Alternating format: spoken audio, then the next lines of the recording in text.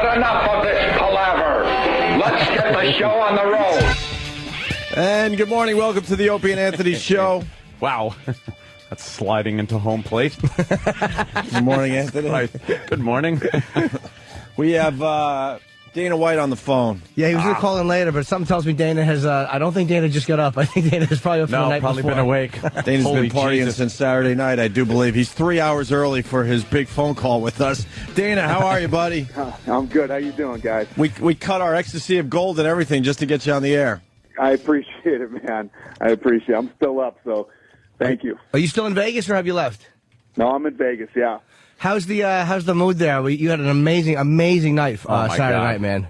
It was crazy, man. It was seriously, this whole town was just absolutely insane. It was so crazy. What a card, man. We have a guy who works for us, and, you know, I said it at the press conference, told her, this fight aired in 75 countries live. Wow. 75 different countries this fight aired live. And we were getting, one of the guys who works for us in production got an email from a guy in Scotland who was doing a golf tournament out there and said you couldn't go anywhere in Scotland, that this wasn't playing in the bars, and it's all anybody was talking about. It was pretty amazing. It was a big night for us. No, it also happened. I think it was the first sporting event that people were following on Twitter. My fucking, I know. My fucking Twitter blew up. People just talking about the fights, giving the results, which in some cases were fine because a bunch of people warned, say, look, I'm going to give results tonight, so if you don't want to see this, don't read my updates. But people were following the fights on Twitter. I don't think that there was a sporting event that has done that. I think you're the first one, my friend. Yeah, we're real big online, and for years we didn't get covered by the mainstream media, and really up until Saturday night was the biggest mainstream coverage we've ever had. I was going to say that, yeah. It's kind of a defining moment for UFC, UFC 100. It was watched by so many people, and just an amazing card. I mean, it was really a great night of fights. It was. The fights were great, and a lot of guys didn't get to see the undercard. The undercard was really good, too. I think there were 3 submissions where guys literally got choked out, and the one fight, what's his name, was bleeding. Probably, I've seen some bad cuts, but it had to be the worst. Oh yeah, it wasn't. Worst cut I've ever seen. Was it the Coleman fight or no? No, it was Mac Danzig. Yeah, Mac Danzig got that cut, and it was gushing out. The mat was full of blood. Didn't he fight that guy? Amazing. He fought some guy Miller, I think, Jim Miller. Yeah. And the guy walks in, and his walk-in music is Creedence, and I'm like, this guy is a fucking problem. Anybody that walks into the ring listening to Creedence is a fucking major problem. And that was a bloody match. So people just watching the pay-per-view turn it on, and they see this bloody mat, so you know that the undercard was pretty was rough. It was great. The undercard was phenomenal. We watched all the fights. It was just phenomenal all around. The Brock Lesnar thing. Now, I got yelled at on Twitter. Because after that whole Brock Lesnar thing, I was really excited and pumped up, and my adrenaline was flowing. I'm like, this is awesome. And then people just beat the hell out of me on my Twitter going, it's not awesome, it's not good for the sport, it's not this, it's not that. And I'm like, oh, I'm sorry. What's your thoughts on the Brock Lesnar thing there, Dana? I gave Brock my thoughts as soon as he left the octagon. I imagine you did. It was, listen, Brock gets fired up, and the hard part for me is I know Brock Lesnar. He's a good guy. He's a smart guy. For him to go out and do what he did to me personally that night, is what I was upset about. Meaning him going after one of our sponsors. Yeah. Just being goofy. I mean, and I'll tell you guys, listen, Brock made a lot of money. Mm-hmm. Yeah. He made a lot of money on Saturday night. So to be, it's just, I've never dealt with anything like that before. It's never happened to me, and I've been in the fight business since I was 19, and I've been in this business for 12 years, and it's never happened to me before. So that was a first. Right. Yeah. He came out, and it seemed like when he walked into the press conference, and it actually made me like Lesnar more. Start with the fight. He didn't even touch gloves, which has always been the thing with you guys, Dana. Kind of unsportsman. What was that? Was there a lot of shit talking leading up to the fight? Oh yeah. See, that's the thing too. You got to understand there was a lot of bad blood between these two. I mean, real bad. I mean, Frank Mir was saying stuff, in the media and in the Countdown show, basically saying, Lesnar is going to get destroyed. This guy knows nothing about fighting. I'm going to rip his leg. I should have ripped his leg off that night. Lots of crazy stuff was going back and forth between these two. And Lesnar was really pissed off about the first fight that he thought he should have won, and the referee, made a, basically cost him the fight. Right. And didn't he get mad that the ref, he said let him tap too long, too? He said that he thought he tapped and that he kept tapping. And he was right. Listen, Mazzagatti, as a referee, this fucking guy shouldn't even be watching MMA on TV, let alone refereeing it. Wow. I think he's the worst ref in the history of any fight business ever. He's horrible. Hey, there's an exclusive. Stupid me, I thought you picked the refs. No, we don't pick the refs. Right? No. You don't pick those guys. No. The Athletic Commission does. Those guys are picked by the government. You just don't like that guy at all, huh, Dana? It's not that I don't like him. He's a nice guy. No, you don't like what he does out there. That's what I mean. He's an absolute nice guy. He has no business whatsoever being anywhere near mixed martial arts. Wow. Can I tell you, too, we saw this when you saw Lesnar and Mohr walk out. Yeah. Frank Mohr looked uncomfortable. And again, Bob Kelly was with me, and Bobby has forgotten more about MMA than we all know. And he's like, nah, dude, he looks like that every fight. Like, he looked like, to me, I'm like, this guy looks worried. And then as the fight is progressing, I'm like, please tell me he's working up to doing something. Because Lesnar, it looked like a schoolyard type of beating where Brock had his head kind of held and he was just beating him the way the jock would have probably beaten me, Anthony, or Opa. Yeah. I've seen people on the bottom be able to defend when someone's on top and they're punching them or trying to punch them in the face. I've seen people on the bottom do a great job of defending against that. Lesnar was punching right through any defense. Yep. That Mohr was trying to come up with, and just pummeling him. It was amazing. It was amazing to watch. And anybody who knows mixed martial arts knows if you get anywhere near Frank Mohr's guard, you're probably getting submitted. Yeah. He's probably the best submission heavyweight in the history of the game. Brock got down there, and Frank Mohr couldn't do anything. He was powerless. And Brock is so big and so powerful. Their first clash, before they hit the ground, by the time they hit the ground for the first time, Frank's bridge of his nose was already cut and bleeding. And I mean, Lesnar, man, I'll tell you, I gave this guy a shot. He was 1-0. I said, this isn't the place to learn how to fight. His attitude was, I'm either good at this or I'm not. I'm going to find out. I only want to fight in the UFC, and it's amazing what this guy has done. Yeah, we're watching some footage of him flipping off the audience. That was awesome. That's always a good time. So I always like that. Yeah, but you know what? Next time he fights, you watch the numbers. If you think you're doing well now, I mean, everybody's going to want to watch the next Brock Lesnar fight. Some to love him, some to watch him get his ass kicked. But even though you said that wasn't what you wanted, you said we're not in the business of making heels or any of that stuff. It still did work out where people are going to want to watch this guy fight. Oh yeah, I think so. Listen, I think people would want to watch him fight just because of how big and strong and unbelievably talented this guy is. What an amazing athlete he is. Yeah, Yeah. What's his next fight? Do we know, or any hints toward who he might fight next? Don't know yet. We've got Shane Carwin and Cain Velasquez fighting, and probably the winner of that fight will fight Brock. Jeez, both of them are going to lose their fight on purpose.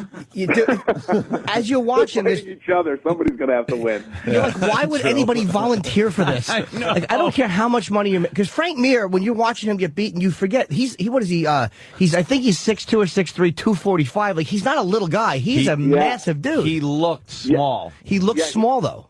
He weighed in at 245 pounds and absolutely in amazing shape. He trained hard for this fight. He was in great shape, and he was 100% confident. I said before the fight, I've never seen Mohr's confidence higher than going into this Lesnar fight. So Bobby was right about his face. Bobby's like, dude, he always looks like that. He's relaxed. That's just the way he fights. Sure. And we saw the whole fucking night, Dane was amazing. It was the card, Henderson Bisping was an amazing fight, and great. I've never seen anybody knocked out. And Bisping is a good boxer. He's a good fighter. He got caught with a right. And Rogan is such a great announcer. Rogan called it. Rogan goes, he keeps moving to that left. Right before it happened. Joe Rogan, never get rid of Joe, man. That bastard is good. He said he's going to move. Oh, he's awesome, man. He said he's going to move right into that right hand, and 15 seconds later, he moved into that ugly right hand, and wow. Now, what about that second hit on him when he was on the mat? What are your thoughts on that? I mean, Was it unnecessary, or was that just part of MMA? Was there a little revenge going on?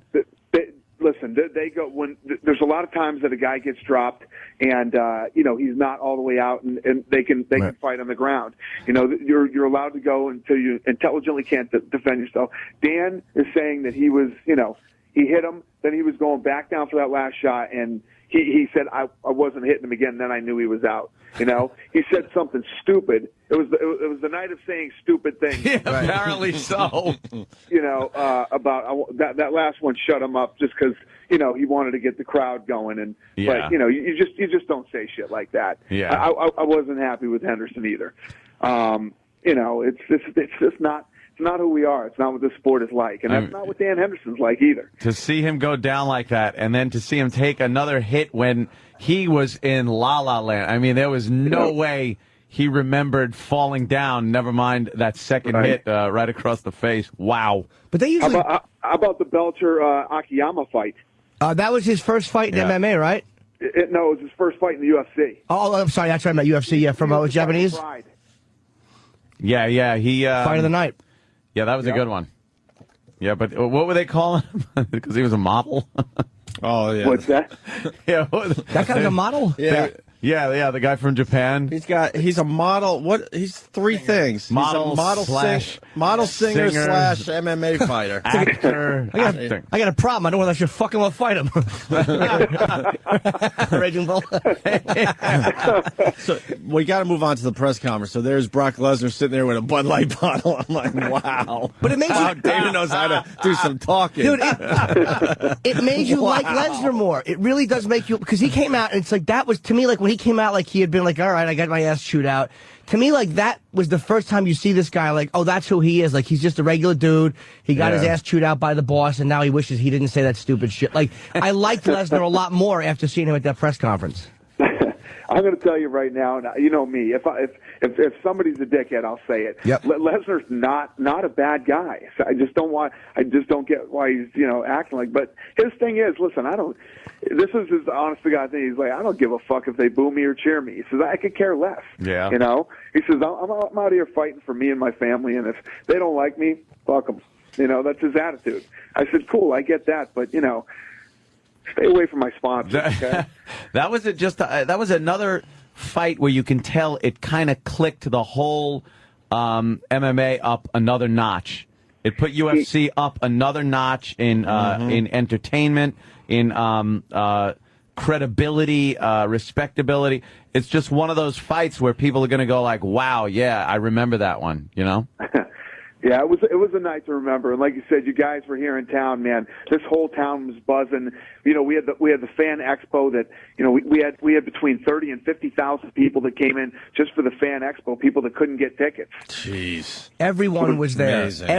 Everyone. And can I tell you, I emailed Dana. I don't know if you got the email, but I got to say one thing: not one fighter that I met was a dick. Not one of those guys. Like, because they were all over the casino. We would see them walking down these giant hallways in the back to go to the media room. Every one of them would stop and say hello, take a photo. I watched them interacting with the fans. And, like, Machida was surrounded by fans in the casino. Yeah. And just talking to everybody, even though I don't think he speaks English, but just, smiling. And just every one of these guys treats the fans well, man. It's so much different than boxing. When you're with Bob Kelly, everyone seems like a dick. Bob Kelly, can I tell you Bob Kelly? Bob Kelly, again, who I love and loves MMA. We're backstage. This is a great story. And Listen to this one, Dan. And Reed Harris, we're walking back, and it was right after the fight. So we see Brock walk by right after the fight. And he just looks awesome. I mean, he really is a force when you're standing 2 feet away from him. Oof. And so we all just say, congratulations, man. And, he nods and he keeps going. And then Frank walks through. And Frank looked pretty beat up. Like, I was surprised how beat up he looked, like standing that close to him. Oof. And it was a really sad feeling because you're watching a great fighter who's lost a fight, and you want to say something to him, but you don't know what do you say. And we're all just kind of quiet. And Bob goes, good job, Frank. And it's like, he wasn't trying to be a dick. He really loves Frank Mir. But as a comedian, that's just what you say to somebody. Like, hey, man, good job. Like, it was a bad crowd. Like, that's just what we say. Oh. And it was just a reaction. He goes, good job, Frank. And, thank God Frank didn't just take out his aggression and knock Buck. Should have punched his face. But it's like you don't know what to say. You want to make the guy feel better somehow. Yeah, you want to give the guy a hug when you see him beaten up like that. You want to go, look, man, don't worry about it. You don't. What do you say to somebody after a fight like that? It's the same thing. I went back and talked to Stephen Bonner. And I said, how you feeling? And Bonner was like, feeling like I want to hang myself. And I'm like, cheer up, kid. You win some, you lose some. It's all good. You know what I mean? It's like the one thing about being a fighter is that, it's not like the Yankees play the Red Sox and you lose as a fucking team and you're like, fuck it. We got 152 more games this season. We'll win the next one. You know what I mean? It's when you're a fighter, you go out there by yourself, and you're as good as your last fight. It's a tough business, So yeah, it is cool when you see the guy say, hey, good fight.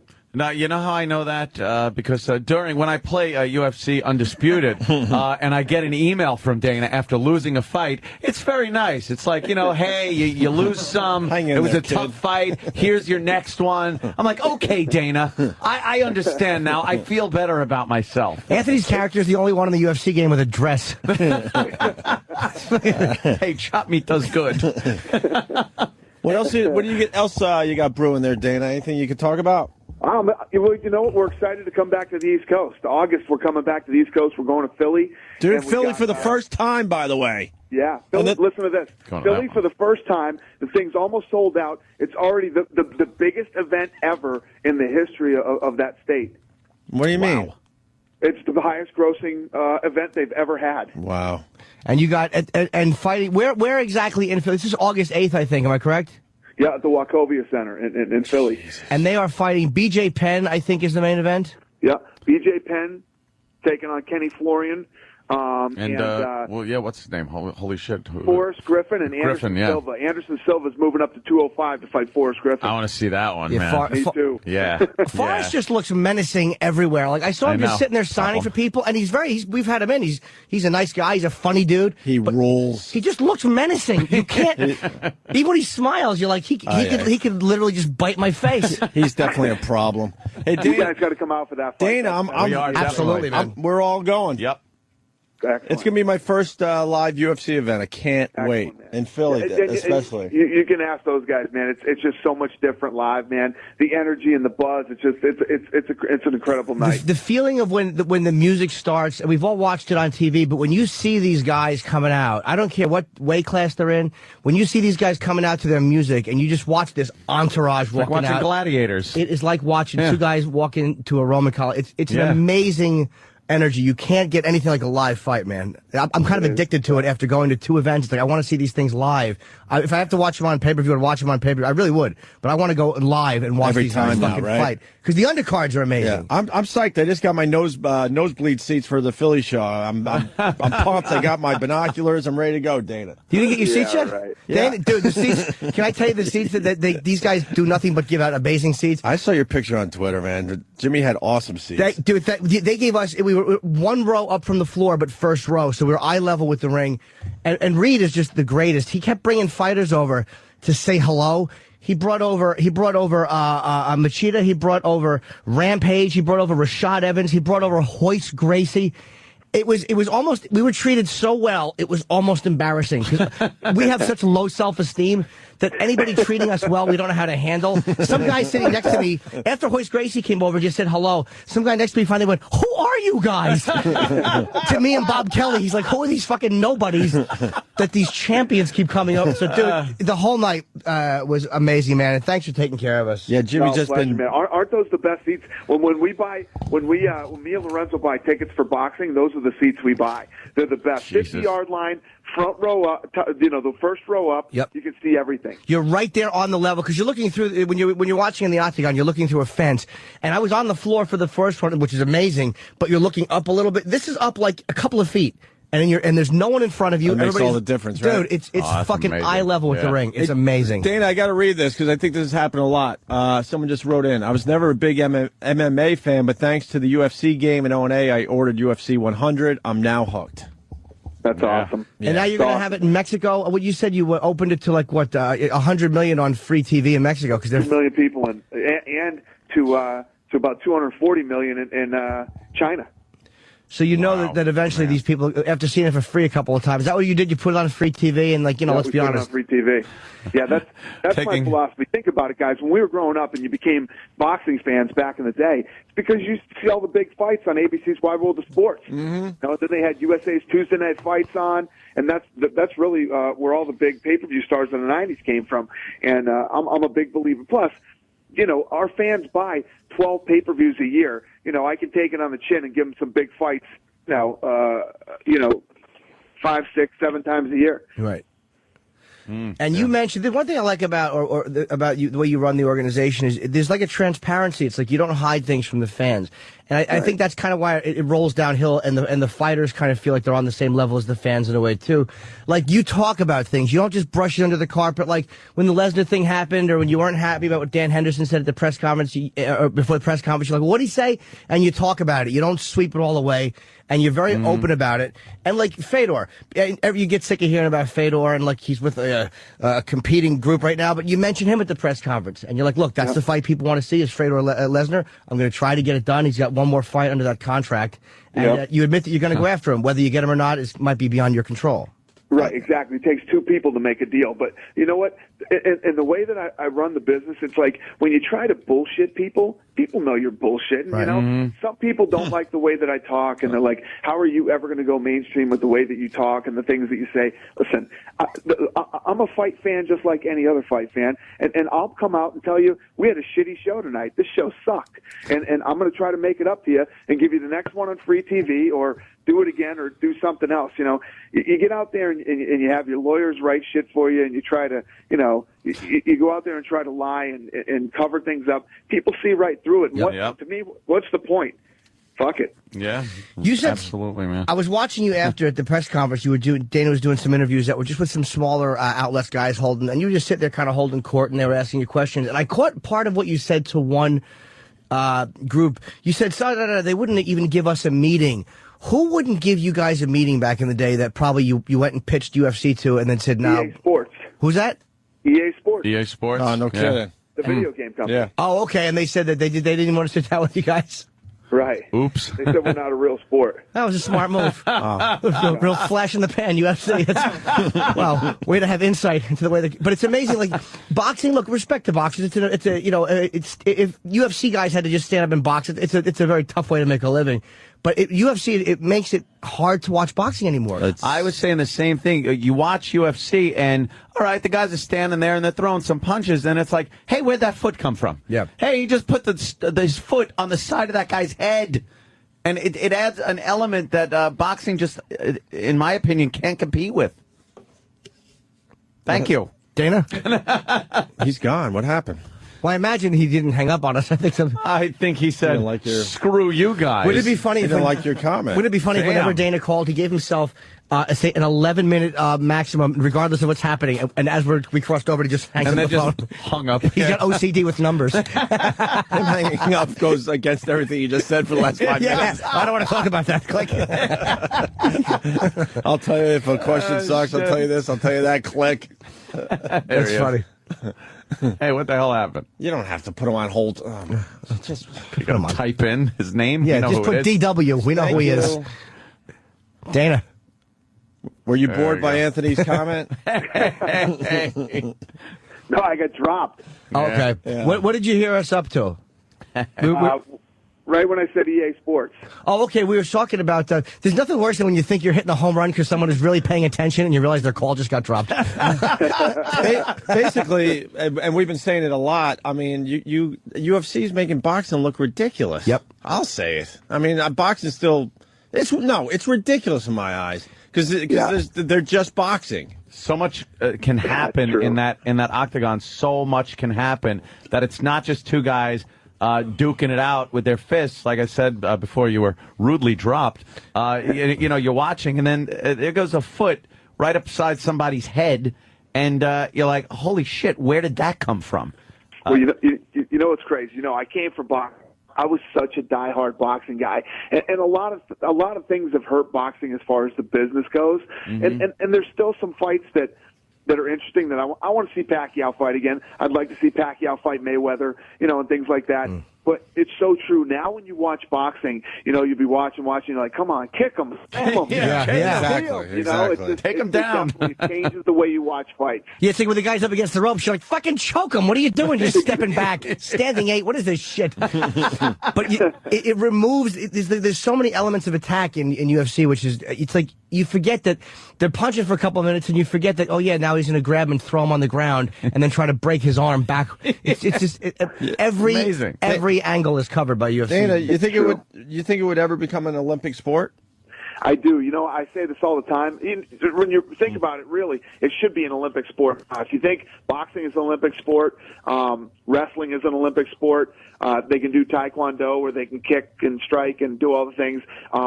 Judo is an Olympic sport where they use submissions. Everything that we do is an Olympic sport already, but who knows? The way that this thing's growing, it could happen, but I hope I'm alive to see it when if it does happen. And George St. Pierre, by the way, was like a really they were kind of on the mat through the whole fight. But unbelievable! What a specimen that guy! He's a physical he really specimen, and he fought the perfect fight that night. Here's the other thing about him: he tore his groin during the third round of that fight. After the fight, he couldn't even walk. But he went 2 more rounds, and you couldn't even tell that it happened. Alves could not stay on his feet. It was just amazing how many times he was thrown on his ass that fight. It really was. And what shocked me, too, is George St. Pierre dropped him, too. He what? Yeah. He hit him with a straight right hand. And Expect that. Yep. He was he was throwing him down at will, and whenever he wanted to put him on the ground, he was putting him on the ground. Yep. And watching the fight, it's amazing how you watch these guys right before the fight. When St. Pierre's getting ready to come out, Alves is walking. Are we saying his name right? Yeah. Okay, he's pacing back and forth in the ring, and I'm like, why would anybody step into the ring with this guy? And St. Pierre just fucking pretty much manhandled a really good fighter. He manhandled him, definitely. He did. No doubt about it. And I said it, too, before this fight, man. I said, this is going to be the toughest fight of his career. And he went out there and absolutely, handed it to him. Anytime he went inside on that guy and tried to do anything, St. Pierre would just throw him on his ass. There was nothing he could do about it. GSP's a stud. He really is. It's embarrassing to be like in the same species class as him. It's like, is genetically that who I compete with to fucking to spread my seed? It's really But what sexy shorts, right, Jim? Dude, could you see his hod from where you were sitting? I could see it. I was out getting popcorn and I saw it. I hope that's a cup because that really makes me feel like a girly man. Oh my God. That is funny. Yeah, he wears the tight shorts and a cup that's really big. Yeah, I don't believe, he wears the cup that I would wear if I could get away with it. Just like, are you sure you want a triple XL? Yeah, just relax. Yes. Give it to me. It'll look good on TV. Right shorts, it's amazing. That guy's smart. But yeah, it was the whole night was really great, and every fight was great. Who else is fighting August 8th? Because I know I want to go to that. You got BJ Penn, and who else is on that card? Yeah, BJ Penn and Forrest and Anderson Silva. Yeah, Silva. That's a nice card, man. All right, so August 8th at the Wachovia Center in Philadelphia. Fucking Philly gets UFC. They are pumped down there, my friend. Is there any kind of a fan thing going on, or is that tough to pull off because of the location? Yeah, no, we're not doing that. This was our first one, so, we're going to regroup this week and figure out when we'll do the next one. Well, you should do another one because it was, I just walked through a couple of times. Every fighter that you'd want to meet was there signing, and they were all, they were all organized in the lines. It was actually better than the Porn Expo, which I thought is like all this madness kind of focused and done very well. This was even better. It was organized, and everybody got to meet whoever they wanted to meet. So cool. it was great, man. The whole night was fantastic. Thanks, I appreciate it. And thanks for your support. You guys are the best. Yeah. Well, thanks for everything, man. We'll definitely see you soon. And you put on the night was amazing. I was happy for you. After Lesnar won like that, I think that, look, is no disrespect to Mohr, but I think Lesnar winning overall is better for the UFC because it's a recognizable name, and it's like this guy's not a fluke. He didn't just walk in and, hey, he won a couple of fights. This guy, now that he's learned a little more, he beat the submission expert. Just watch your numbers the next time Lesnar fights. I mean, I'm telling you, it's going to be Heath Herring, unbelievable. Randy Couture, and Frank Mir. He's taken all 3 out. It's unbelievable. Jesus. Yeah, I mean, exactly. He didn't just beat Mohr. He beat Couture, and he's like the guy's the real deal, man. And it's like a lot of people don't want to admit that. They want to go, oh, he's just this big wrestler who came in and throws his weight. No, he's fucking. He grabbed Frank Mohr by the head, and he kept underpunching him. Oh, that one was And I wanted to yell, "Get off him! Get off him!" So a great night, dude. Great night. Yeah. Thank you guys, man. Hey, Dana, thank you. Go get some sleep. All right. I'll see you soon, buddy. All right, Dana White from the UFC, obviously. Very cool. That was big. Like Hope said, the whole Twittering thing, too, was just like, and people getting mad. Stop it! Oh, no. I don't know what happened. Yeah, but the people were saying, look, I'm doing results, so don't read my tweets. But dude, I liked it, actually. I didn't think I was at a bar and they didn't have the fucking fight. So the Twitter was keeping me informed. Your Twitter, Bob Kelly's, Patrice. Patrice is an animal with this freaking UFC. Loves it. And, of course, Rogan himself from the broadcast booth was Twittering. And then I got to see the highlights yesterday morning. So. Dude, I didn't realize that I'd be giving away results. Like, I didn't think of that. Like, because I was using my Say Now number, too, because it was just like I was listening. I called while they were announcing Lesnar won just to hear people bullying and stuff. Yeah. And I didn't realize that a lot of people may not watch the fight until later. But I should have warned them at least. Yeah, but people using Twitter and all this other social networking, they understand and can figure it out. Oh, okay, Jimmy's giving shit away. I'm not gonna read his stuff right now. It's kind of hard in this day and age to keep results quiet. Impossible. You know? Well, here's we wanted to play some highlights, but then Dana White called, but it's worth playing. Yeah. Joe Rogan and Mike Goldberg, play-by-play, as Lesnar wins. Frank is getting beat up here. He's taking some big shots, and his face is splattering blood all over his shoulder. Did the power shots of Brock Lesnar. He's got so much power in those fists, Mike. Frank's in big trouble. That's it. That's it. He's out. Brock Lesnar is the undisputed UFC heavyweight champion. Dude, as the sport continues to grow, this is great for the sport. Yep. Brock Lesnar. Hell yeah. And what he was doing. Then the post-fight interview. This was Oh, you guys, I haven't been able to find that online. Good. Oh, this is amazing. All right, I'm here with the champ, Brock Lesnar. First of all, Brock, congratulations. You got your revenge. Give us your thoughts on the fight. I love it. Keep going. Keep going. I love it, man. You were very worked up even after the fight, even after you beat Frank Mohr down. You still were upset and you got in his face. Tell us why you're still upset. Frank Mohr had a horseshoe up his ass. I told him that a year ago. I pulled that sumbitch out and I beat him over the head with it. Love him or hate him, who doesn't want to see that guy fight next time? Of course. You know, I think Dana White obviously has to control the situation, but I think Dana kind of liked this. I can't speak for him, but I think he kind of liked that. Lesnar lost his mind after the fight. It bothered me because I felt like you should be graceful when you beat a guy like that. But it means I would want to watch Lesnar just to watch him get a fucking beating. There's going to be a million people now watching for him to either win or lose. Probably, but I would bet, I don't know. 60-40 against him, I wouldn't be surprised. I know, I was trying to come up with a number quickly. Yeah, it's going to be close, though. Yeah. Well, it's going to be one of those things where people are going to want to not like him. That's first of all, and I think people like you were saying, that whole being gracious thing. Yeah. I think that's part of boxing that isn't really going to carry over well. Is that whole it's a gentleman's sport. It's that I like the fact that some of these people go in there not liking each other. There's none of this mutual admiration bullshit when they don't like each other. They fucking want to go in there and put a horseshoe up his ass. Well, he was saying that Brock so eloquently put it. I think he was saying that he was lucky when he won. A horseshoe being lucky. Yeah. Well, but these guys are martial artists. You know what? Sportsmanship sucks a big dick because most of the time it's just fake sportsmanship. You know these guys legitimately don't like each other. I'm talking about sports in general. And then to see that horseshit after the game's over is like, oh, go well, fuck he was a yourself. great fighter. I sat there, a lot of respect. Not even fighting. Any sport, football, hockey. I mean, you can name the sport. Yeah. That fake sportsmanship that the league forces down a lot of athletes' throats, it makes me sick.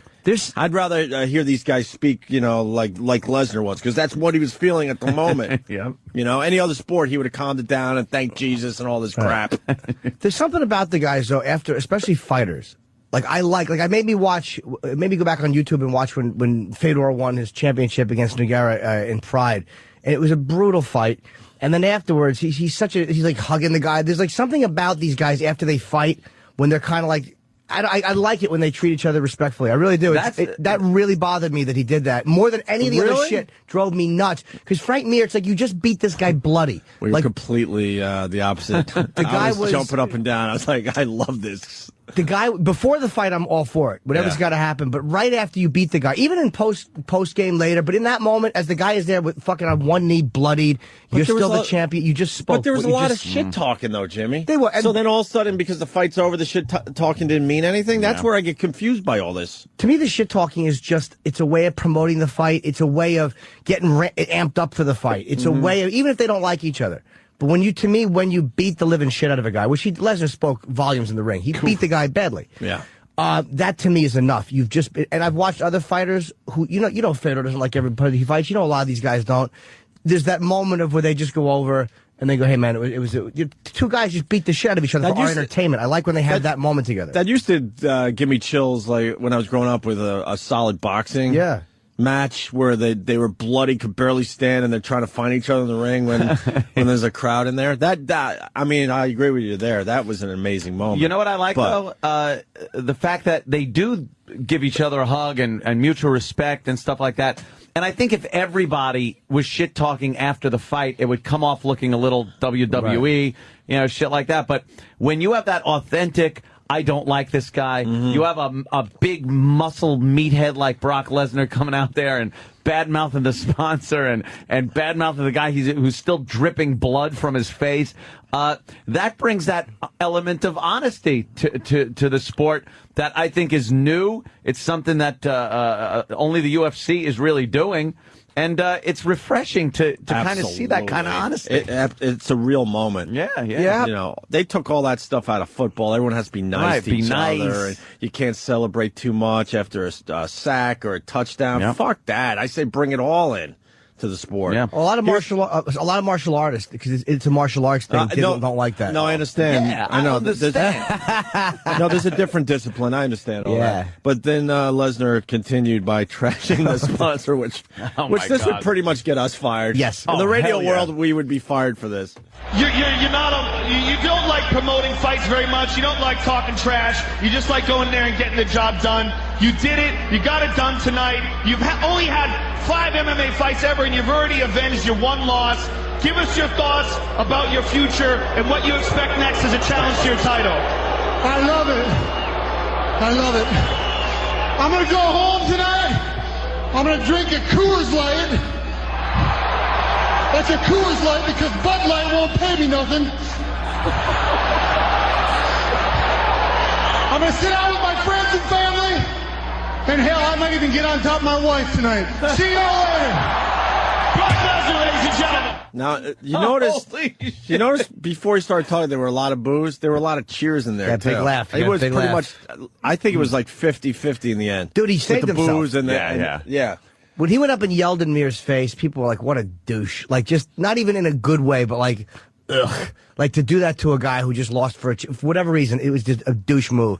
But then when he did that, he got some big laughs. I'm like, wow, what a recovery. Fucking amazing. He came back. Dude, he really started off antagonizing the crowd. Bill Burr in Philly. Someone like Brock Lesnar, he knows how to work a crowd from his WWE days. Post-fight press conference, then Lesnar changed his tune after Dana White had a little chit-chat with Brock. He got a talking to. First and foremost, I want to apologize. I acted very unprofessionally after the fight, and I'll leave it at that. I'm a sore loser, okay? And I don't like to get beat.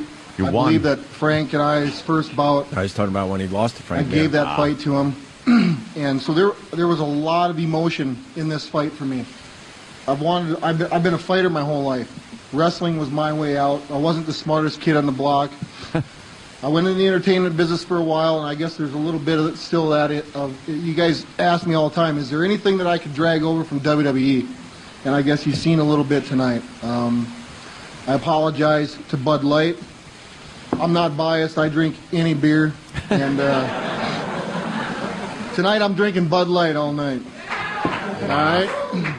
Wow, that's a turnaround, huh? Oh, damn. I hope Dana doesn't tame him too much. No, he won't. He won't. I hope he doesn't tame him down too much. Yeah, I think he understands that that's allow an him asset. allow him to have some of that raw energy because it's great to watch where I sit. I love it. But it made me like him more. Front. Listen to him say that because he goes at one point. He goes, "Well, you guys wanted to get to know me, well," and then he just talked a little bit about.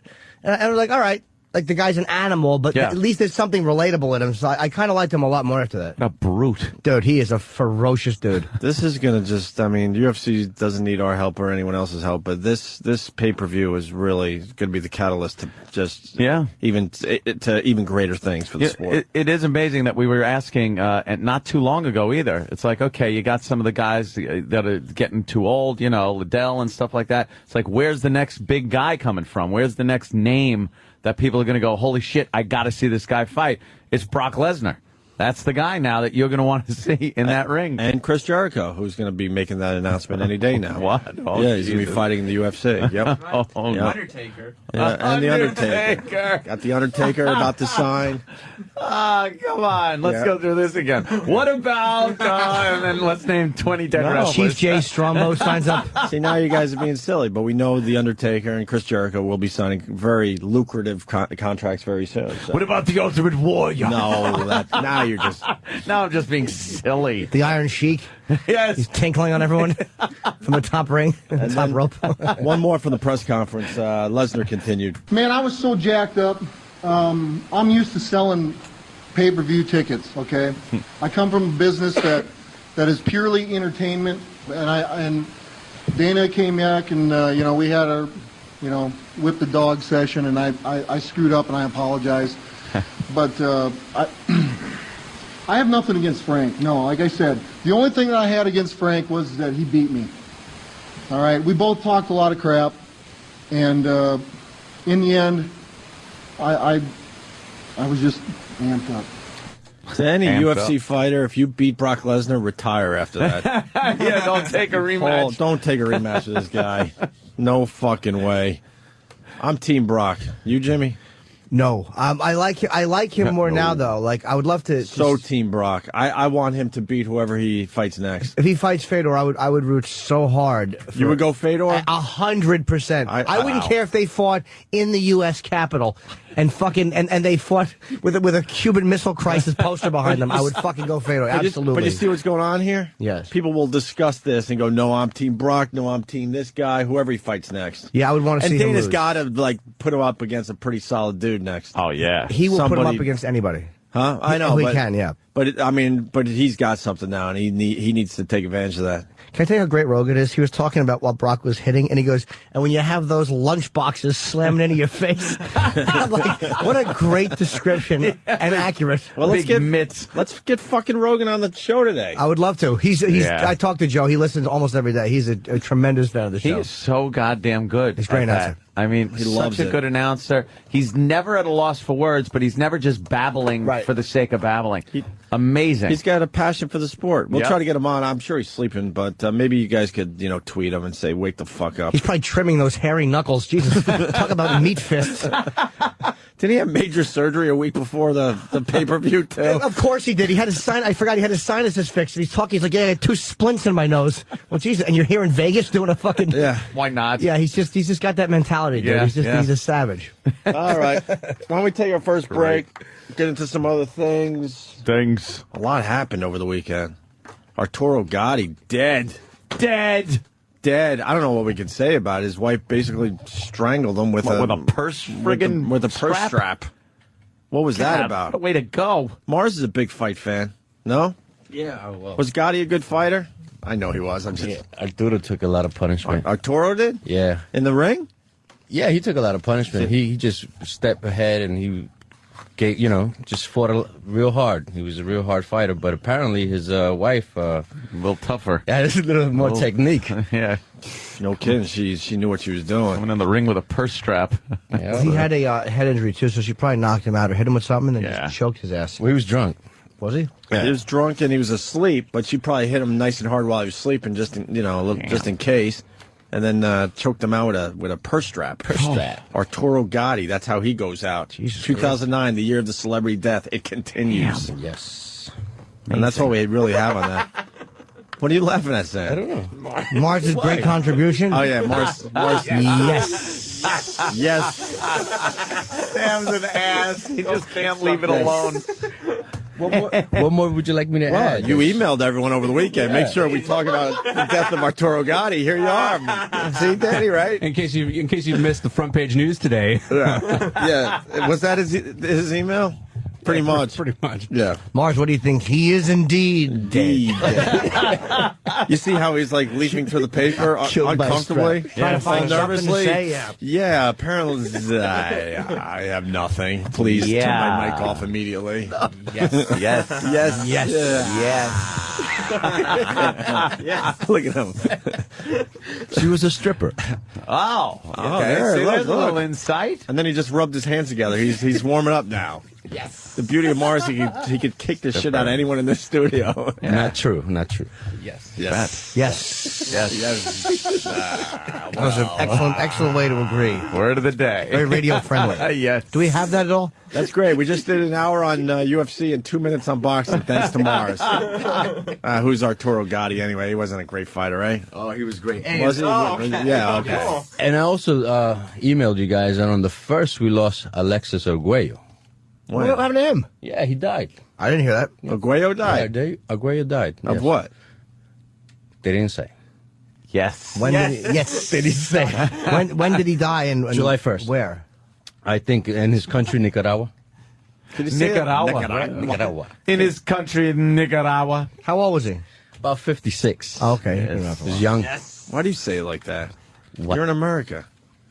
Don't we say Nicaragua? Nicaragua. It is a Spanish word. See. Yeah, but say it like an American. See. How do you say it like an American? Nicaragua. Nicaragua. No. Gua. There's a G. Nicaragua? Nicaragua. Pronounce the letters, Mars. Nicaragua. That's how we say it That's how here we in say it. Nicaragua. Us white boys. USA. Say it how you say it. Listen. Nicaragua. No. Nicaragua. Damn, you got that Latin blood in you. Smooth. God damn, she was sexy. Honduras. Honduras. Ecuador. Mexico. Mexico.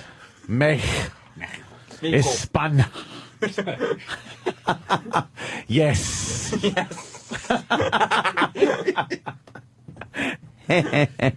I love the Mars. We'll take a break. Break. I was hoping for a little more on Arturo, but all right. Mars doesn't We got have the info anything. out there. Oh, Mars, how about he was 37, right? Yes, he was 37. Let me turn to the He was between 36 and 38. You're not going to find the answers in the paper. Yes. 37. 37. 37.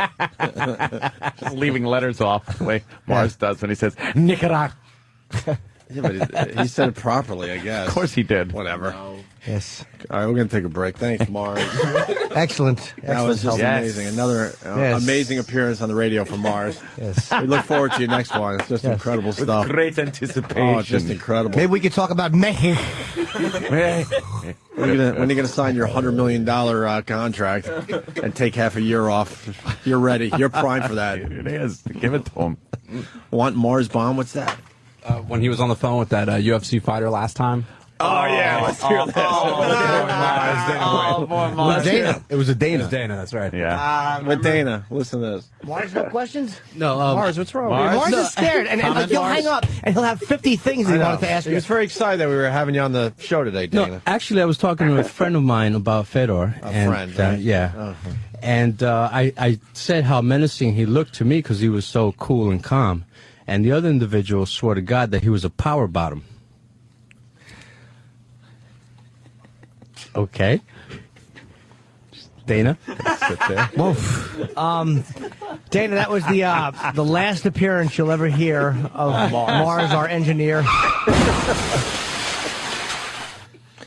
Wow.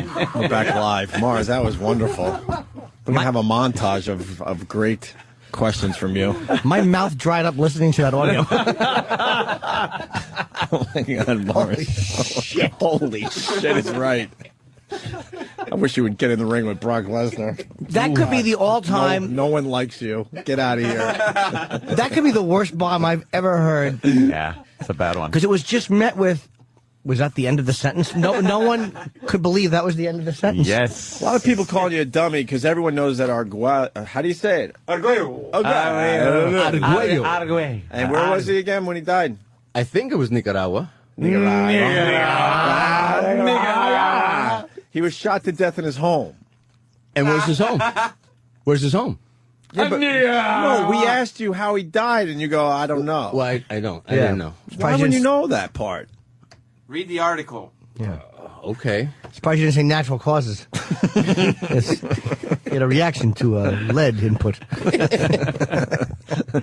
Oh, boy. It's Monday. Opie and Anthony, stay there. It's the Opie and Anthony Show. Bruno, #1 movie at the box office. Who saw it? Anybody? I heard the numbers dropped off drastically after Friday, though. And they're trying to figure out what that's about. It made $30 million for the weekend, but they're saying most of the people went on Friday. Like the hardcore fans went on Friday. And usually that would mean a big weekend overall, but the numbers dropped Saturday and Sunday. I did not see it. I would say the numbers dropped because he decided not to do our radio show this time around. I'll agree with that. He did Borat. He did our show when he did the Borat thing. Numbers speak for themselves. He doesn't do our show, and look what happened. What's the big difference between Borat and this movie? Him not doing our show. Exactly. Yes. And he had a great time on our show. I'm just going to do that all day. What, this? Yes. Yes. Yes. Yes. Yes. Yes. Yes. Yes. 39% decrease from Friday to Saturday. There you go. That never happens with a hit movie. So yikes. They're like, what the fuck? Seeing Bruno sucked. Really? Yeah. I think Sam saw it. Wasn't as funny as Borat. Sam said he liked it. Yeah. And he said yes. And he said the bits weren't set up. A couple of them looked set up in the trailer. The trailer looks like the whole damn movie was set up. Yeah. Not a fan of that setup stuff if you're going to be doing. I like the real stuff. Yeah, come on. Because Borat had some real stuff and then some set up stuff, and it was obvious what was set up. And the set up stuff just not as funny. Mm-hmm. Sorry.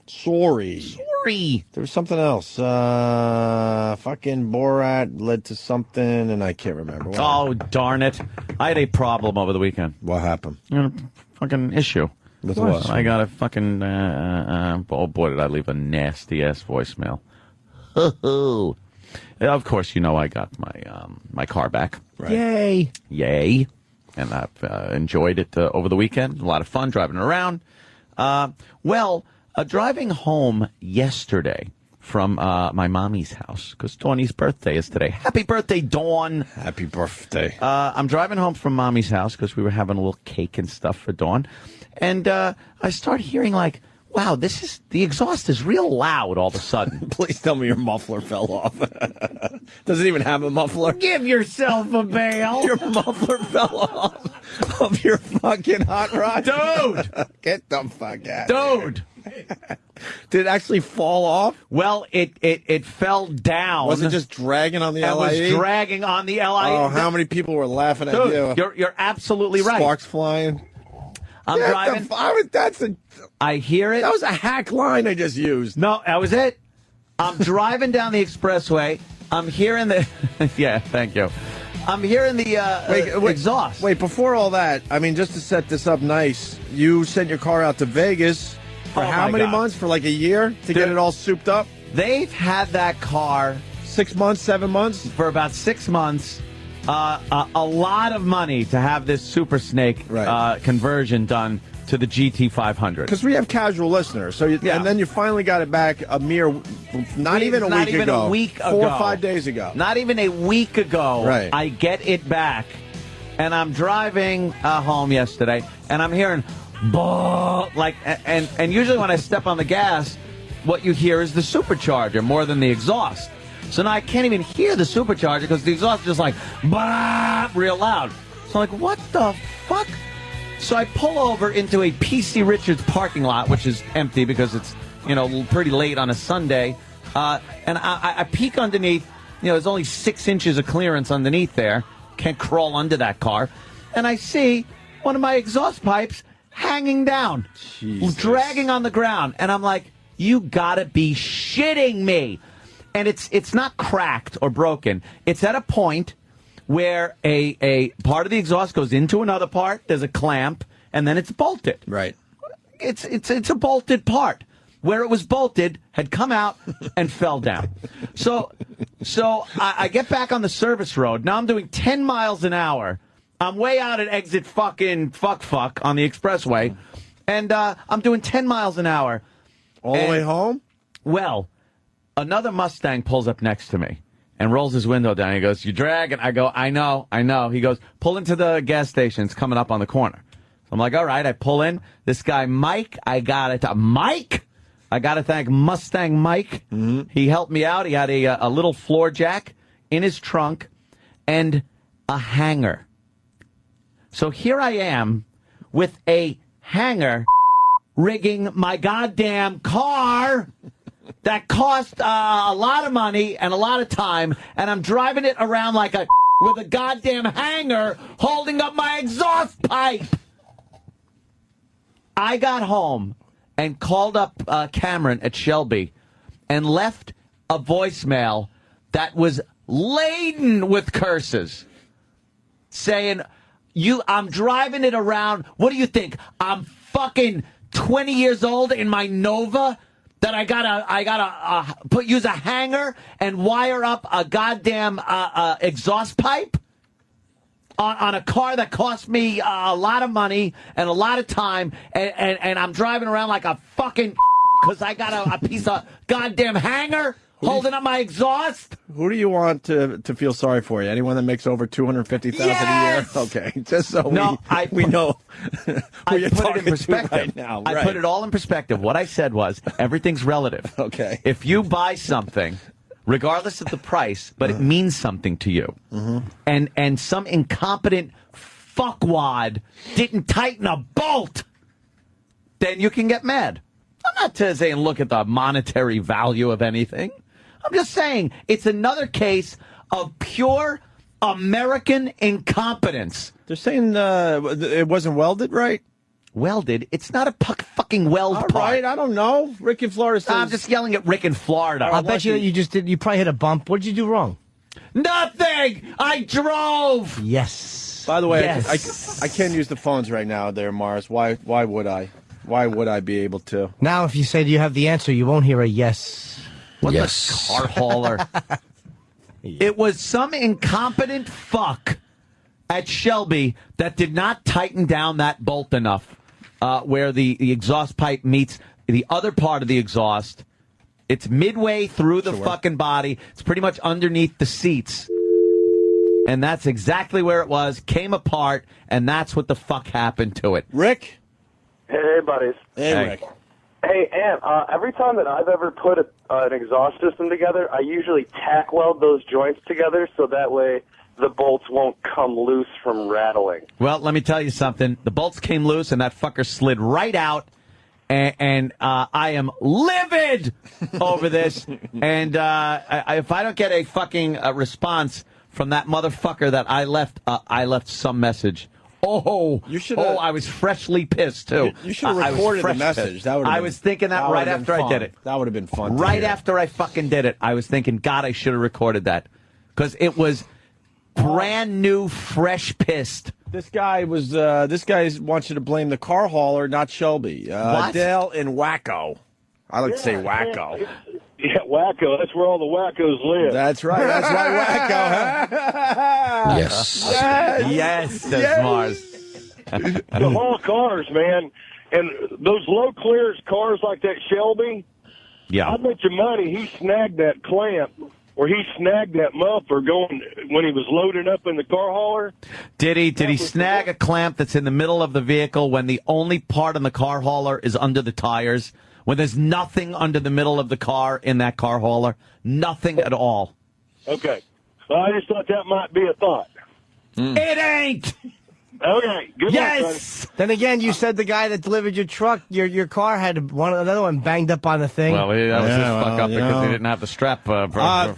This just in, Stephen S. from Bayshore, there's a new tragedy just in. Yes, one of the 37 jets in Anthony's hot tub is slightly aiming in the wrong direction. It is. There Really? may be a problem. What happened? Yes. Hey, shut up, you fuckers. How'd that happen? I'm mad.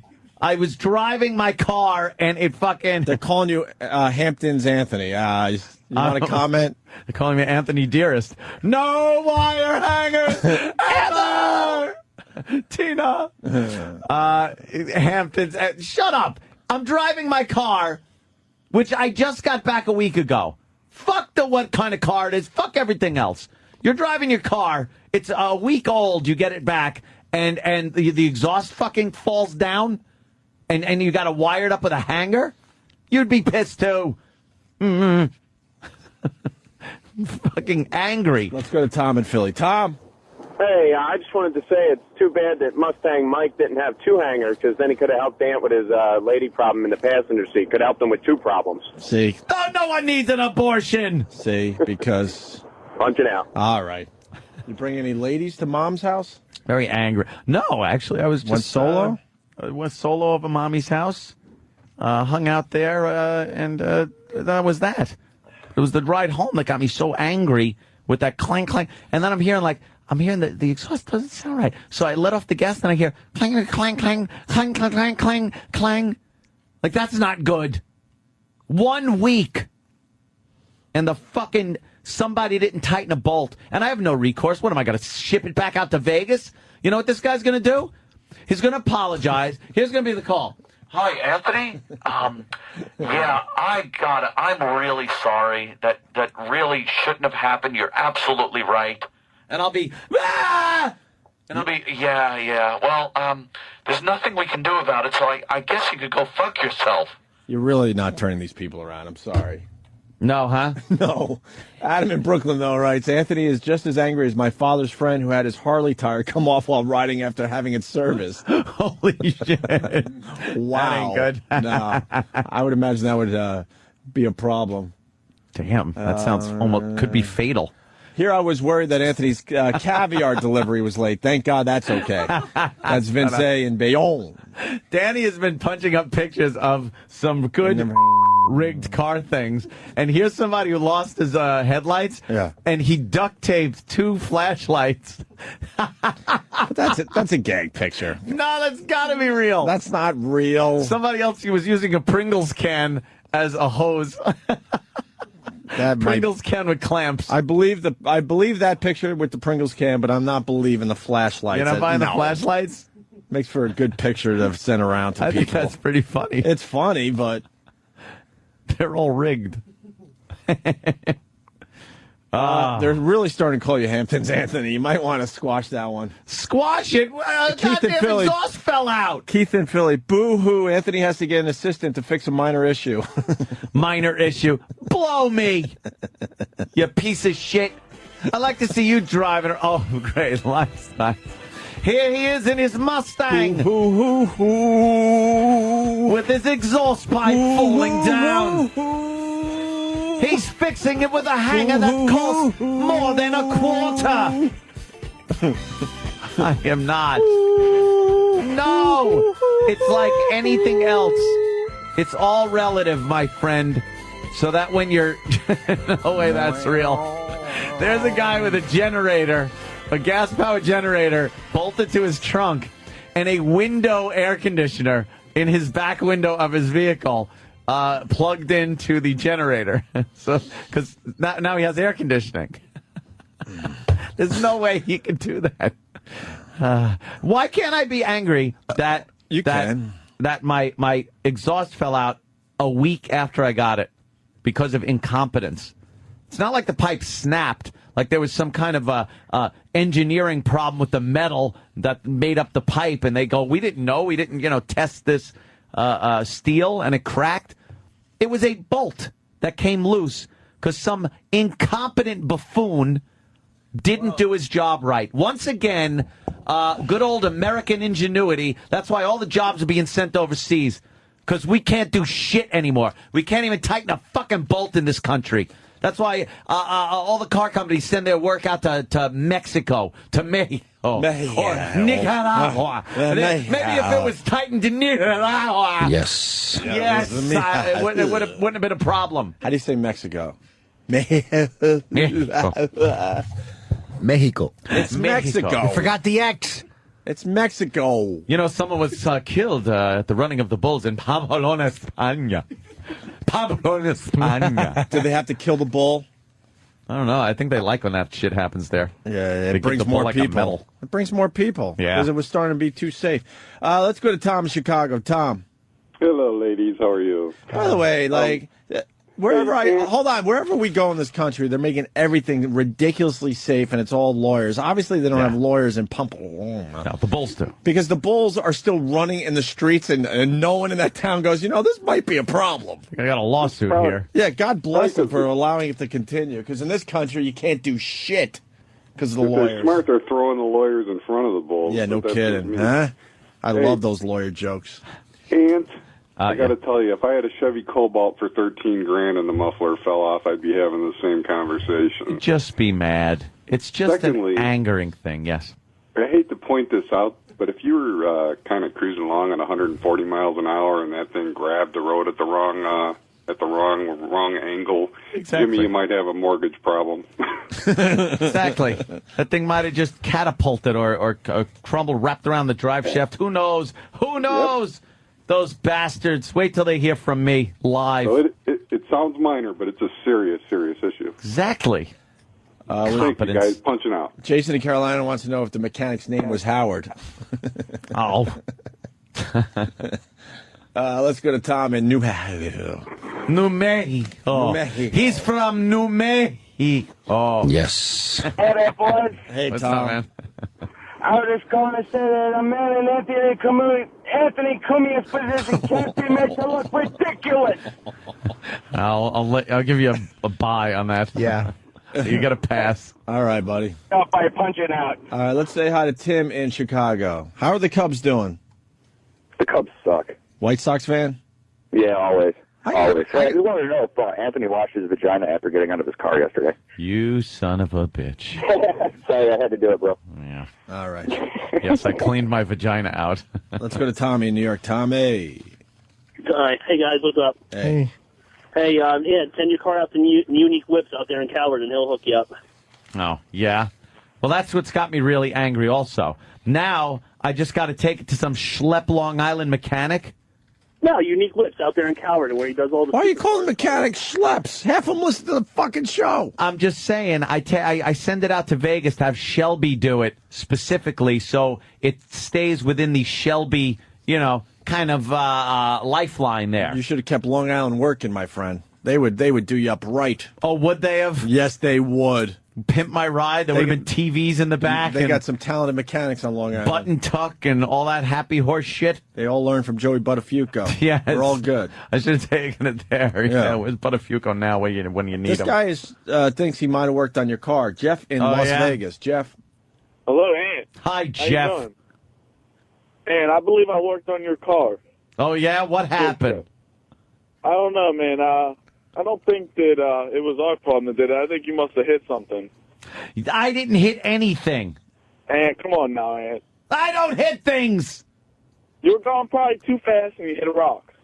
Your fault. Bolt not tight. Your fault, Jeff. It wasn't. Let's say hi to John in Denver. John. Anthony, was Christina upset? Is she going to leave you now and go to Bobo? Was she embarrassed? She was embarrassed. I made her climb underneath and wire up the exhaust. One of the best bits in the last 5 years. Holy God shit. damn, was Bobo hysterical. Anything with you and Christina? Was there any No. texting or phone calling over the weekend? There's the little fun banter as far as the she was texting goes. And then I get a phone call from her. So I put the phone to my ear, and I hear her and Awesome Garrett talking to each other. Apparently, my phone got auto-dialed on her phone, and I was just listening in on her and Garrett's conversation. Did she know this? No. Get the fuck out of I here. texted afterwards. I said, uh-oh. I go, I heard your conversation with Garrett for a while there. She's like, oops. Does Garrett like it in the hiney? She goes, was it?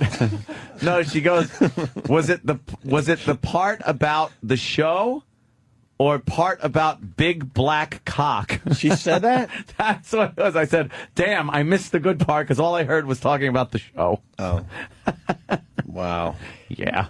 She wasn't happy with the picture I tweeted, by the way. What the Really? fuck? I told her I was going to tweet a nice picture, and she did the post. Coming for a photo shoot. In all fairness, the picture I did tweet doesn't do her justice. No justice? I don't think so. No justice! Someone said you work really fast and that she had a bun in the oven. Jesus Christ. I couldn't help but laugh at that one. Whoever that was, you made me laugh really hard. People are horrible. Whoever wrote that. Fucking A, man.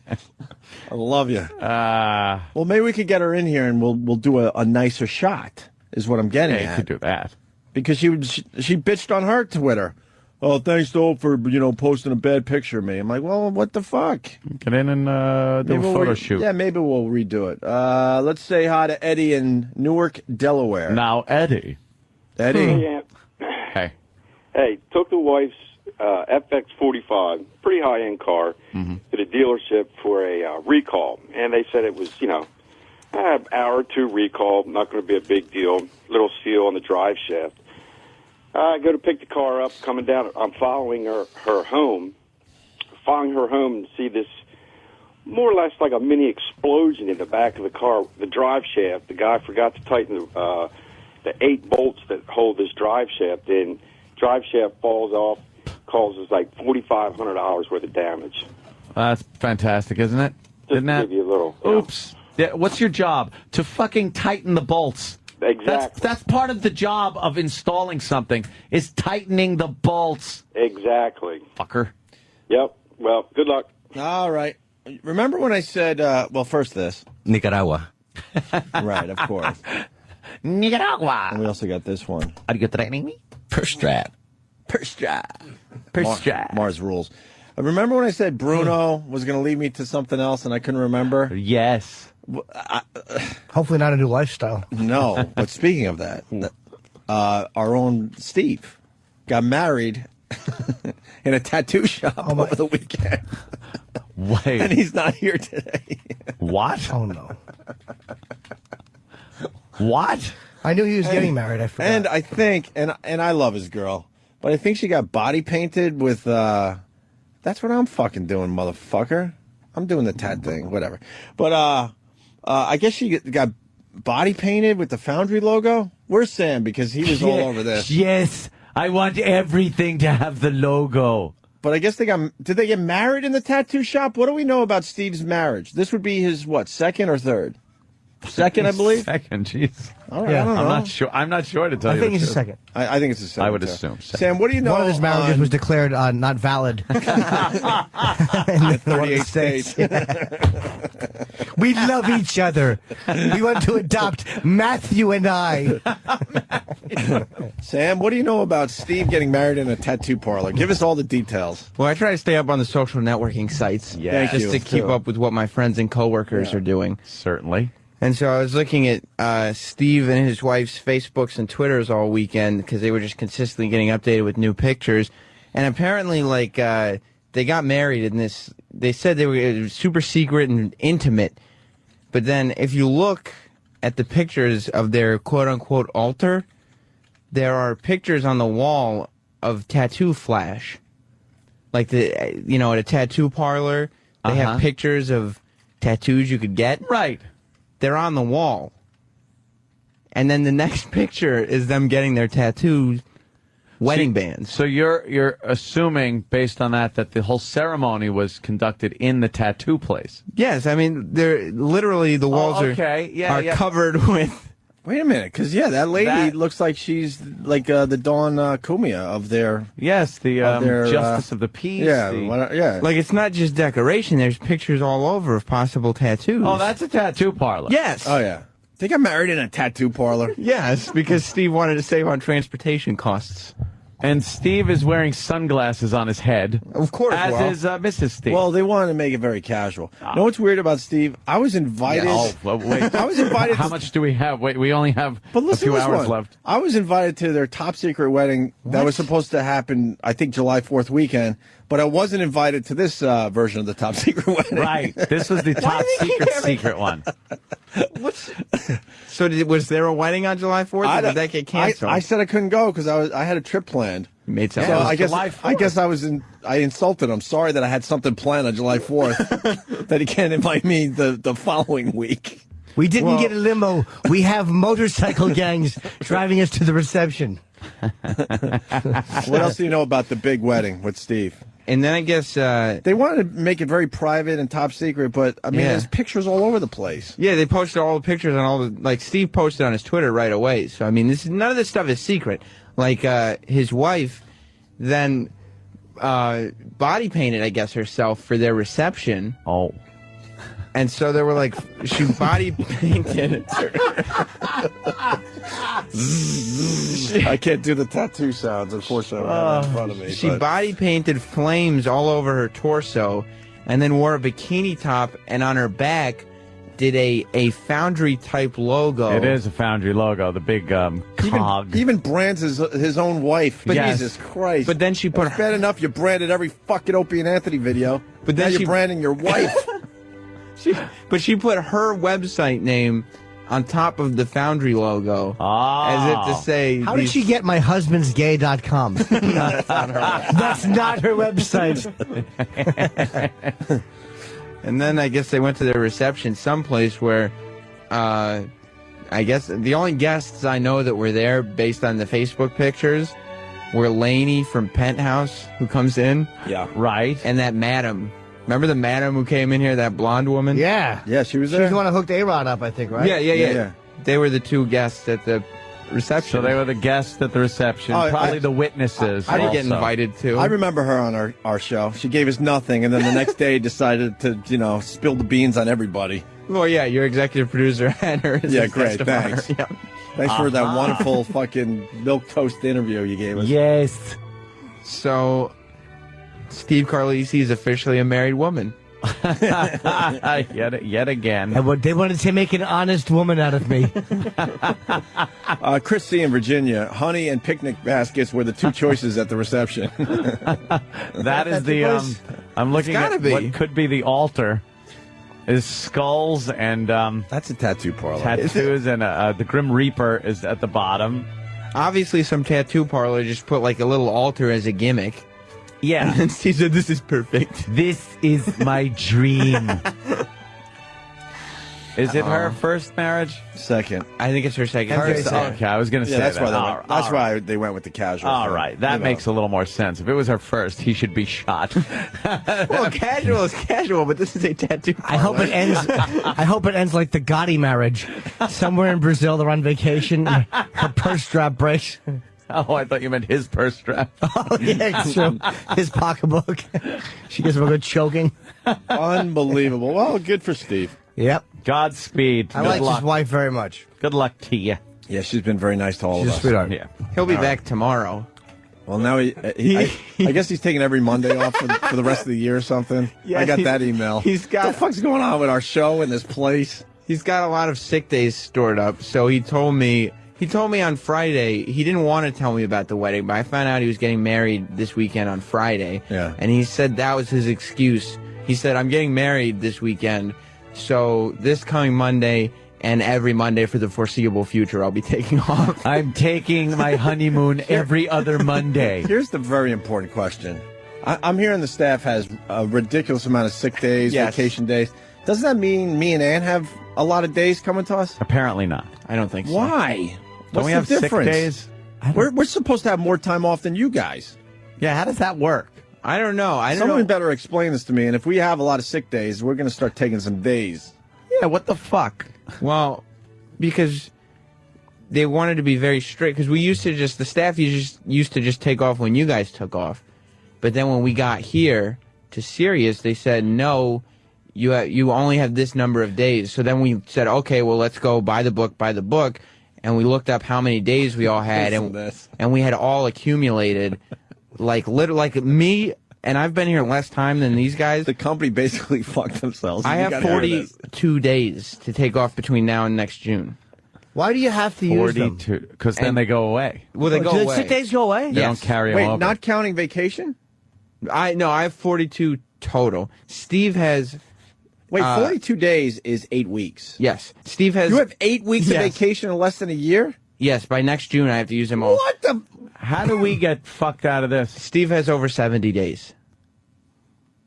70. That's 70. Over 2 months. That's 14 weeks. Is that considering? That's almost 3 months. But That's is that 2.5 also months. taking into consideration the time that he spends here doing nothing? Is that added? Yeah, because he owes takes us time at this point. He takes his vacation time, but he comes in. Right. So I don't know what that means. But the company went to these guys like, look, it's not cool that you're taking as much time off as Opie and Anthony and Jimmy. Yes. So these guys were smart enough to go to HR and go, all right, let's look at the books and see how much time we got. Crack the books. We never cracked the books, and it's like, oh boy. So we only have vacation time, and we don't get sick days? You guys get some but sick other days. people have vacation and sick days? I don't know. We're going to figure this one out. Because with these guys, we're not going to have a staff because these guys have to take their days. That's what it's coming down to. Yeah. Because the new company sick days do not roll over. Like, you don't get to keep your sick days after a year, but because we're XM legacy, quote unquote, legacy, we have until next June to use all the days because XM days did carry over. For how long? Would XM days carry over forever? Like year after year? Yeah. That's why we all. Did you say XM gays or days? Days. Anyone else hear that? Yes. XM days are taking off Serious today. are what? They stay for that year? Yeah, you get it for the year, and then they don't, and then they replenish. Like, say if you have 5 sick days a year, and you use 3 of them, you don't get the other 2, and you start with 5 again. That's weird because it encourages you to take off. Like it's like it says, look, you have X amount, take them. I'm going to find out how many days I got today. Crack the books. Let's see. And if we got a lot, so long. And they're into some. I got a lot of golf days coming to me. Fuck that fake golf on TV. I'm going to play for real. You guys don't want to take days off. My stomach hurts. Aw. Peter K. from Denver was the first dance song Zebras Bears. A little obscure, but very good for Peter. Stephen S. from Bayshore. Who was the best man who slipped Steve the cock ring? Take the wig. Seriously, is Steve descending into madness? He sounds like a homoerotic maniac. Cody in Indiana. The only reason they had such a cheap wedding is because why waste money on fake weddings? Hoffman in Virginia. Were Steve's tuxedo pants capris? That's coming in a lot, actually. A lot. Craig G. from Pal Talk. What's the matter? Gay men's health clinic was closed for the wedding. I wanted to wear white. Steve. That many days off. You guys are like teachers. Welcome to my world. Scott and Hop Hog. That's amazing how many days you guys get. What the fuck? I'm going to take a second job for the summer when I'm taking my 8 weeks off. Yeah. Oh, this just in. Coke Logic. You got to think back a little bit. This is in for the newer listeners. Than never left the show. He's just been using his sick days. All right. Let's say hi to Lydia, Oceanside. Lydia. Hi, guys. Hi, Lydia. Hello. What's going Hello. on with you and your big fat fucking tits? Alcoholism. Hi. Hi, Lydia. Hello. Hi, I just wanted to say that I was at F.H. Riley's Friday night, and it was packed. My goodness. Was it packed with listeners, or my brother just having another solid night with the locals? I have no idea, but everyone was eating. You would have an idea if you walked in. Believe you could me. tell when it's the regulars that my brother has gotten from the town, and if it was a night for the listeners. It's very obvious, actually. Yes. They don't mingle well. Listeners are very obvious. Yes. You can tell. It must have been locals. Oh, that's cool. Yeah, how's the new design? I haven't seen it yet in person. Well, I could tell you it was wonderful because I was there Saturday night. Were you really? Yes, I stopped in there, had a little dinner. Brett hooked me up. Very nice. Won't let me pay a goddamn bill. But, then I took care of the staff. Wow, really good. I had that goddamn chicken breast. And then I had the chicken, what are those things? The chicken spring rolls? Oh, those things are ridiculous. God damn it. Fucking ridiculous. Fuck. Give me some now. I need them. It's the chicken spring. No, they're buffalo chicken. Spring rolls. And what did Steve from Bayshore do exactly? What are you talking I noticed about? there's a lot of wood in that place. No, what did he paint? Yeah, but he didn't finish the What did he paint? We felt bad for him. Did you? Yeah, we said paint a little bit. Just paint a little bit, like giving a retard some work. Yeah, and then we'll put wood over your dumb paint job. Paint out back by the garbage cans. Paint outdoors. Exactly. Paint a couple yellow lines by the garbage so you know where to put it outside. Okay. I don't think he really painted. Yeah. Yeah. I'm looking around going, no, isn't what did Steve do? Isn't it some kind of yellow now? Not that awful bright in your face like yellow, like it looked like a subtle yellow. Anything that wasn't fine wood looked like primer white to me. Way to go, Steve. I don't know what he did. I'm so glad we hired your talents. There were some spots that weren't quite finished painting either. Right, it looked like a little spackle you could see. And That's because Steven needed a by beer. the door. Beer more important than the paint job, right, He Steve? put the brush down and picked the old bottle up. Jesus. How was the French doors? You saw the French doors? Yes. Were they open Wonderful. for the nice summer air? Well, it was nighttime. It was nighttime, so I think they had closed them up. Really? Yeah. Oh, it must have been cold out. Yeah, it was a little chill. Right. Oh, no, it was a rainy night Saturday. Yeah. Shut the fuck up, you tit monster. We're She trying to have a just conversation. keeps yapping. You need to see a therapist. Go ahead, Lydia. Needy. Hi, Lydia. So you were there Friday. See, one day different, and could have seen you there. See? And sorry to be so needy on your You never show, know. guys. You never know. I want to challenge you on your profession. Me? Yeah. What do you mean challenge? We'll do therapy with the same person and see who helps him better. You got it. You got it down now. Oh yeah, I got it down. Oh, you and I? Yes. Who do you have in mind for us to cheat, Oak? Yeah, we need a subject, and then we both spend an hour with them and see what we could get done. I guess you would probably win that competition. Competition. I'm fucking with you. I don't know the first thing about that shit. Actually, I think you're pretty good raw talent. Yeah. Pretty astute. I had to learn a few things growing up. All right, Lydia. I guess so. Lydia, Bye, guys. I love Have you, a great Lydia. day. All right. Love you too. Sorry I beat you up. I was just fucking around. That's okay. I can take it. All right. Thank you. Goes with a giant tits. Oh, before break, I finally went to the Kevin Smith movie set. Oh, saw the Twitter picture. Yeah, and Kevin was cool. kind of miserable because he had to direct a car chase. Yeah. And he's more of a guy that likes directing dialogue.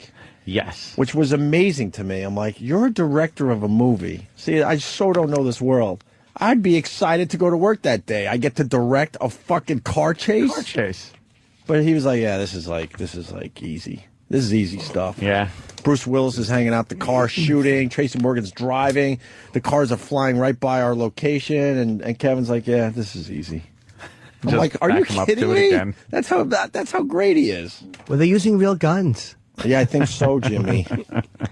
And Tracy Morgan, I Twittered it. Funniest man on the fucking planet. Knows how to just fucking take over. Just fucking took over. Just riffing for an hour. Showing everybody a video on his phone of his massive snake eating a pregnant rat. Oh, God. That's not what made him funny, but he held court with that shit. But I didn't know when to stop listening to him, and because of that, I missed an opportunity to fucking meet Bruce Willis. Oh, no. You just got to walk away from him. Tracy's holding court. A lot of laughs. And then it finally ends. And Club Soda Kenny goes, you missed Bruce Willis. And I'm like, where was he? He was 10 feet away from you. And he was debating if he should interrupt and talk to Tracy and say hi to you guys. Oh. I'm like, Kenny, you couldn't tap me and get my attention? When am I going to get a chance to meet Bruce Willis again? Yeah. You can I'll meet introduce you Tracy. to him. Oh, really? Well, you did a scene with him, Jimmy. I don't know him, though. Hey, is that him to the left there in that picture? Who's that? The bald guy. Looks like Bruce looking at the dailies. No, another daily. Oh, no. That's, no. The car chase flew right by, obviously, from left to right in the picture I tweeted. It was awesome to check out. I had a lot of fun. I was there 4.5 hours. They filmed 3 scenes. No, 1 scene 3 times and another scene once. And they rolled tape for maybe a total of 2 minutes. Yeah. 4.5 hours. And then in editing, that'll be cut down to about 30 seconds. Oh, yeah. Maybe. And they had to film a scene where like the windshield like gets hit by a bullet. And they got it on the first take. I'm like, get the fuck out! How'd they get? Because they had like 1 million windshields just waiting on the side of the fucking street to fix up the car with another windshield if they missed the shot. Wow! And they had a little squib or whatever they're fucking called, right? A little squib thing. Isn't it amazing how they do that? It's like all this work goes in, and all of a sudden they'll go speed rolling, and then. They'll be doing something, and then something got fucked up because a light didn't work, or there was some. Well, we hear something, and they have to stop the whole production. Everything. How everything can get shut down by one minor. That's why movies cost millions upon millions of dollars. They shouldn't be that expensive. These are all union guys. Yeah. Yep. It was awesome. I want to thank Kevin Smith. It was a lot of fun. You should go back when they're doing dialogue, when they're doing like an interior scene. Yeah, they invited scene. me back. They only got like 4 weeks of filming left. I'm going back in 2 weeks to see some dialogue because they're doing nights right now. It's cool to watch them trip or to watch them redo it or to go, all right, let's go again. And then get to go back and do the same thing from a different angle. And when you watch how exact they are, it's amazing. It's amazing, that business. To direct a movie, to me, just seems like the biggest undertaking ever. Movie business. Yeah. And then there were Make-A-Wish kids there from Australia. Oh, really? That was pulling on the heartstrings. Mm-hmm. Whenever you hear Make-A-Wish, you're like, oh boy. That means not much. From Australia, wow. Not much hope left. Was there a wish to see Kevin Smith make a movie? I guess. Or see Bruce Willis make a movie? I don't know, but Bruce couldn't have been nicer to them. Well, what's he going to do? Smack a little cancer kid? He's taking pictures with the Make-A-Wish kids. I wasn't going to go up there, although I was going to, you could have, fuck up my hair a little bit and walk over and see if he would have noticed. You should have coughed and asked for a picture. Right. I was this close to doing something. Kenny, just throw a lot of water on my face. Yeah, I have a fever. This is Gregorio. Sweet boy. He's very sick. He's from Nicaragua. Yes, he has toe thumbs. He needs help. Yes. All right, why don't we break? We got to talk about the dummy that fell in the manhole. Best story over the weekend. Yeah, we got a little audio. That was me. No, not that type of manhole, Steve. And other things. I don't know. We'll figure it out after the break. Opie and Anthony. And now, backstage with O&A, here is Primetime Sam Roberts. I'm Primetime Sam Roberts, and it was brought up on the Opie and Anthony show that executive producer Steve C. is faking sick and taking days off like there's no tomorrow. We went to Steve himself to get to the bottom of things. Steve, the guys say that you take too many sick days. What's going on? I know you think I'm faking it, but believe me, it would be a lot easier just to call out than to fucking orchestrate an elaborate scheme. Why is your immune system so weak? AIDS. Do you think you're taking more sick days than anybody else? Not at all. No more sick days than anyone else? Apparently, Opie and Anthony's opinion of the days Steve takes off are skewed. We found the Opie and Anthony interns and asked all of them who takes the most sick days. Who do you think takes the most sick days out of the O&A staff? So far, definitely Steve. I think Steve. That would be Steve Carlisi. Probably Steve. I'd say Steve. Steve? I would say probably Steve Carlisi. A room full of idiot interns can't be wrong. Why is Steve faking sick every day? Has the pressure finally gotten to him? Luckily for us, Steve being absent from the show has literally no effect on how it sounds. Feel better, Steve.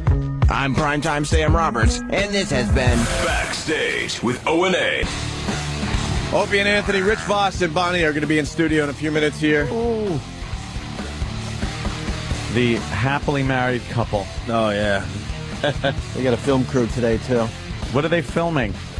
Bonnie's documentary. Ah. On women and whether or not they're funny. Yeah, come on in, Rich. Is that it? There. Rich is standing by the door like a puppy. Rich has nothing to do. Can I come in? You have nothing to do because Bonnie's filming some stuff down the hall. First of all, she's emasculating you by actually doing a program? I have a lot to do, but we'll discuss Bonnie when she gets in here. I have a lot to do. Yeah? Yeah, like what? Like? What do you mean? In business or in life? I thought that sounded like you were ready to make an announcement. Oh, that it was like, okay. No, it's like I have a lot to do, and here it is. No, it's just okay. I have a lot to do, and in life and stuff. I just have a lot. And my plate is full. That's what I'm saying. Well, yeah, you're golfing a lot. Oh, too much. Well, I went on vacation last week with my kids. I took my older daughters on vacation to Miami. What are you, insane? Why? Why would that be insane? Because you got good-looking daughters. What do you think? I'm letting them run free? There's a lot of cock down there. Huh? A lot of cock down there. I know that. And a lot of grandmas, but we went out to dinner. The hot spot in Miami is the Fountain Blue now. The Fountain Blue. Yeah. What's that? And who's the fountain? I've stayed at the Fountain Blue. Have you? Yes. Since it's been cool, or back in the day? Back in the day when they were filming fucking James Bond there. When the Fountain Blue has probably been the place to be for a decade. Yeah. No, now it's really the place to be. Oh, really? For a decade, it's been the place to be. I don't know. I'm guessing it has been it pretty didn't just cool happen place to to be, become the place to be in the last couple months or year. I believe what that's and really I think that scene from Goldfinger was filmed there, or was it another Bond movie? Oh. I'm not sure, but well, yeah. I mean, the Rat Pack. Everybody used to play the Fountain Blue. Yeah, sure. That's where I started. And when you started? What's that? That's when you started. The Fountain Blue. No, but the Rat Pack. Oh, that was the joke. I think you said. I'm sorry. I think you said that's where I started. Please don't touch me. You're right. Bonnie's outside. Does she need a big entrance, or does she come right in? There's Bonnie. I don't know. Now that she's a big star, look at her. Is she intentionally trying to yuck it up? No. Does she do a little more in front of the camera than usual? Hi, Bonnie. Do you play to the camera a little bit more than you would if you were just walking around? No, she doesn't overact. No? She makes Norton look like an underactor. Mm-hmm. I'm a very good actor. I heard If you would have that. seen Z-Rock last night, you would have known it. Oh, getting rave reviews, Jimmy. That's what I meant to mention that as we came back. Everyone loving you on Z-Rock last night. Oh, good. Thank you. DVR'd it. I got to see it. What's Don't tell me how it ends. What's Z-Rock? It's a wrestling show? On IFC. No. No, it's not a wrestling show. What is it? It's a show on IFC. Rich, you know the show. Oh, that one? Yeah. Oh, you mean How did that Bonnie, how did that tip off to him? You know the show. Oh, that one. Because he only knows one show. And it's her different tones. It was that easy to... Wow, she's learned how to figure you out. I love how we make her sit way in the corner, by the way. No, that's cool. I get it. I get it. It's a boys' club. We put her in the chair last time she was in here. Yeah. Now we stick her in the corner. Well, she was in that chair because she had the baby, and that's the kind of chair you sit with a baby. Is it? Do you want to sit with the big boys, or you want to just sit all alone over there? That's okay. You guys just be funny and I'll laugh.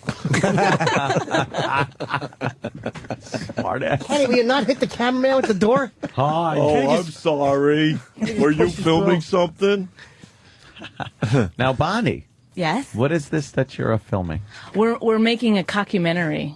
A cockumentary? Yeah. Never heard the word documentary butchered like that. Oh, I have. It's a comedy documentary. Other things. Yes. A comedy documentary, see? Huh. A cockumentary. Oh, here he goes. Kenny almost slammed him again. What are you doing, Kenny? Kenny is the worst. God, or the best. Thank you. You just brought me my sandwich.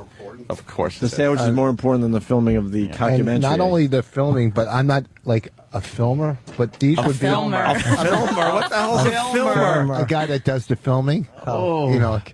Cameraman. Camera. They're more important to get on camera than her. Why? Because they're Opie and Anthony. She's just Bonnie. And Jim Norton. Oh, and Norton. Yeah. I didn't mean anything about... Oh, no, please. It's just the worst. You really are the worst. So what exactly is this? It's about, what is the documentary about? I'm on a quest to find out if women are really funny or not. You know, All right, kind we of like can the last sum say that in up it. in All about right? 3 frames. No. No women? Because maybe I have been fooling myself all this time. No, I'll say the percentage drops way off as far as funny women to funny men. If you're Right. talking, and I think that's just in general. You know, comedians especially. Guy comics get up there, it's like, all right, I can watch this. The second a woman comic gets up there, I'm like, oh boy, this is going to suck ass. And sometimes, Are you kidding? You actually think yeah, I that? do. I You think as they're consciously walking to the stage? As they're going to the stage, I'm like, fuck, why is there a woman on the goddamn bill? no. But sometimes I'm pleasantly surprised that she's hot. Oh, so you think Sometimes I am surprised that they are actually funny. It's just they follow quite the same outline of, you know. Me and Opie have talked about this before, where it's like the same fucking all right. Your mom wants you to find a guy, but I can't find the right guy, and am I getting fat, and I'm too old to have kids, and it's like, oh, shut up. And it's like you're reading my set list. Oh, I know. Period jokes rule. Period jokes. No, I like girls that are a little skanky up there, you know, get a little raw. You like dirty. I like a little dirty, but not like to the point where they're just doing it because they're a girl and they're being dirty. It's a fine line girls have to tread to be funny up on stage. And then just in normal life, hanging out, girls normally aren't as funny as just a bunch of guys hanging out. Women who are very funny are women who embrace or who, like, exhibit personality qualities that are typically attributed to men. Yes. Like, they're not afraid. Like, that's why you're funny off stage and on stage, because you break balls. It's like... I have a hemorrhoid. Yeah, the roid act. I mean, that's what makes you sexy. It's the... not judgmental on the guys. I don't have fat lips. You call it a hemorrhoid, I call it a speed bump. But no, it's women that aren't afraid. Those qualities that, like, guys, we're not afraid to make asses out of ourselves, or to be brutal, or, like you said, being judgmental with certain subjects. And women that embrace those qualities are just as, like, Joan Rivers to me is as funny and as brutal as any male stand-up has ever been. Yeah. Ever. I've never seen anybody do as brutal a set as I saw Joan Rivers do a couple of years ago. You're blocking my shot. It's like there we go. It's like maybe I'll duck down like this too, so I look like a real tiger prowling. But it's like you think about women. It's a stand-up you watch Joan Rivers when she was doing age jokes and 9/11 jokes, and just like brutal fucking. So anyone not afraid to embrace those qualities, I think. Well, who does funny? Also, too, though, Joan Rivers is established, and she doesn't care now. Like a new comic wouldn't do. She never cared. She never cared. She never cared. No, stop a fat pig. No, Stop trying to tag with the brilliance of Jimmy. She never cared. Asking. He summed up the whole Joan Rivers thing. You didn't need to add to that. But if she was so funny, why did her husband kill himself? Well, that is true. I think it was because he felt that you're actually asking a funny question. I'm going to give you a serious answer. Way to ruin the joke, Jim. Yell at him now. No, you're right. I caught myself. What I was mad about, you said that she has nothing to lose anymore. Her whole act was she went right from the beginning. Out. Yes. Yeah, Joan. She couldn't say pregnant on Ed Sullivan. She used to get pissed off because she couldn't say pregnant and all that, and they censored her. I wasn't trying to. I want to ask Bonnie who she finds funny as far as female comics go. I think Jimmy. I mean, no. Come on. I don't know. I don't know. Oh, you don't want to answer that because that's what you're exploring with your cockumentary. Yes. Yes. I find a lot of women funny. Who do I think is funny? I can't. Jessica Kirsten, you think is funny? She's hilarious. Yeah. She makes me laugh in a way that, like, it's like a drug where you don't even know why you're laughing anymore. You're just kind of like. Lisa Lampanelli, funny or shocking? No, neither. Well, after you saw her HBO. After I saw Lisa Lampanelli's HBO special, I did question whether I wanted to be a comic or not. Why?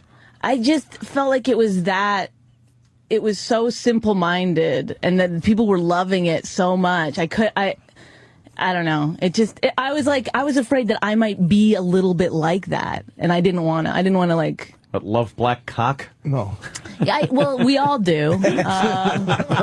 Sure. Come on, let's be honest, guys. Wait, but didn't you say that it makes you that you don't even want to be a racist anymore? Oh yeah, that's right. Which I told when you. I watched her, I did. I was like, I don't know.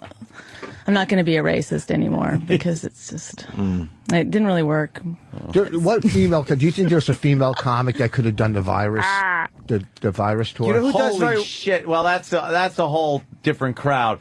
I think it could have been the funniest woman ever that stepped up there, and they would have gotten fucking crucified. It would have been a tough spot for any female comic. Amy Schumer works with me on the road. She kills in front of my crowds, typically O&A crowds, and she does great. She doesn't change what she does. She's I very saw funny. her recently. She's really funny. She's doing Bonnie. I though. like, huh? She does Oh, Bonnie. really? Well, a little bit. You don't think? I've been doing it. Oh, look at that. All right. Oh my God. What do you think about that? I don't know. I've seen her very little. I like Amy Schumer a lot when she's just out and about. I like it when she's around. She's funny. She gets it. I like the makeup on Bonnie. It's like your little eye makeup. She's looking. She knows she's on camera. I could be funny, but I could be sexy. You guys, I still like I'm a girl still deep down. I talk about it in my act. Yeah. I put my makeup on the night before. Is that what Yeah. it's smeared around on the pillow? And, I like that slut eye thing. You know, when girls wake up and they got... No, I'm not saying you have it. But when girls wake up and their mascara's all, like, fucked up in their eyes, that's kind of cool. It's hot. Sexy. Yeah, because you probably enjoy... Like, do you like porn where the girl looks like she's about to cry?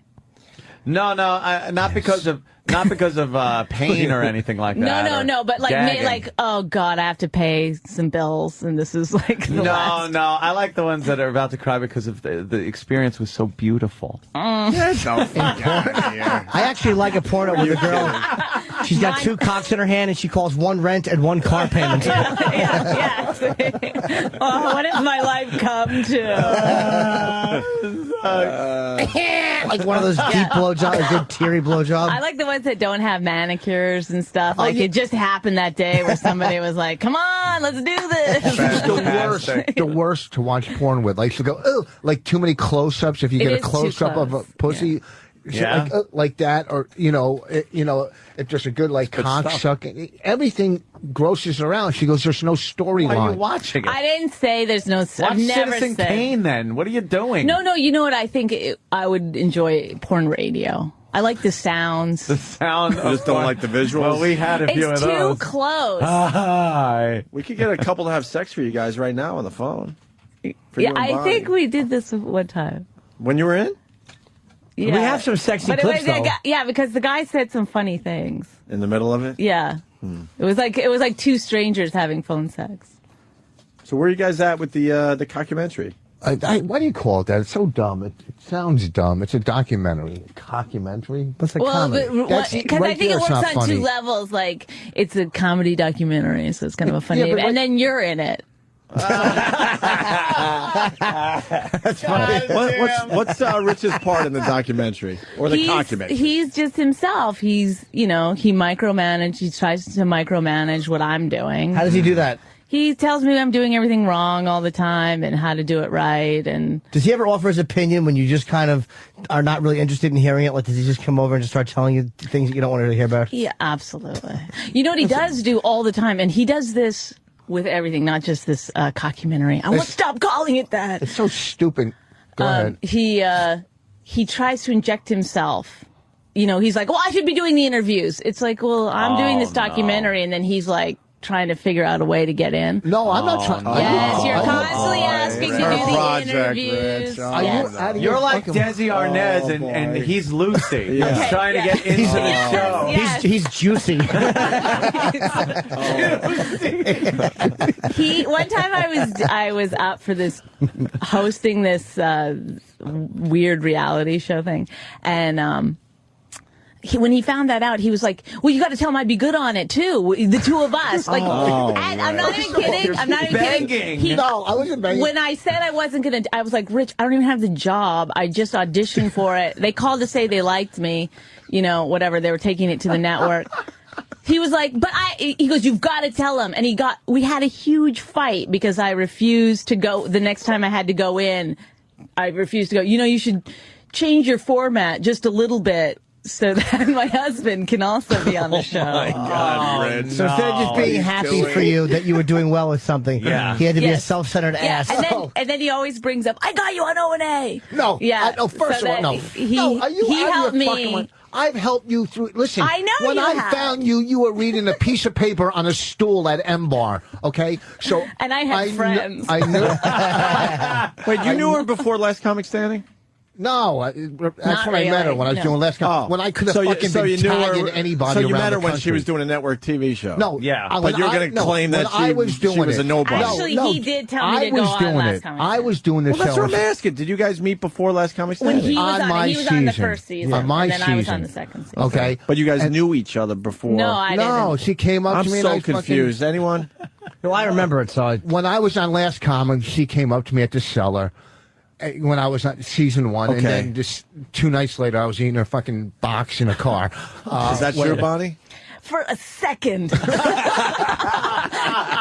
I didn't let it go on that long. You just gave him a little taste? Wait, you were sitting in the passenger seat, and he was what, like just standing on the floor, kind of peeking over the seat?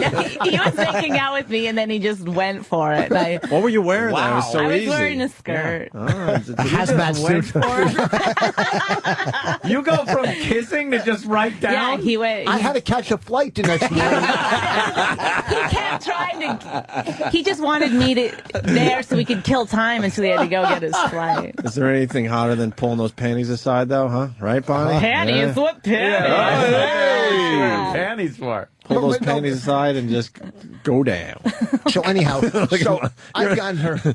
You're hanging out with the boys today, Bonnie. Yeah, no, that's cool, guys. So, no, Scratch her balls. I asked her about one dumb show, and she doesn't tell you the whole story. I'm working on my slobber. We I want to think. hear more about the pussy eating. Yeah. We're not ready to move on, Rich. No, we have I'm questions. backing Well, up here's the to thing where you is that- guys Thank you, attacked Bonnie. me. Help me out. After kissing him for a few minutes, my entire body was already wet. You know what I mean? How is he a good kisser? Back then, I'm sure you're not kissing anymore. We haven't Why would kissed you? in years, but Yeah.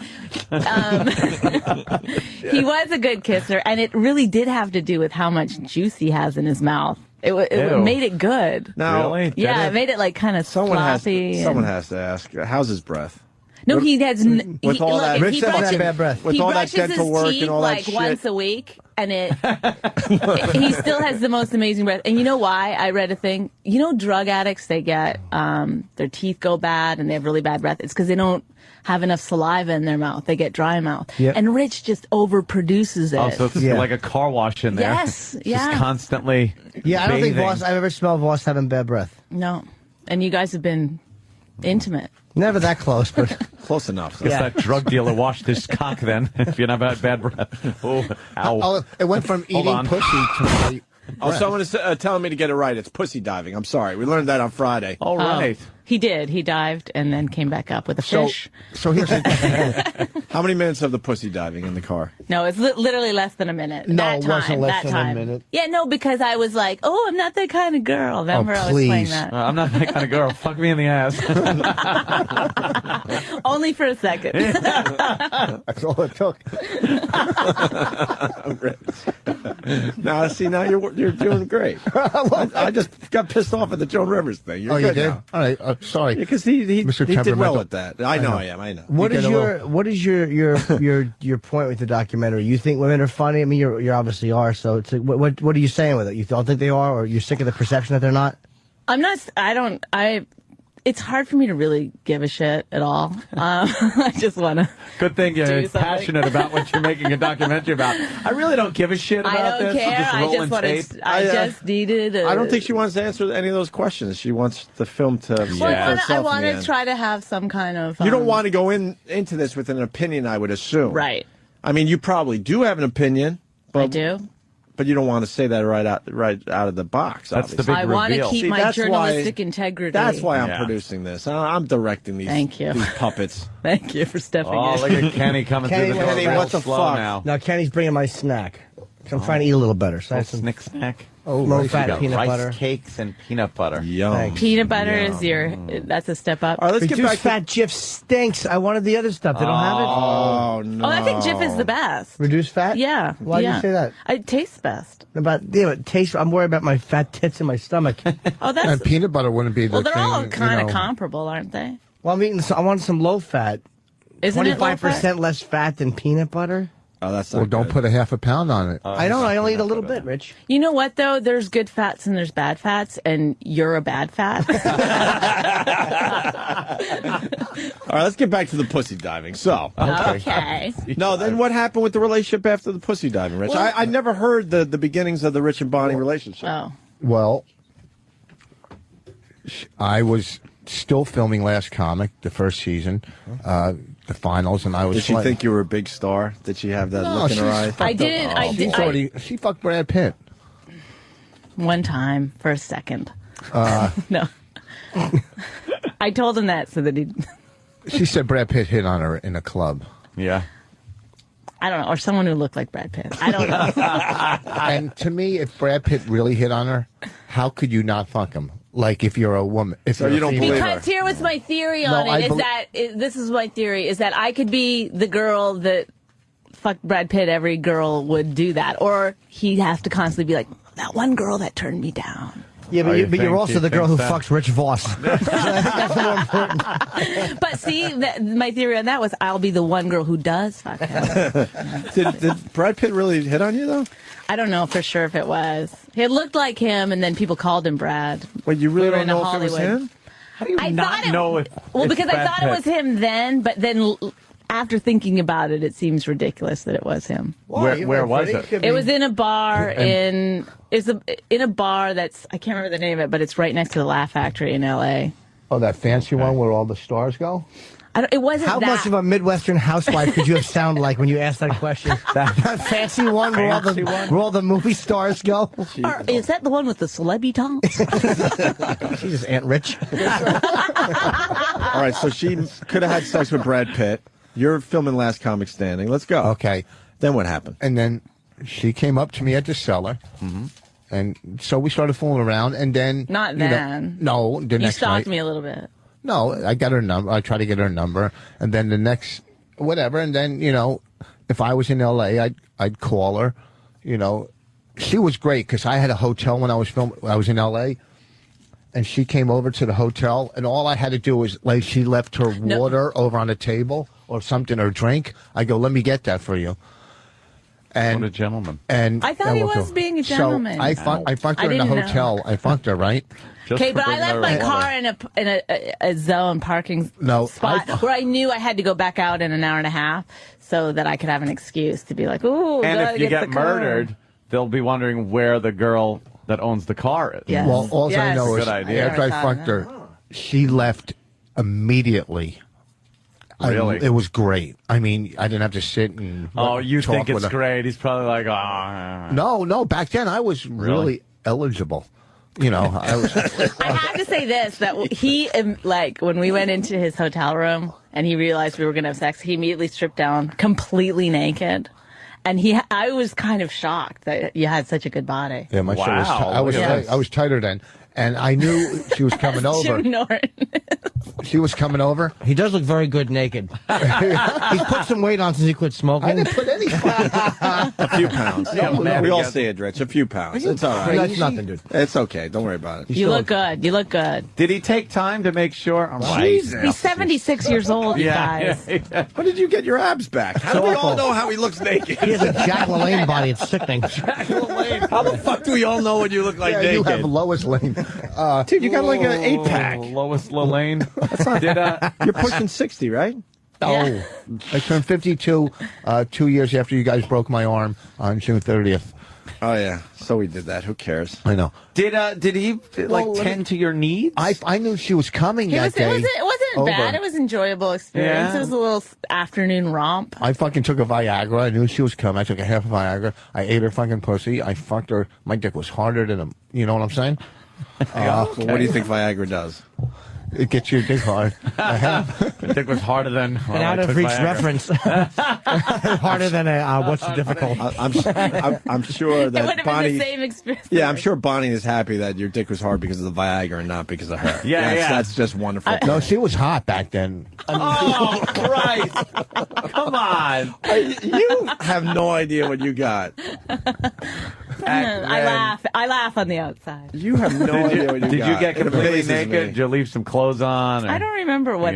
Well, you had a bathing suit. It was easy to take off, right? Yeah, I was wearing a bikini. Oh. Because we were out at the pool where he got my water for me. Wow. And it was nice. It was good. He posed a lot at the pool, I remember. I remember never talking, just being like, okay, let's let this guy hang himself. And then, and he would just kind of prance around and pose. Was he charming? Not particularly. Yeah, I don't think so. I remember thinking, well, if he's, it could be fun, sexual thing. You were just, it seems to me like you were just a little horned up and needed some dick. Yeah. Yeah. Bonnie's good Not like you, that. Rich, but okay. Rich is like, yeah, I'm horned up and need some Rich, dick. we're not talking about you. So, but this kind of relationship went on for a while where I'd see him in New York or he'd be in L.A. and whatever. Yeah, you could hook up. And then one night, I'm sure I've told you guys this story. I don't want to bore you. No, go ahead. But we're filming it, so, One night, I was bored and a little lonely, I guess, so I called him. And he was on the road, and because we never talked, we just sort of would hook up. He assumed that I wanted phone sex. So nice assumption. He just went right into it, and then I didn't want to be like, "Oh, I just killed a tuck." I didn't want to be that girl, so I went into it. And then, holy shit, Rich. These two rule. I know. And then halfway through, he was, yammering on the scenario, and he goes, "You have one of the best tasting pussies." And I remember thinking, it's a fantasy. You can't give me the best tasting pussy. You're one of a long list. Yeah. So I had to be like, shove it out, push it down, keep going, That's great. What a sexy thing to say. Yeah. Your pussy doesn't stink as bad as most of them. Yeah, exactly. You smooth talker. But then after we were done, I made fun of him for that, and we started laughing. That's it. And we talked for a couple of hours. I used to talk to her. I probably on one phone call back then talked to her longer than I've talked to her in the last year. We used to talk for 2 hours sometimes. Really? And I used to, and then she did Last Comic Standing too, and it was kind of a night. She hated it, I talked her into it, kind of. I said, do it, because it was a good experience for me, but I didn't know that they would throw her under the bus and, turn her into the bitch on the show. You know what I mean? I didn't know it was that bad. And all right, so I talked to her a lot, talked her down, and then we got started dating a little, and then as we were going out, we got the pilot for Comedy Central, which I have with. Oh no, I don't have it with. And we got the pilot, so I go, well, if this show gets picked up, I might as well get engaged, for the TV show. And then it didn't get picked up, and I couldn't take the fucking ring back. So that's what the marriage is based on. Yeah, exactly. Well, on my Lou side Wallach of saying it, no. Wait, let's hear her side of it. My side of I'm it sure was, she could defend herself. Yeah, no, he had the Oscar gift bag. So when he asked me to marry him, I'm going to say no to all that. We didn't hear enough about that Oscar goddamn gift bag. Holy shit. Cool. Free stuff. It's great. When he was in LA one time, we were driving around, and I was telling him, I was saying, this is at the height of his Last Comic Standing, I guess, the summer where he was on tour and stuff. And I said, you can never tell anyone about us. Oh shit, that was nice to hear. And as I said it, this truck drove up and was like, Rich Voss! So perfect. Now has Rich changed since you get married at all? Yeah, before we got married, people would always go, he's happier now. I don't know what you did to him. He's like a different person. And I remember thinking, he's such an asshole. How bad could it have been? You know what I mean? Before, but I thought it was kind of a joke. But now that the true ass has come out, he really is a depressing asshole. Yeah. He's horrible. It's a nightmare. No, because you're fucking... Every time, if I come home, if I'm like, woo, she goes, oh, look, you're in a bad mood. But I'm not in a bad mood, but now I'm in a bad mood because you put me in a bad mood by saying I'm in a bad... You know what I'm saying? They'll push your buttons, you know? I'm not Mr. Outgoing, Mr. Jovial, Oh, no, wait. hit What'd the you wall. say? Hit the wall. Get that on the wall. No, you actually said it right. Well, say it again.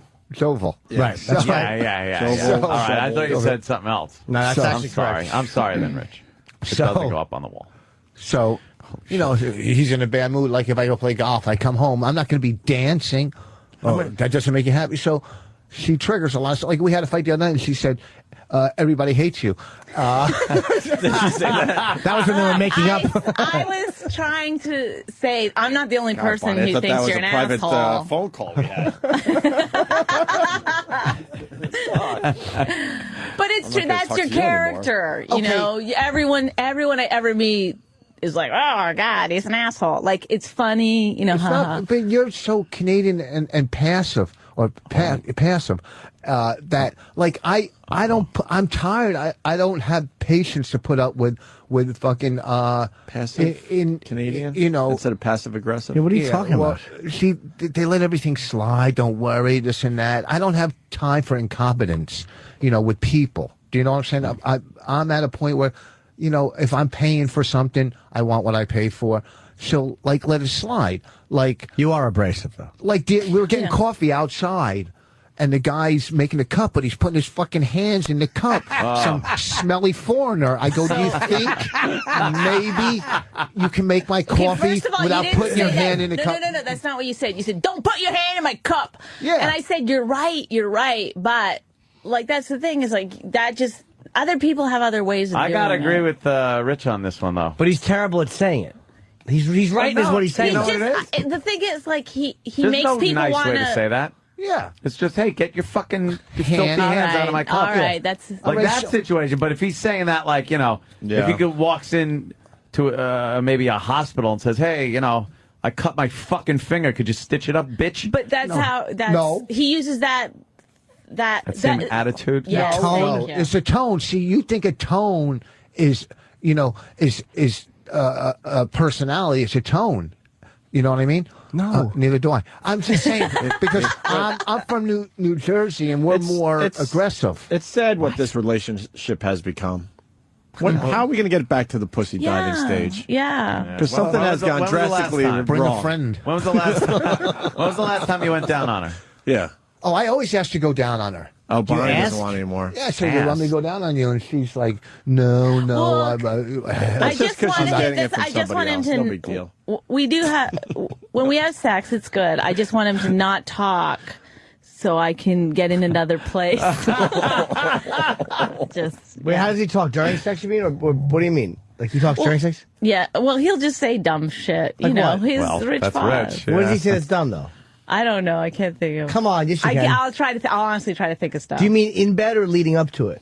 Both. Like, what he's like, he'll Is it lay on the serious bed. stuff or jovial stuff? He'll lay on the bed and he'll like pull his shorts down. And sometimes he just pulls his underwear to the side and then goes, suck my cock. Like a red shirt class act. Which I will. It's fine. I understand. We all want to say that, but we just don't, Rich. There's a protocol. Right. Yeah. You know, there's like a... I'm not going to argue with you. We all think that. There's a flow chart that you should use to get to suck my cock. It's not, love you know... man. I don't want rose petals leading up to the bed. Right. I'm not asking for, you know. But you don't need seaweed either. It's like, come on, Rich. There's a balance. Something in between. It's like you could ask people to not put their fingers in their cup. Because that one thing I like about Rich is I don't do that. Like, I'll let them just put it and I won't drink it. But he goes to the extreme. He goes, could you not touch that? Like, he's just, instead of just going, sir, could you please not? Could you please remake that? I can't drink it like that. Like, instead of just asking nicely and getting the message across. Or like he always needs to get the ketchup packages. Yeah. Even if there's ketchup on the table, right? Oh, Which is right, fine. right. But I say, when you ask the waitress for it, just tell her that you're kind of like got a disorder or something. You know, just be like, oh, I'm kind of crazy. Can you get me the like packages? How does he do it? He just goes, I need packages. I'm not eating out of that thing or whatever. Oh, yeah? And it's like, you have to like make a scene. I don't make a like, scene. I'm not, there's crust around the top. Yes. And, Yes. Like yesterday, I was in the supermarket and I wanted to get some coleslaw, and the lady was doing the cold cuts, and there was three employees that were just talking, and they weren't. Let's say they, know, okay. Let's say that you would see them working the toll booth or whatever. I hear you. Sure. So none of them would help the one lady. And I want my coleslaw. I go, can one of you help me? Oh, and they go, well. We can help you by spitting in your food now. They said, we're done at 5. I go, well, it's 4 minutes to 5. Let's get some coleslaw. Chop, chop. And, well, that's what you do to make coleslaw, right? Yeah. Chop, chop. But she would never do. She wouldn't speak out like that. No. Did they laugh or were they? They got my coleslaw, and I go, so look at that. You still have 2 minutes to spare. You know what? He's right though. Lazy fucking ape. That's the thing. I'm not saying he's wrong. Look, can I tell you something? When I first met him, that was one of the things that attracted me to him was his assholiness. One time we went into Dunkin' Donuts, and he asked for free munchkins. He goes, give me some free munchkins. And the guy goes, I'm not giving you free munchkins. And Rich goes, put the munchkins in the bag. And the guy did and gave us free munchkins. You robbed the place. Yes. Is what you did. Yes. I heard from munchkins. I love that about him. I mean, I do like that he's direct and assholey and stuff, but I just don't like it at me. Right, okay. Well, or at least not all the time. Like, once in a while, you know, it's like you can kind of be nice. Lately. I've been better with her and the baby and stuff. I've been better. Okay. I've done a lot of stuff. We just put a new floor in our house. Okay. I went out. Are you getting rid of all those antiques? Some of them. God, I hope you are. That Bonnie big comes couch. up. Bonnie hates No, them. she's still sitting here. Couch, like, oh, shit. Jesus. I get it. I'm old. Are you kidding me? I'll say it again. You have no idea what you got. Huh? I got a great woman. She's a good mom. She's a good wife. She's fun. She's cool. She But makes get me rid of the laugh. fucking She gets antiques. it. No one enjoys your antiques. Huh? That you just rattled off like a Yeah. resume. It's not even like a sexy kind of thing. You just rattled Well, off. let me tell you. I put a new. We do a new kitchen. Money, teeth money, which I'm running out. To spiral down this quick. Can you get him to just, like, file him down? So you have to get all new ones? Okay, go ahead. So I want a wooden floor or carpet. Well, we both wanted a wooden floor, but she wanted a little more. So I get a wooden. We put a floor in. You know, it's like You put it in yourself, or you have? No, I had someone. I put in 2 pieces though yesterday. Ooh. So I had someone do it, and it was like $4 or $5 grand. So I'm on the road, and she says, I go, we're at the mall. She goes, did you get me a present? I said, you're standing on it.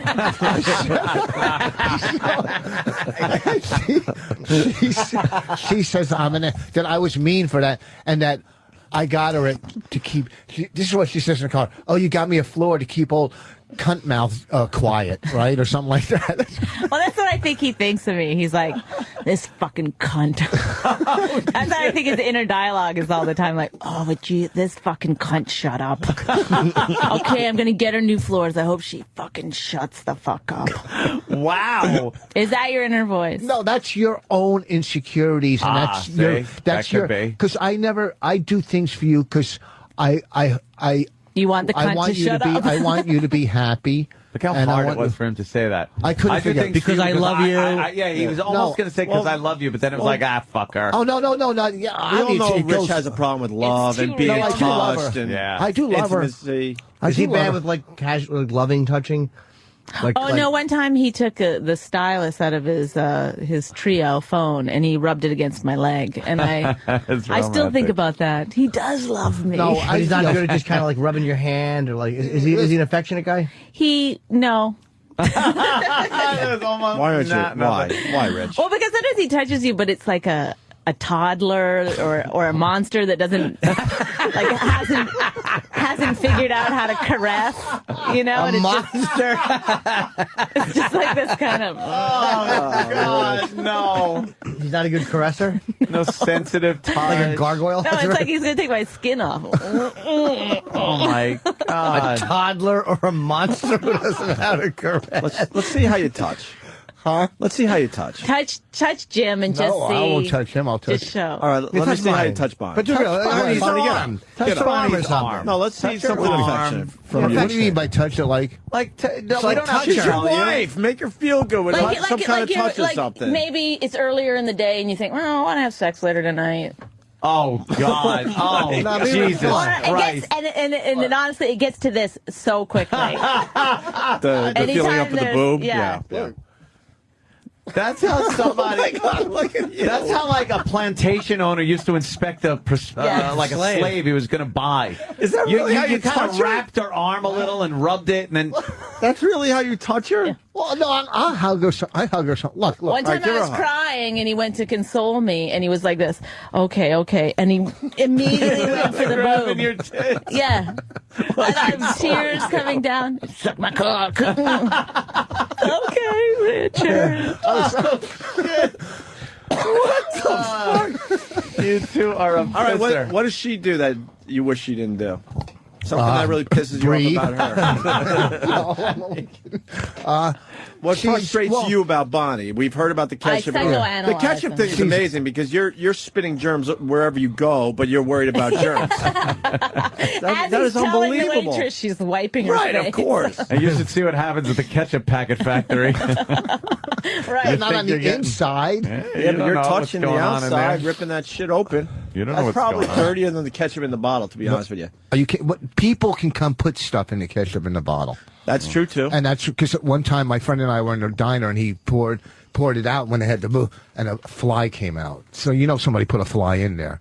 Yeah. Fly could have So, Yeah, what did she do? Weird things. That's what I call flies. Yeah, and most I put boogers in the ketchup at home. Oh. She, on the side of my car, she put some. Whatever. People pick their nose. Big deal. Do you pick your nose, Bonnie? Yeah. Who doesn't? You show me one person who doesn't. It doesn't. For real. You don't ever. How do you get them out? I use You pay tissue, somebody. I Yeah, blow but you my gotta nose. pick- I pay somebody. You pick with a tissue. Don't tell me that you don't put a tissue up there. He rolls it up. I roll it up, get it up in there, and get the old isn't that the road around. best? All right. you That clean grosses your her nose out. Case in point. That's It's better than your finger, No, it's and not. then where are you No, going to it's put not. it? Yes, it is. No. It's not touching your hands. you wash your hands after. What do you mean where you put it? You put it in your You don't mouth. wash your hands after. I always put it in my ear after. In your rear? My ear. No, you don't. No, you don't. Do you really think she All right, puts Rich. in her ear? Rich, No. back to the question. What does Bonnie do that bothers you? We heard a lot about what She bothers I fart and exaggerates. stuff. He goes, "You're a man," and he gets grossed out. But he gets a hard on. I get hard. No. Bonnie's great. I'm not going to lie. Hold on. Take your gum out of your mouth. Take your gum out. You're still chewing the I'm cutting down. I've been cutting down You're since listening the That's last bad for you, dude. You can't keep chewing that for He's years. cutting down I know. now. He's smoking cigarettes in place of the gum. So he's only down a few pieces great of would gum. that be? There's a new smokeless Go back to cigarette. smoking, You seen get it? off the Yeah, gum. that's why. That's like doing drugless coke. It makes it Drugless? that would send you right back to smoking make quicker that? than this. Did you say drugless? Well, I mean, it's like snorting powder. Yeah, or that's smoking. Maybe laxative. So, What bothers you well, about she Bonnie? exaggerates a lot. Okay. I think women do in general. I'm the biggest Exaggerate? exaggerator in the whole world. Big deal. little exaggeration. See? That was She, some smart humor right there, Rich. I know. I've heard that joke 17 times throughout radio Oh, stations really? in the country. You're You're the first fucking radio That's one of her station. stock jokes. Richard. No, She made it sound like she thought about it. no, thought I've it up never on the heard spot. that. I just threw that out. All right. She exaggerates. What else? She It's nothing. grounds Just not for divorce right there. No, It's she, terrible. nothing. I can't think of it. horrible girl Okay, she is. How do you live with her? when we're watching TV and she's eating an apple, Oh, yeah. and it's so fucking loud, you just want to stick like a pen in her eye or something because like the chewing. Rich doesn't like eating an apple unless it's on somebody's hand. That's a horse joke. Hold it flat. Horse joke. It's a horse joke. Oh. Big toothed. Idiot. And then when she crunches those sugar cubes, do I get upset? I hate it. Amazing. So exaggerating No, and eating I apple. can't think. I'm not here to What say did the you say, negative your things cock about. is so big? Is that the exaggerating part? I'm not here to say the negative things about the woman I love. I'm that's all that does. I is typed just, too loud, remember? You what? I typed too loud. Type yeah. too loud. What are you using? Chewing and typing both too loud. Oh Yeah. well, yeah. This is this from a deaf guy who. Yeah, when she types, it's so quick and loud. On a computer keyboard, not an old typewriter. On a computer keyboard. So it's that whole... It's just so loud, and she's like showing off that she could type that annoy fast. Me. That amazes me when people can type that fast. I'm just like, it's unbelievable. Fuck. And I've not been using even a computer looking. for 20 fucking years, and I'm still tick, tick, and tick. She could do it without even looking. Like he'll that. come over and talk to me, and I'll be talking. Wow, to him. she's a great typist. Okay, that sucks too. Yeah, that's another demerit. Nothing. I have nothing against my. Listen. I'm not going to come in here to try. She eats healthy food and apple, and we she exaggerates. We eat well together. She's a great cook. This bitch can cook. Okay, farm girl, right? Yeah. Good cook. Yeah. And she'll tell you that. He gets mad at me. Okay, this is one thing. Remember, you go, you go, why you gotta eat with your mouth closed? Who do you think you are, the Queen of England or something? Eat with your mouth closed is bad. Yes. Like going to those fancy places, all the Hollywood stars. Yeah. He thinks I'm acting like I'm on my high horse or something. Yeah, he says, Are you guys going to get this together or what? Yeah, we're getting along great. You're getting along great again? Oh, yeah. Yeah, we had a fight the other night, a big fight. And About what? Yeah, what was that over? That I'm not good with showing emotional. No. What? No. Use what? your You're big not. words. You don't. You're emotionally taxing. Okay. No. Yeah. Like, because you're always. She exaggerates. But he's always what? He, say he wants to play golf every day, which is fine. I say, go play golf if it makes you happy and takes stress out of your life. I just don't want to hear about it every other hour that you're with me. It's What's he talk about? Like, well, he goes and he puts on a golf outfit, and he'll be like, do you like this? Does this match? What are you trying to impress on a golf course? Then he'll be like, should I go tomorrow? Should I go at 8? Should I go at 10? It's like just an endless amount of... Shut up, right? Yes. Are you saying he needs a constant input about himself or his interest or his life when sometimes you want to think or talk about something else, but he somehow has to make it about something that he wants to talk about? No, I'm not self-centered. Yes, you really are. No, I'm not. No. But no. that's fine. But I it's like think the you are. golf thing for some We all reason think just you are. really... Because you have no interest in it. You don't give a shit. And you're like, hey, you want to go play? Fine. But you don't want it to be a part of your life. Well, it's like you have to take up, whatever, 6 hours every day It's to not go 6 play hours. 4.5, 5 hours every day to go play golf. It's not every day. And it is 6 hours. Okay, whatever. Going back and forth to the golf course. really. Whatever it is, That's how she that's looks at fine. it. That's like a big chunk out of your day. Then While you're let it raising the kid at go. home. Like you don't have to do another 6 hours of it at home. But I do a lot. I run. This is a marriage. No one, is no I know one's both. saying that you don't do a lot of stuff at home. You do. I do. It's like it's a I do all business. the It's a spelling. machine. Thank God. It's a machine, and He's like, it takes two to run the machine. yeah, like one person's doing the twittering, which is Rich, and the other person is spelling all the words. Right? Does he make bad spelling errors on Twitter? No, it's just a constant. That's the other thing. It's like he wants me to spell all the words for him. Like they're like, how do you spell become? I mean, they're words that where I'll be like, sound it out. I become. I can't do it all the time. I'm busy doing stuff. Then he gets mad if I won't just immediately. Sometimes I don't know how to spell the word. And I'll be like, I don't know. And he'll get mad that I don't. He'll get mad at you for not knowing how to spell the word. There's a spelling check. There's a spell check. Not on Twitter or on whatever. Not at all. You can spell check on Twitter. I don't know. Listen, things are good. We're married. We have good times. We have bad. And when we fight, we get over it. She was talking about me trying to get on her dumb show. I helped. Throughout the beginning. I didn't get the part. Throughout the beginning of our relationship, when I was bringing her on the road, and she was fucking having a tough time because she wasn't used to my audience. And who held her while she was crying, at times, or whatever. Squeezing her tits. And squeezing her tits. And who helped her pussy walk through, diving while she's we help each crying. other, and we've done that, when she did her special, I helped her. When I wrote for the Oscars, she helped me. Licks We her helped, asshole as she's having an emotional breakdown. We understand, Rich. Fucking ghoul. I'm, what did she say, monetarily? What's the word? Is that the word? Yeah. Depends on what you mean. I don't know where you're going. I take care of things monetarily in a household, and emotionally, I'm not the best in the world, but that seems to be the issue. Yeah. Okay, but here's the thing. I'm a little All older. I'm saying is, like, everybody pretends a little bit. Like, if you're in a bad mood, like, everybody has to pretend a little bit that they're not. You can't just... I'm not in a bad mood, but you always say I'm in a bad mood because that's my demeanor. Right? Yeah. Your demeanor is to look like you're in a bad mood. No, I mean, that's why I can't. No, That's why we're, Well, laughing, that's Rich. You're a lot then he goes, demeaner "That's than you right." used to be. So would you marry Bonnie all over again? Yes. Yes. What do you mean, at this age, or if I was... Right now. Would I marry her? Yeah, of course. We could do another wedding. Why don't you look at her and say that? I would marry you 100 times Look over. at me, Rich. Not her tits, Rich. Rich is staring at her tits. Look at her Not in the young eyes. Joe DeRosa sitting outside. Of course I would marry. There's no one else on this planet I would rather be with.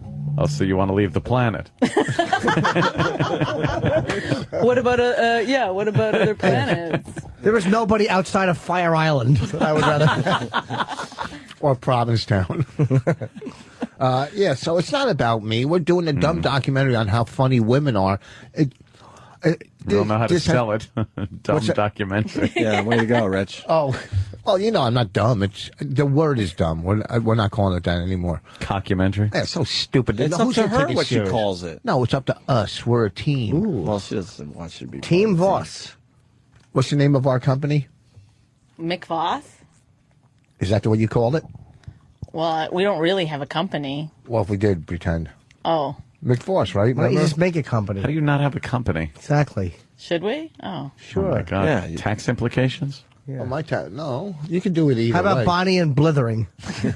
I was thinking, you know how they combine like Brangelina and stuff. Yeah, yeah. We could be bitch. Oh, Bonnie and Rich, bitch.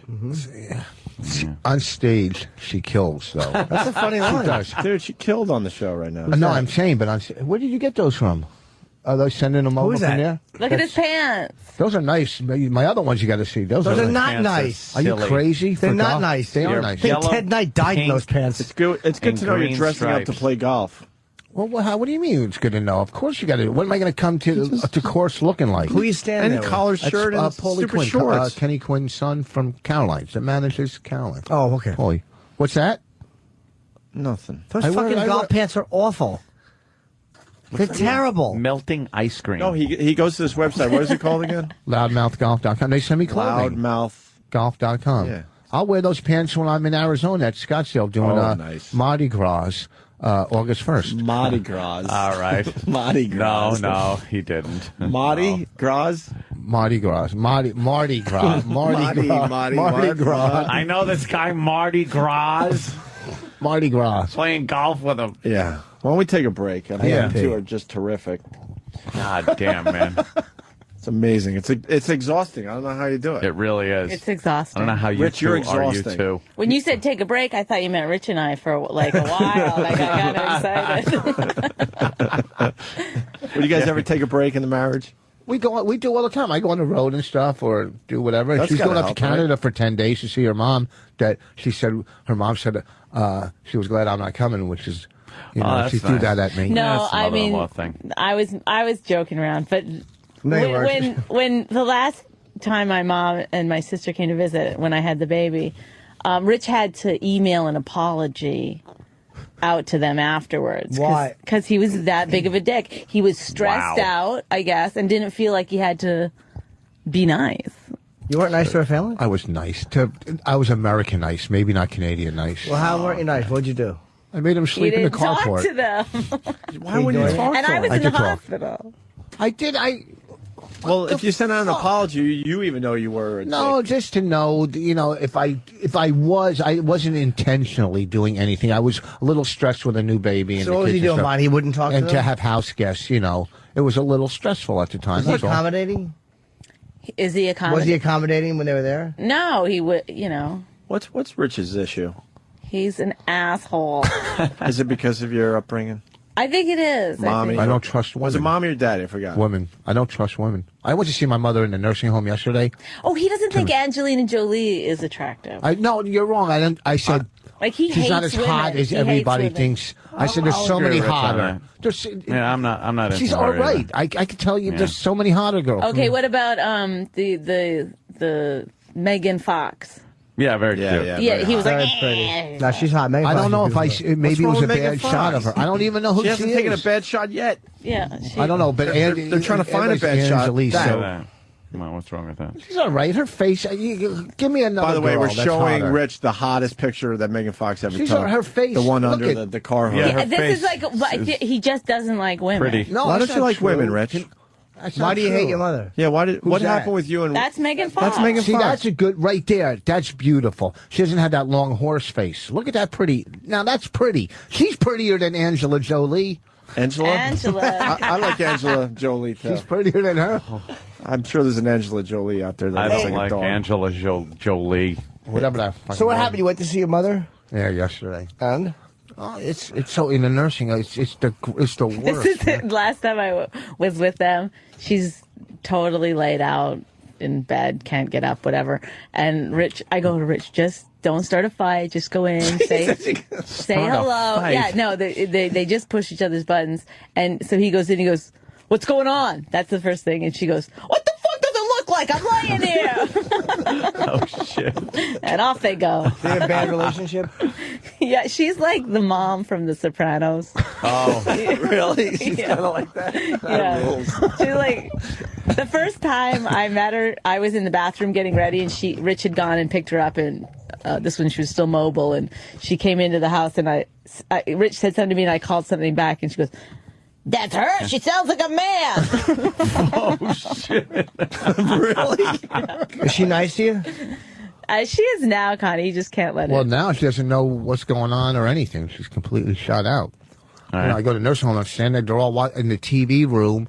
You know, it's great. It's like One Flew Over the Cuckoo's Nest with seniors. You know, Wow. it's sad. And I'm standing, you know, it smells like shit in there and stuff.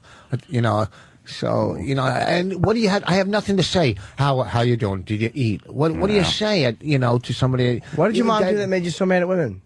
Well, maybe as a kid, when you're maybe 3 or 4, I got a bunch of them. Or she takes you, your brother, and your sister to your grandmother's, puts you on the doorstep, rings the doorbell, and she opens the door and goes, I don't want them, take them.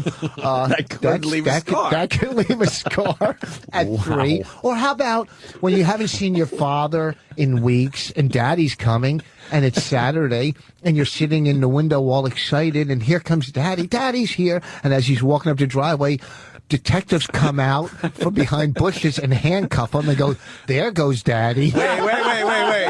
You missed the best part of the story. Your mom set up the father. Yeah. By using the kids as pawns. as bait, You know, basically. as what? As pawns, you know. And then, takes us into New York to go visit daddy, and we meet him at the Port Authority. We take the fucking bus in, okay? We get off, and we're walking through the Port Authority. There's Dad. Wait. There he is, getting handcuffed again. Okay. Or how about when He fell for that one a lot, when you're in didn't he? 6th grade, okay, and you're eating lunch in the lunchroom with all the kids, and a lot of them are black because it was Plainfield, so they're ruthless. Okay. And one, you had to have food tickets, so you got to hide them under your, if people see you with the food tickets, they're, look at welfare kid, right?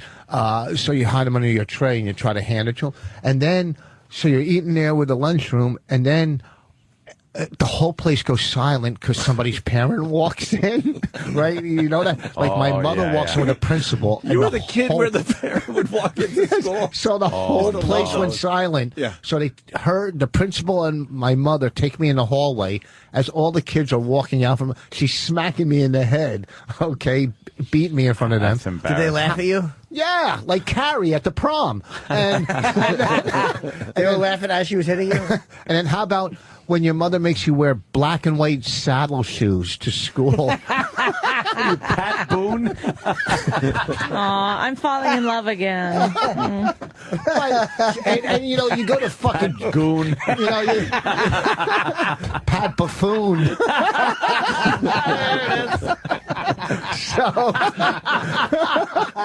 So Pat Buffoon. Hasn't he suffered enough, you guys? Oh, my Excuse God. me, the men are talking. So, I'm sticking up for you, you asshole. This is where Rich and I could relate. So, Rich and I can relate on this topic. But why not? and then you go to a why not? Oh, go ahead. Dude. Wait, real quick. Then you go to a 12-step meeting. I'm not breaking the tradition by saying, and in the meetings they go, well, they did their best they could with the tools they had. No, fuck, that's bullshit. They didn't do the best they could because they could have. Any fucking monkey could have done better. Okay, with the tools. When I was divorced with I didn't mean it like that. I wasn't being racist. But you know what? Thumbs up that you said that. Yeah, I'm sick of that. They did the best they could. Me off too. Bullshit. Because when I was getting divorced with Kelly, with my first wife, right? Kelly, who lives right by us, and she's, my Perfect first Kelly. wife. Oh, damn. Just kidding. Oh, shit. Yeah. Who, That's not awkward with you and Bonnie, having your ex right there. At least she doesn't babysit your kids anymore. Jesus Christ. What the fuck's wrong with these two? So, Kelly, when we split up, we didn't have shit, but we made sure the kids saw both of us. You know what I mean? Mm-hmm. I did the best I could with the tools I had. You know what I mean? I could have done worse. You know what I'm saying? So that best I could. You know what I'm saying? Yeah. Ooh, I think though we know where a lot of that anger is coming from. Yeah. Why not the affection though? Don't you understand that every woman out there isn't your mom? Yeah. Well, she acts like I'm her parents. Oh, you don't think I'm funny? Because her parents don't think she's funny. Her father even says to her, I don't get it. Well, that's really? Parents. They don't. Your father says that, Bonnie, for real? Yeah, he's a farmer. Yeah. And he sees her talking about her pussy for real? on stage. He's never seen me talk about that. When you do. They don't watch. Wow. Look, they don't follow my career. I can say whatever I want. They don't follow your career? No, Letterman was too late for them, they said. They actually said that? They like Tammy Pescatelli. They like Tammy Pescatelli. Hold on. For real they said that? Yes. Holy shit. Her whole family doesn't, she thinks I'm her family. Well, you are now. Well, you're married and you have a you know what I mean? Anything. I think she's so fucking funny. Excuse me. As a is there cum on my chin? What are you saying? Comment, not a female, and off stage and everything, and I tell her that all the time, and she's a brilliant writer. I tell her she's just fucking brilliant. She really is. Thanks, when we go into fucking meetings, she's fucking good. This cunt. That's what you should fucking talk, bitch. She's the only one that we have in here on a regular basis, Bonnie. Yeah. As far as female comics go, yeah. Thank you. Who else do we have? For real? Who? I can't even name another female comic we've had on a regular basis. Even a semi-regular basis. Chelsea? No, she's only on once, or she was on she's once. Funny. Oh yeah, she's very you like Chelsea Handler? I did. She's hilarious. Yeah. Why don't we take a break? Oh, I thought we were talking about a different Chelsea. Oh, Chelsea Peretti is great too. Yeah, Chelsea Peretti is truly is guy funny. It's guy funny. Yeah. She's also scathing. She's kind of mean. I didn't expect that the first time I met her. I remember thinking, are you fucking around? Yeah, she's brutal. Yeah. Fucking brutal. Yeah. No, you guys are similar though in a lot of ways. Yeah, I'm probably a little bit funnier, but I like Chelsea Handler. She's like a broad. She's like a 1940s I don't know how I feel about her. She's so funny, man. I don't. She scares me a little bit.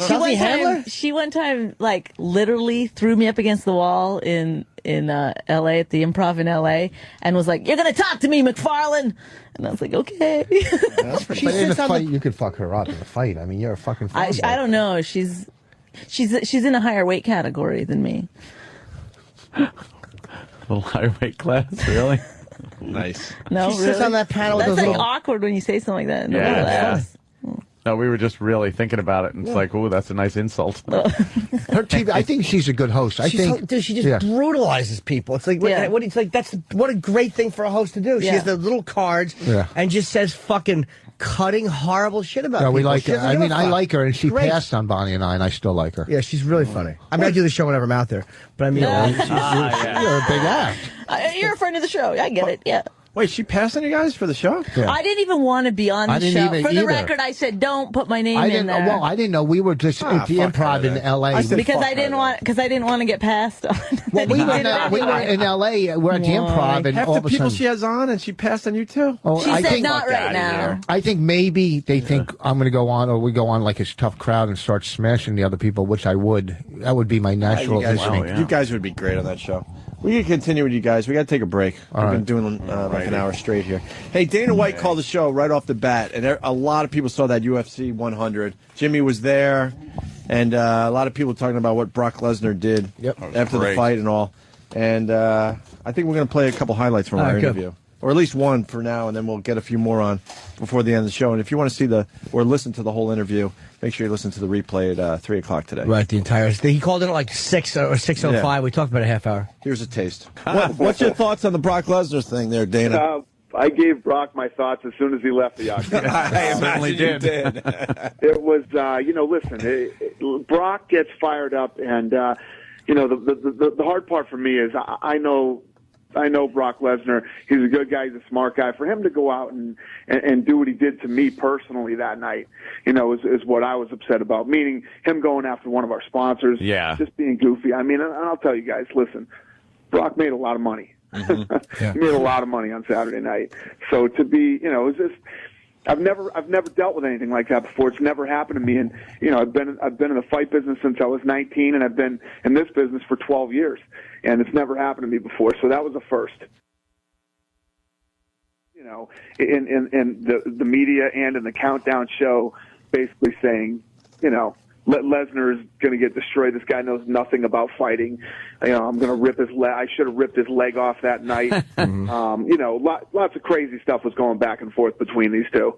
And Lesnar was really pissed off about the first fight that he thought he should have won, and the referee, made basically cost him the fight. Right. And didn't he get mad that the ref, he said, let him tap too long, too? He said that he thought he tapped and that he kept tapping. And he was right. Listen, Mazzagatti, as a referee, this fucking guy shouldn't even be watching MMA on TV, let alone refereeing it.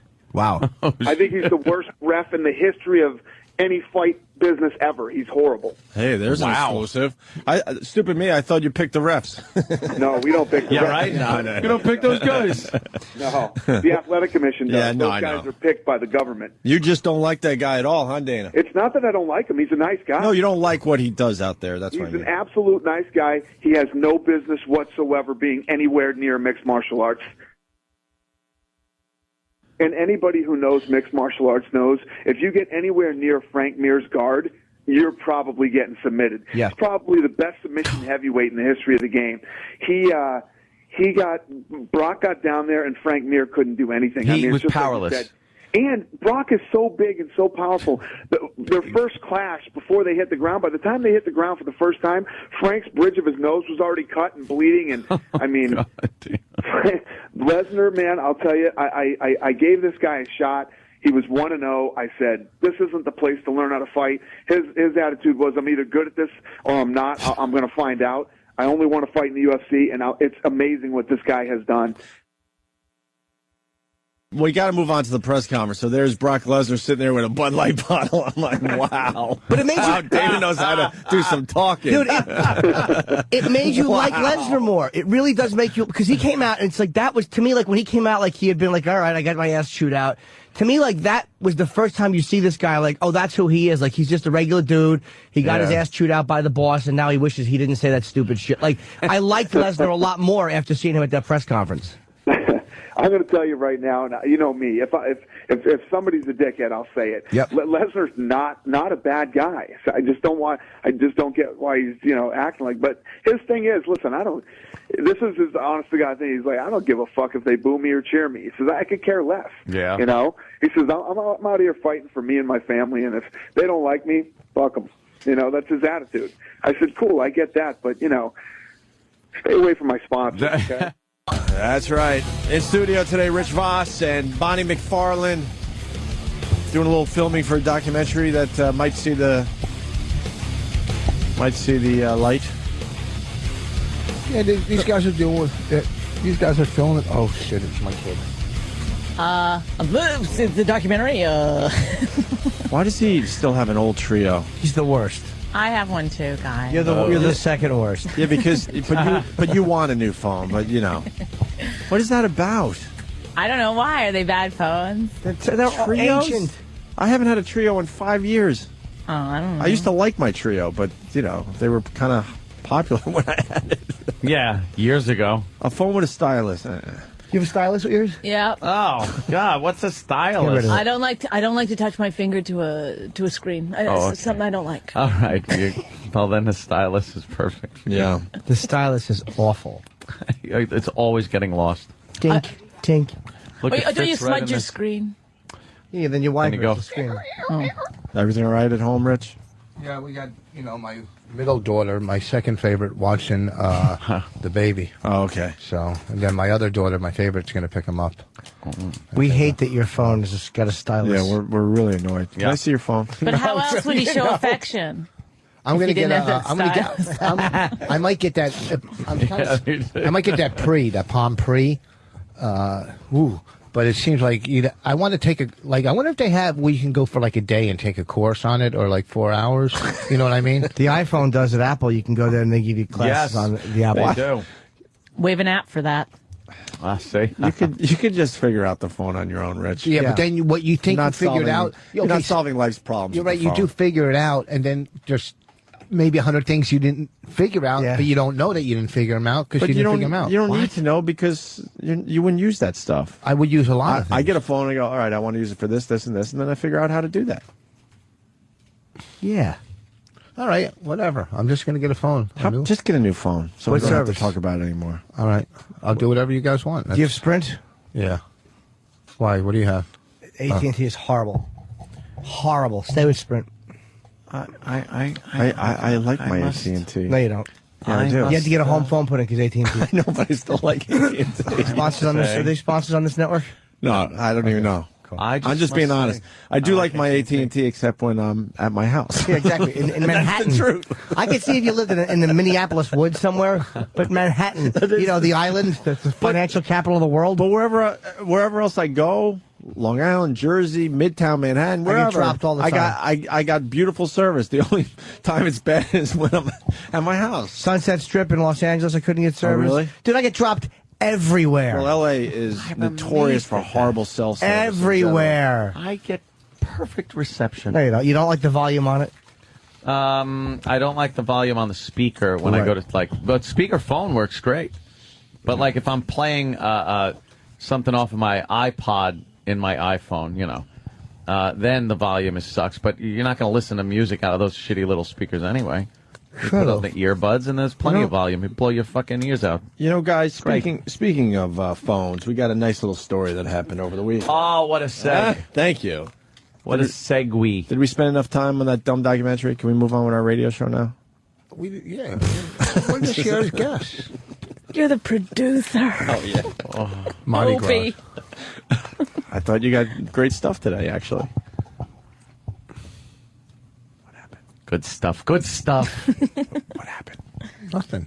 We're just ready to, Waiting for the story? The phone story. This stupid mistake, that careless mistake, I got hurt, They are a pair of workers with the City Department of Environmental Protection who pulled the cover off the sewer on Victory Boulevard to flush it out.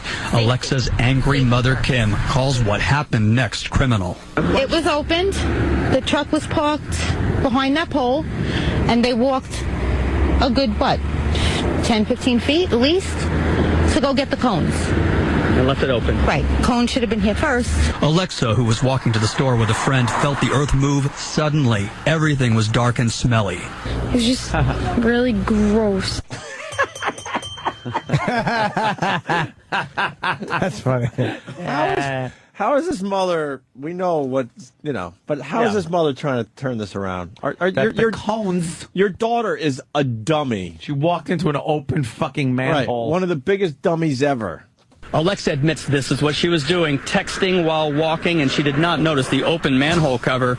Down she went 5 feet into the muck. It was over my head. She says an apologetic DEP worker helped her get out. She went to the hospital, and the city opened the investigation, issuing this statement: "We regret that this happened and wish the young woman a speedy recovery." Regardless if I'm texting or not, if there was cones there, I'm going to see a big orange cone. The family may sue the city. Medical. How are you going to see a big orange cone when you didn't see the big open hole, you dummy? And you're looking down when you text, by the way. When it looked like the toilet scene in Schindler's List when the head popped out. Oh, boy. That wasn't bad. Well, sort of. You know what I kind of mean? You know what I mean? Where the kids were hiding in the duty? Yeah. In the duty. That's funnier. Woman a speedy recovery. Regardless if I'm texting or not, like if there was cones there, I'm gonna see a big orange cone. The family may sue the city. Medical bills are mounting, and Alexa lost one shoe. Do you want that shoe back? I could just stay there. Oh, could it? The city should pay their medical bills, though. And or at least your shoe. Yeah. Well, at least wash the shoe off that has shit on it. What kind of medical bills? Did she fall in shit, by the way? It was shit? Because she said she was up over her head or close to over her head. So is that shit? Yeah, it's fucking shit. I love how they're so mad. Like, how do you fall into a hole as you're looking down? Well, you do something that's so embarrassing, though. You have to kind of like be outraged. Yes. Wow, look at this one. Rich, look at her. Jesus, who is she? Looks like she could be like a long-lost kid of yours. Is that the texter? She looks like a she's a Wolverine. Oh, my God. Those are great. Texting. Where's she from? I don't know. She looks like a rabid dog. Yeah. Rich, that's what you look like. Do you get that? Oh, shit. That's your face. Yeah, that's why I said that looks like your long-lost kid. Oh, man. It looks like the old pictures of you when you did stand-up. And crack and the blue long guys hair, for more drugs. You know, that stage of your life. Yeah. Oh, my God. You know, that fun stage that we have to bring up every time. Rich isn't even correcting blue guys anymore. Just because he knows Bonnie knows all the stories. If he goes, I never blue guys, then she might jump in and go, sure you have. Like, yes, no, you I have. didn't. Blue guys. If I blew guys and she wouldn't stick around. All right. Excellent defense. Yeah, really. That's like a little like. Do you want to rest your case at this point? That's old. That's pretty. I look distinguished. Distinguish you as an ass. Is it? The shirt? Is that what's distinguishing you? Well, we have a question on the line. Let's say hi to Andy in New Hampshire. Andy. Hello. Hello, Andy. Did Voss just say Schuler's List instead of Schindler's List? No, I said It Schindler's. was something like that. Yeah, he said Schindler's. Oh, my I God. said Schindler's stupid. He gets most of the Jew stuff right. Yeah. Schindler's List. Well, I'm doing so much better on my SHs. Someone taught me. Who taught you? A speech. That's not an SH word. That's a. Oh, I mean, yeah, speech CH. is CH. Yeah, that's what I meant. Well, both. I have So problems you're with both. Yeah. Yeah. Say sugar church. Sugar. Hold on. Oh, wow. Holy shit. He said sugar, and then he had to actually take time to gulp. Hold on. Hold on. Wow. A broken water main in there or something. The kid fell in my mouth. Say it fast. What do you want me to say? Oh. Sugar church. Sugar church. Yeah, that's perfect. It's not perfect. It's better. She went to a speech therapist? No, outside a comedy club. I was talking to one. Oh, okay. Cool. What'd they say Sugar. to make it easier or better for you to Besides say? jump in front of a car. Sugar. Sugar. Sugar. Sugar. It's so hard for him to say that. The password is sugar. Why? What did they tell you to do? That my jaw goes out and air does something, goes through, and my tongue. It's called breathing, what it's okay. saying is my jaw's. Should I let it slip to the right? Yes. And press my tongue to the roof of my mouth. It's a lot of steps. Sugar. That was perfect. Well, it is, but it takes you so long to do it. I know. That's why it's so much easier the other way. Just fuck it. Say it regularly. What? Just say it regularly without practicing. Have some Shut up. sweet Have long. some sugar. Yeah, why do you move your jaw? Why don't you just make your jaw? Why don't you hold your face when you say sugar church? Sugar. Still terrible. Oh. Stop putting your tongue up. Stop. Leave your tongue down. Let your tongue relax. Okay.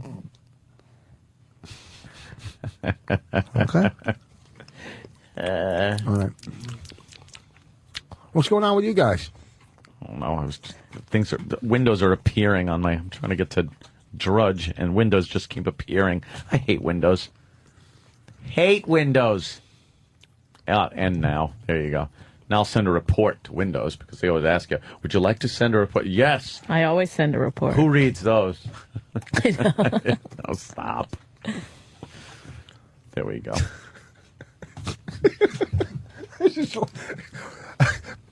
Breakfast with O&A. Like yes, that's what it is. Here. It's breakfast with O&A. Welcome. Jim's eating half a jar of peanut butter as part of his diet. But as long as it's like non-fat. I haven't had that much. Oh, wow. What do you do? I'm taking little delicate dibs of it. Little pieces. And before we went to break, Bonnie was commenting on how she started sitting like that.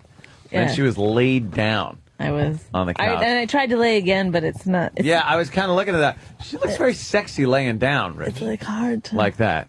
It's kind of a sexy thing. Like, you don't look at her anymore, like, in a way like, oh, wow, yeah, the damn. other night she took her shirt off, and I was like, whoa, let's do it. Hopeless romantic. Like, you think he's just retelling the story like that to be funny. No, that's Whoa, exactly. let's do it. Wow. Look over and I go, whoa, let's do it. Yeah, and she looks good naked. I mean, I'm telling you. Yeah. Her shit is tight Really? down there, We too. can't figure that out? Huh? She's fucking phenomenal. Thanks, guys. Thanks, man. Thanks a lot. Yeah, she took her stuff off the other night, man. My stuff. Her fucking, and she had a baby. She looks good. And you just go like, whoa, let's do it. You don't say anything nice, like really And complimentary that first. and the baby didn't fuck up her pussy at all. Yeah, because it came out my ass. My asshole is huge. It's just hanging down and all nasty, but pussy's tight. Yeah, the asshole popped out like an aardvark nose. Yeah, I have like a huge hemorrhoid. It's kind of like a love-hate, though, because I don't want to get rid of it. You really have a roid? Yeah, because when I scratch it, it feels so good. So you know what I mean? Like if I get rid of it, then I get rid of that really good feeling when I scratch. Yeah. That's disgusting. It's the same premise behind smoking. Wow. Boy. I don't know why things keep coming back. I'm having a battle with windows that keep popping up. It's whack-a-mole. I'm playing whack-a-mole. Holy shit, there's 10 fucking windows that just opened up. What happened? Hate computers. They're so necessary now, though. Can't do anything without one. Without a Do computer. you go anywhere without a computer? No way. You need it's it. unbelievable. Look at all those. I've got my trio. You got your trio, so you're set. Just that stylist. And you could jab people with it. Put some AIDS blood on the tip and just jab people in the subways with it. I can't believe they let me on the plane with it. My blood. Yeah. I know. Somebody like... if you had a stylus just in your pocket and they made you empty your pockets, they would say, you can't take this. Yeah. But as long as it's in your phone, it's okay. It could be a weapon. You could poke someone right in the neck with that. And on MSNBC Lockup, that would be considered. A nice shank. Do you ever watch that show? I watch it all the time. I love those prison shows. Is it great? It's great, but it's like the same show. It doesn't matter. Today we take you into Kentucky State Prison, and it's the same show as if like Oregon or something. It's a bunch of ethnic people stabbing each other, and the guards having to take some crazy shit-throwing prisoner out of his cell. I did an NA convention in Palm Springs like a week ago, 2 weeks ago, right? It was Palm Springs, so it was all NA, Narcotics Anonymous convention. So the convention had the whole hotel, right? See, the pool, right? All these people at the pool. These people are supposedly in recovery. I'm walking by, with Mexican people with tattoos of swastikas. I felt like I was walking through the yard at San Quentin as I'm walking through San Quentin. What's it called? San Quentin. San Quentin, but Quentin, whatever. San Quentin. San Quentin. You a fan of Colin Quinn? That one's not as bad, though, Rich. Yeah, that's a marginal. Almost acceptable. We'll give you that one. And you see these gang tattoos. That's what's intimidating. If you went to prison, they didn't have tattoos, I don't think they'd be as intimidating. Yeah, I mean. Were you offended by the swastika ones? Well, I was. I saw one guy. He had a big. Well, in my head, I'm going, this is unbelievable. Then if you turn over to the recovery side, you're going, well, maybe the guy only has a week clean, and he's trying to turn his life around. And right now, maybe sometime. Maybe in order to get rid of the drugs in his life, he's embraced Nazism. Yeah. See, I think I think if you hate Jews, it's deeper than cocaine. Why is she laying like that? I don't know. That's great. She's trying to get into a new club. Hey, guys. Oh, shit. Bonnie's laying on her tummy. Yeah. Yeah, so that my asshole can breathe. She got her butt up in the air. Do you guys spank each other at all? I spank her sometimes. Yeah, I enjoy that. And then she gets my dinner.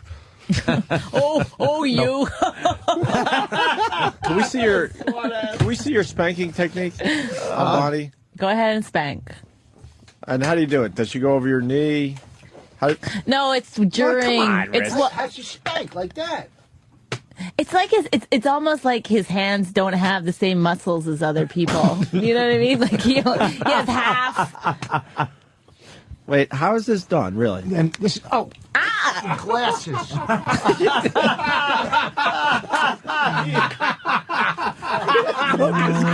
Holy shit, Rich. He broke his sunglasses. Are you okay, Bonnie? He yelled, my glasses. My glasses. How about you check on your wife? Because I think you broke them as they were... Yeah, dug into my arm. Yeah, jabbing into her jugular. That's all right. The physical pain is not nearly as harsh as the emotional bit. Rich had his glasses in his collar, kind of by his neck, and he laid on her, and they broke. I'm so happy that happened. He went to lay romantically on top of his wife and snapped this romantically. Like he's just crawling aboard. My turn. Like he's getting on a surfboard. Well, your ass is as flat as one. Oh, Rich. Oh, wow, Rich. Sometimes he calls my ass Margaret Cho's face. Do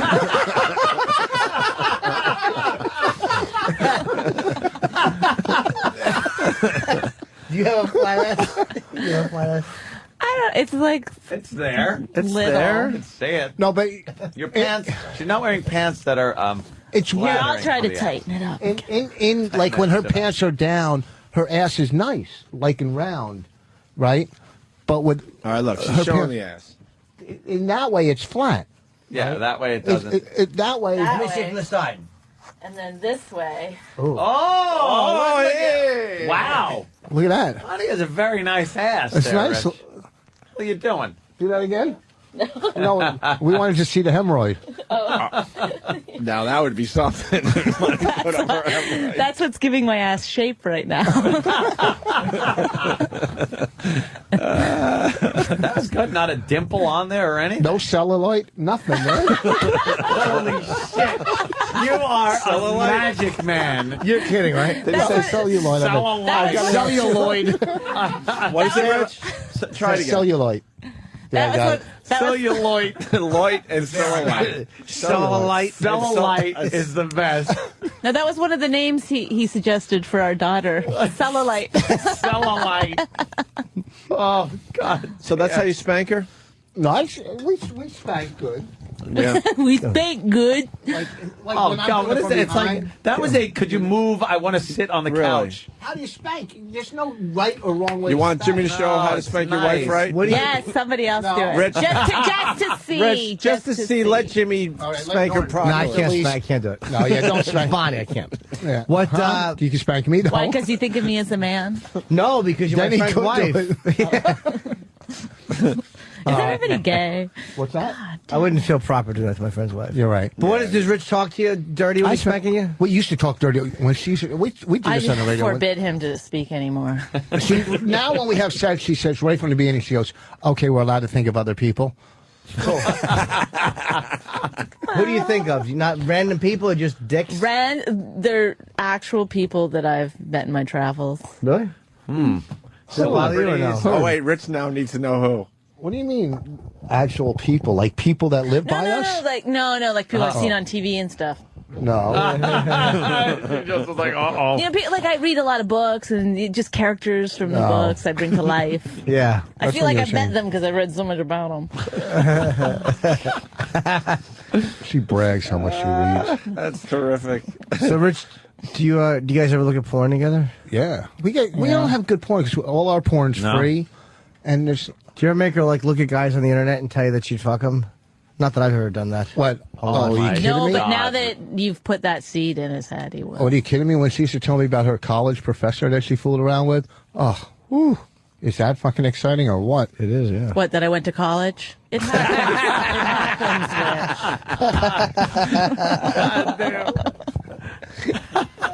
Remember when he broke into the library? The library. Yeah, I'll have some libraries with whipped cream. As long as it doesn't give me cellulite. Holy shit, is that funny, man? You're amazing, Rich. So you don't like him to talk when he's spanking you because it messes up the thought process? Fantasy. Yeah, you got to get, you know.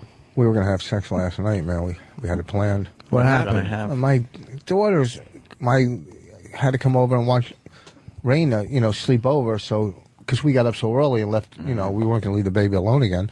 So, she Once came a over. week we leave her alone. That's it. So we couldn't really have sex. We were too tired by the time my daughter came over at 12 o'clock. I'm like, what the fuck are you doing out till 12 o'clock? Why couldn't you just have sex quietly? Huh? Why couldn't you just have sex quietly? Yeah, quiet sex. You can't. There's no such thing as quiet sex. There is. Oh, yeah, there is. You make that sound, you go. You just can't moan. You make that sound when you're peeking through a window. Yeah, that's so. Yeah, it's still sex. I'm jerking off. What the worst part about fucking a girl in the ass is when she goes on the toilet after and you can hear her like.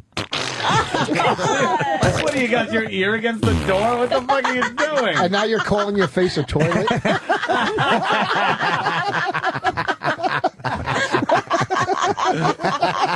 Oh, God. But doesn't that happen also with the badge? You don't know when a girl has to shit out cum, it really does just wreck. Shit out cum. That's what has to happen. See, that's what's wrong with butt sex is that there's so it's ugly. Poop after. could come out. I mean, it's like you're really taking a risk. It's called getting in the trenches. You gotta have a stomach for it. Yeah, and after that, it's just an ugly sound. Be ready for it. If I smell poo, we're through. That's my motto. Whoa, that's a nice motto. Yeah. It's a great platform for political office. Poo, we're through. Now, does this Mine is mean if you're a shmoo. there could be under any circumstances, he's, let's say, taking you from behind. Oh, can I tell you a story about I remember now what a dick he is. One time I was blowing him quite well, by the way, and he farted. Don't you think that's horrible? And then he gets That's the best thing I've ever heard. I mean, not a whole thing. Holy shit, you got no fucking class.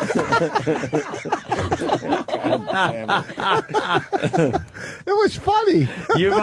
Did he then just start laughing like a child? Yeah, like it was the greatest thing that ever happened. But then he's like, come on, keep going, come on. Like he's all upset that I took offense to that. Of course, you stop. Did you feel like a little whoosh of it? Or did you smell it? It was so horrendous. The worst thing on the planet. No, you don't walk by my desk and fart on my head at times? Not on your head, in your area. Oh, you fight fire with fire like that? Yeah. Farting is fine. But good smelling farts there, Rich? In the elevator coming up, I laid the loudest. It was, I pressed my ass against the wall on purpose, too. Just you two? To get more resistance.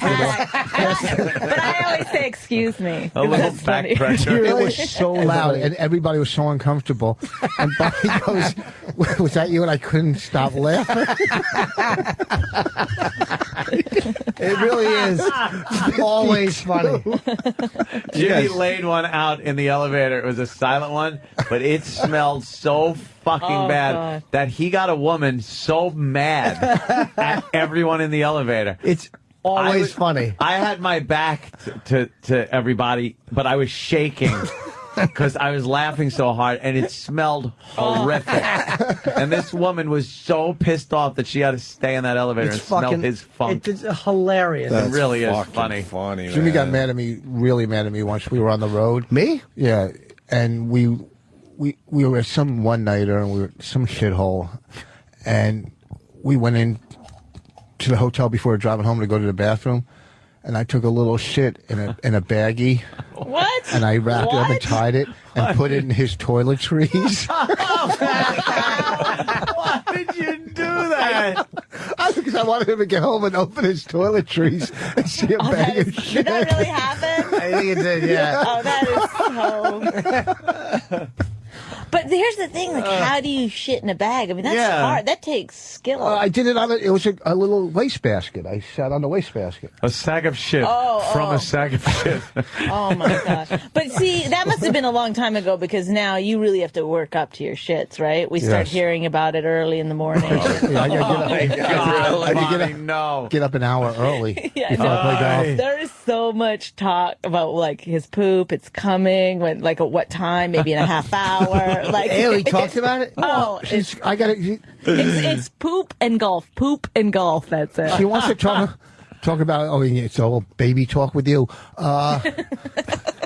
She wants to make plans. It takes, when you get older, you get up. It doesn't just happen. It takes about an hour for your stomach to settle. I haven't even done mine today yet, so it'll probably back up till tomorrow. Why don't you just not worry about it and wait until you feel you got to take a shit, and then you take a shit? Because he's scared he's going to be at the mall or something, or out, go to the bathroom. and then he's going to have to using come other home. toilets. But No, but you'll shit in a waste paper basket. That was a long time So use ago. it on the toilet. Once in a while you have to. Just Do you like doing that? No, but I shit. I don't, whatever. The comfort of your own home is always the best, but That if you gotta go. That shitting is such a ball and chain. Yeah. 189 tiles on my floor. Yeah, count them all. No, I'm just fucking lunatic. I love a good dump at home, but But you know what he's got? Do you guys know this? He's got book wallpaper in his bathroom. I heard it. It's, what is book that? wallpaper? It looks like a study. Like it's the closest he's ever come to reading.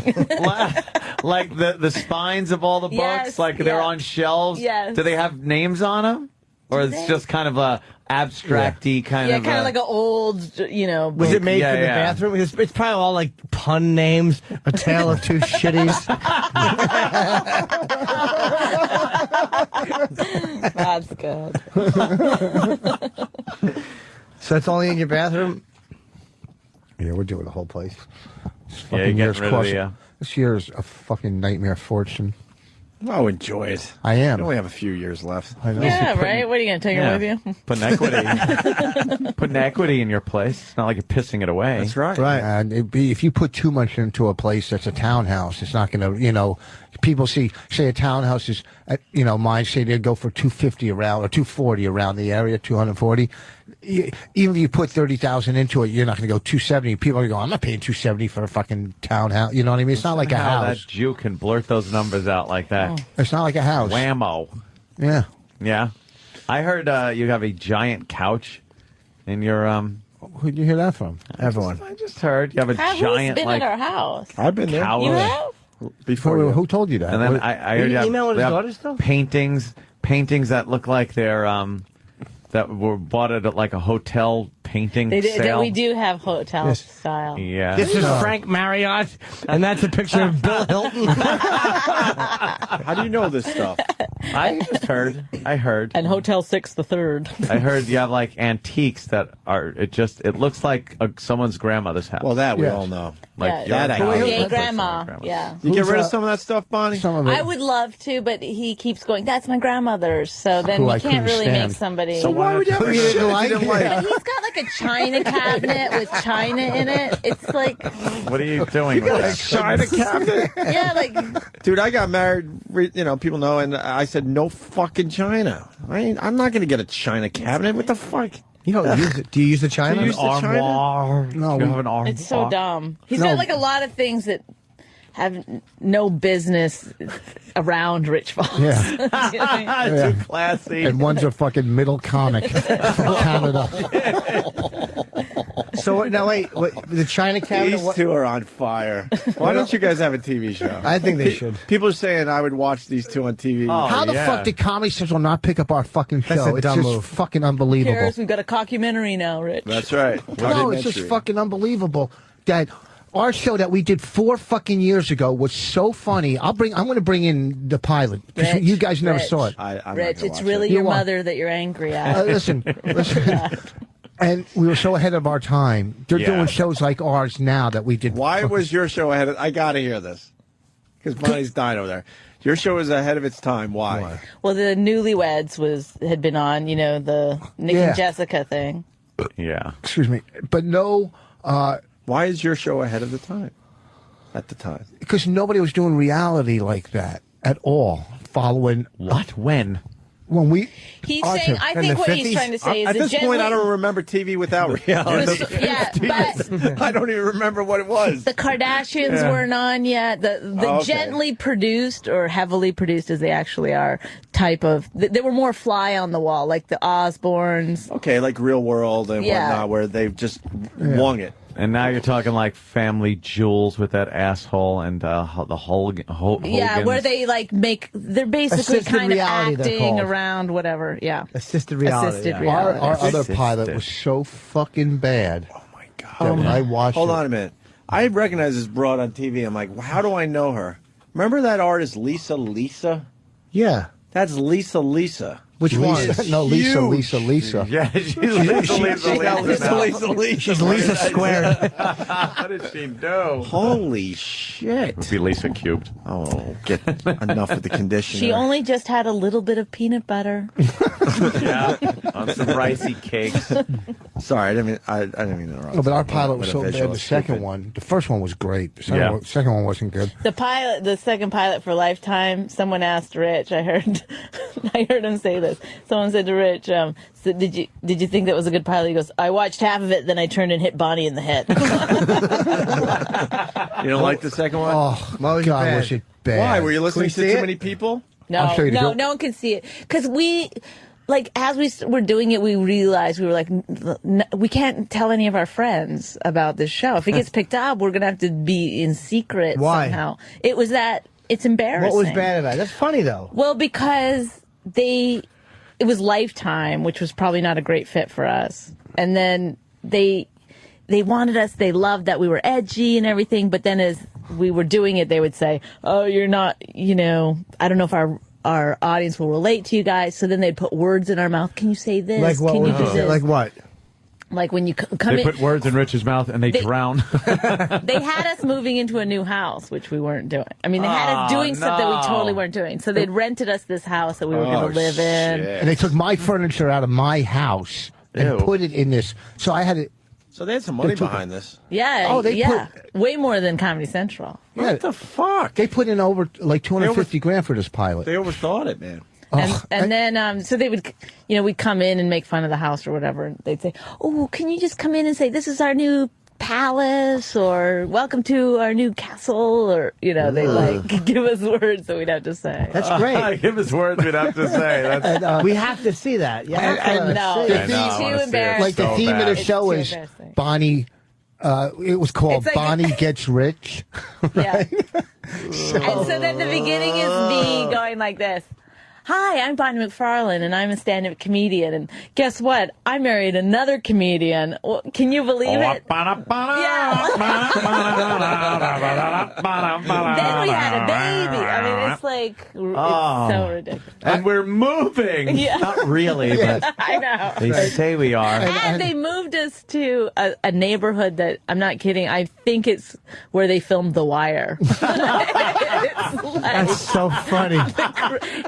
We were like, remember we had to do a scene in front of a drugstore? It was like we were scared to get out.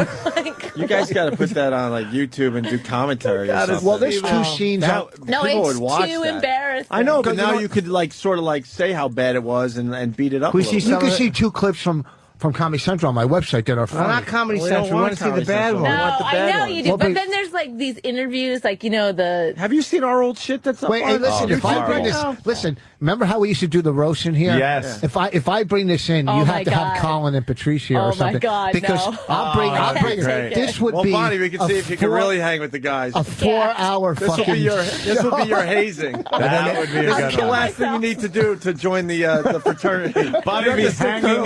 She'd be hanging from a noose. She's in her head, she's going, can I just blow you? So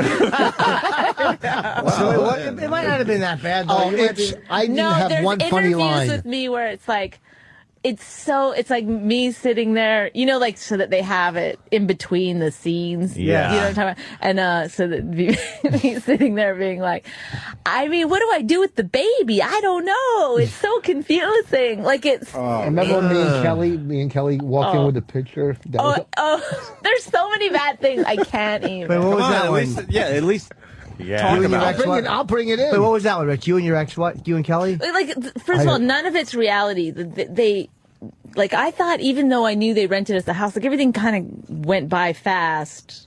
At some point, they're like, we're renting you a house. Like, then it's like shooting day. I still thought we were going to pretend live in the house while they documented us. Yeah. But no, it really was like, okay, walk over here, stand here, say this in front of. Well, so it's no reality. It was none, zero. Well, and that's what they're doing with all these shows. Yeah, so it's like the Kardashians and stuff, I think, do that. That's all fake shit. So they had us. His ex-wife comes in, and they're hanging a painting in the bedroom, and I have to walk in and be like, "What's going on here?" and stuff. I mean, I'm getting too chill. Was she a good actress, Kelly? It was like She throwing tested a better than piano us. into a room. It was like, it was like throwing a piano into a room. So what happened? It was obvious they were hot on you guys and put a lot of money into the pilot. So what happened in the end? The focus group saw it. They didn't know what it was. They didn't know if it was a So sitcom why wouldn't they rework it? They obviously like you two.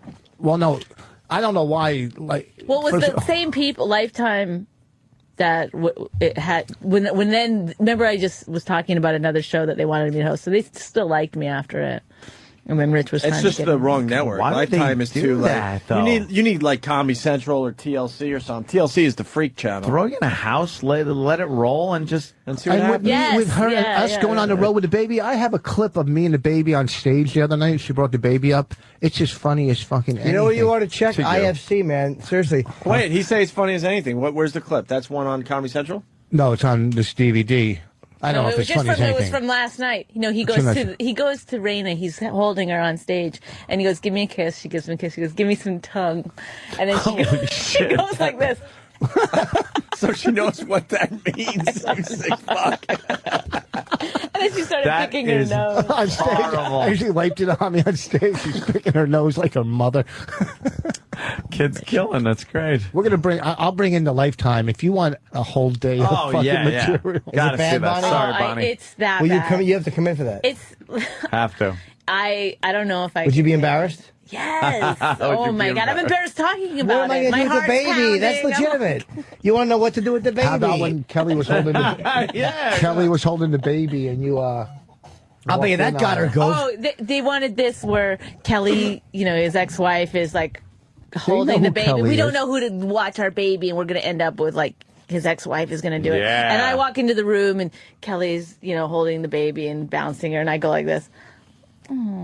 Like, one of those like moments. Yeah. Like they do the takes like 6 or 7 times. You have to like do it. And then I wanted, after I left, for Kelly to be like, say mommy, like be creepy, Yeah. But they're like, Hand that oh rocks the no, cradle. we can't have that. No, that's not a Lifetime like. Exactly. No, but yeah, there's like, there's sincere moments, like fake sincere moments. You guys coming can't from give it. up on this because someone should pick this shit up.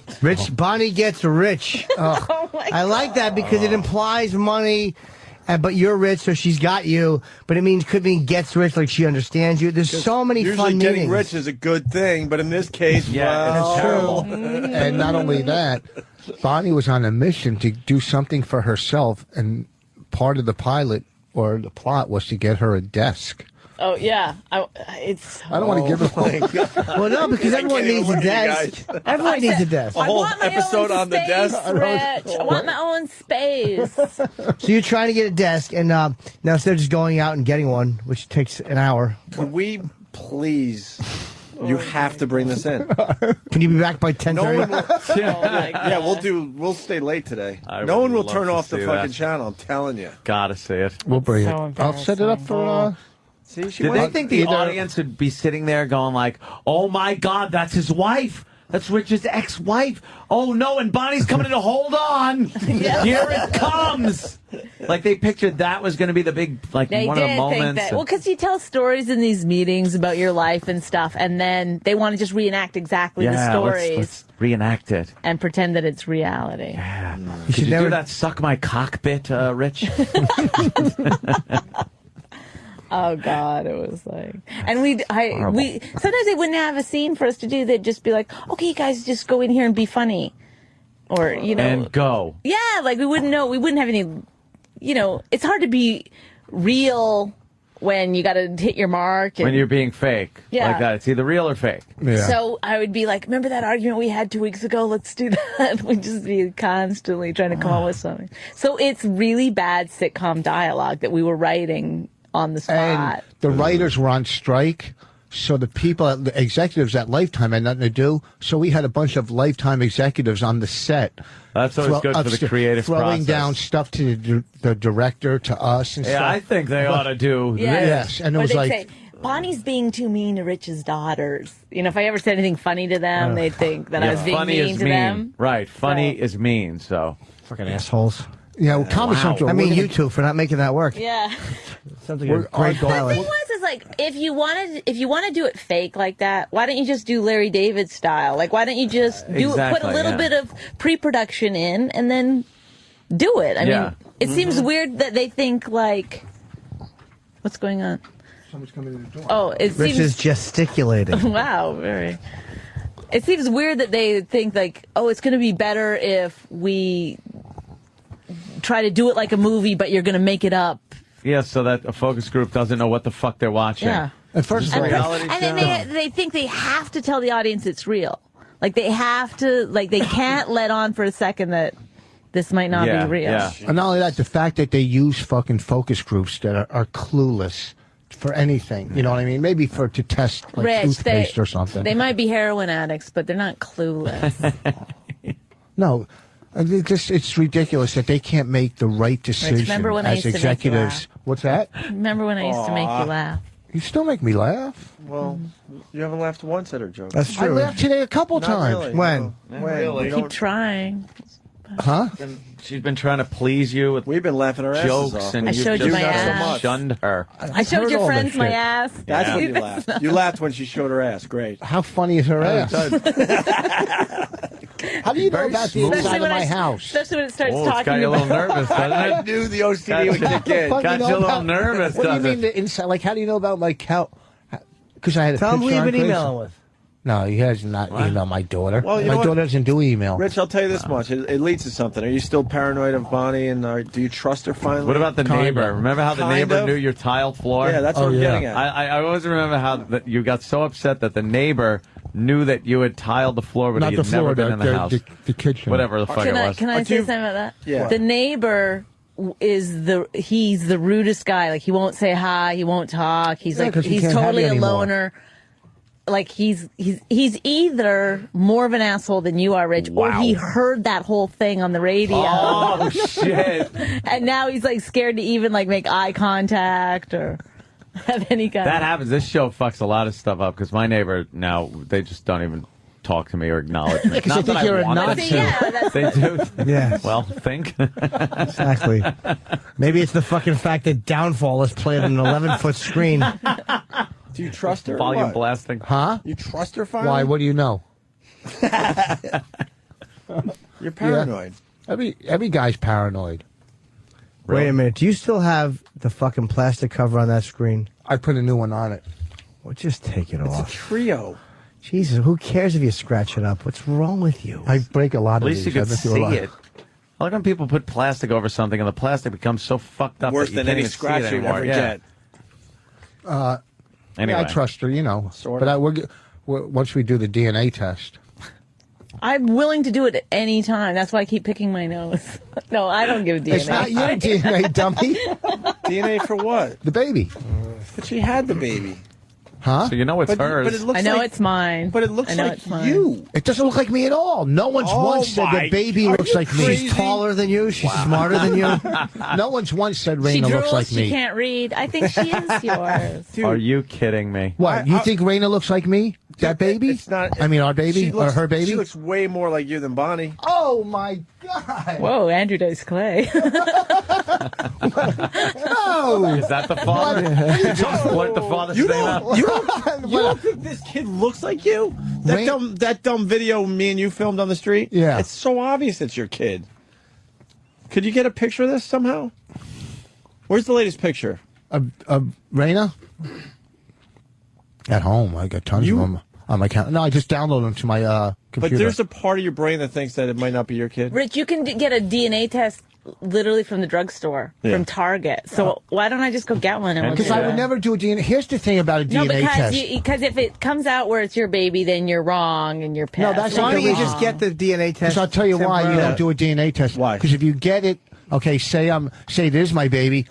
Then our relationship isn't as strong as it is because she thought I didn't trust her. No. Okay, that's not it. You just I don't think you. So it's not as strong because you don't trust me. I trust you as my wife, but as a woman, you can't trust. Here's the problem: you don't want to be proved wrong. That's the problem. You don't want to be proved wrong. Exactly. You think you could trust any woman in life? But you're crazy. You're insane.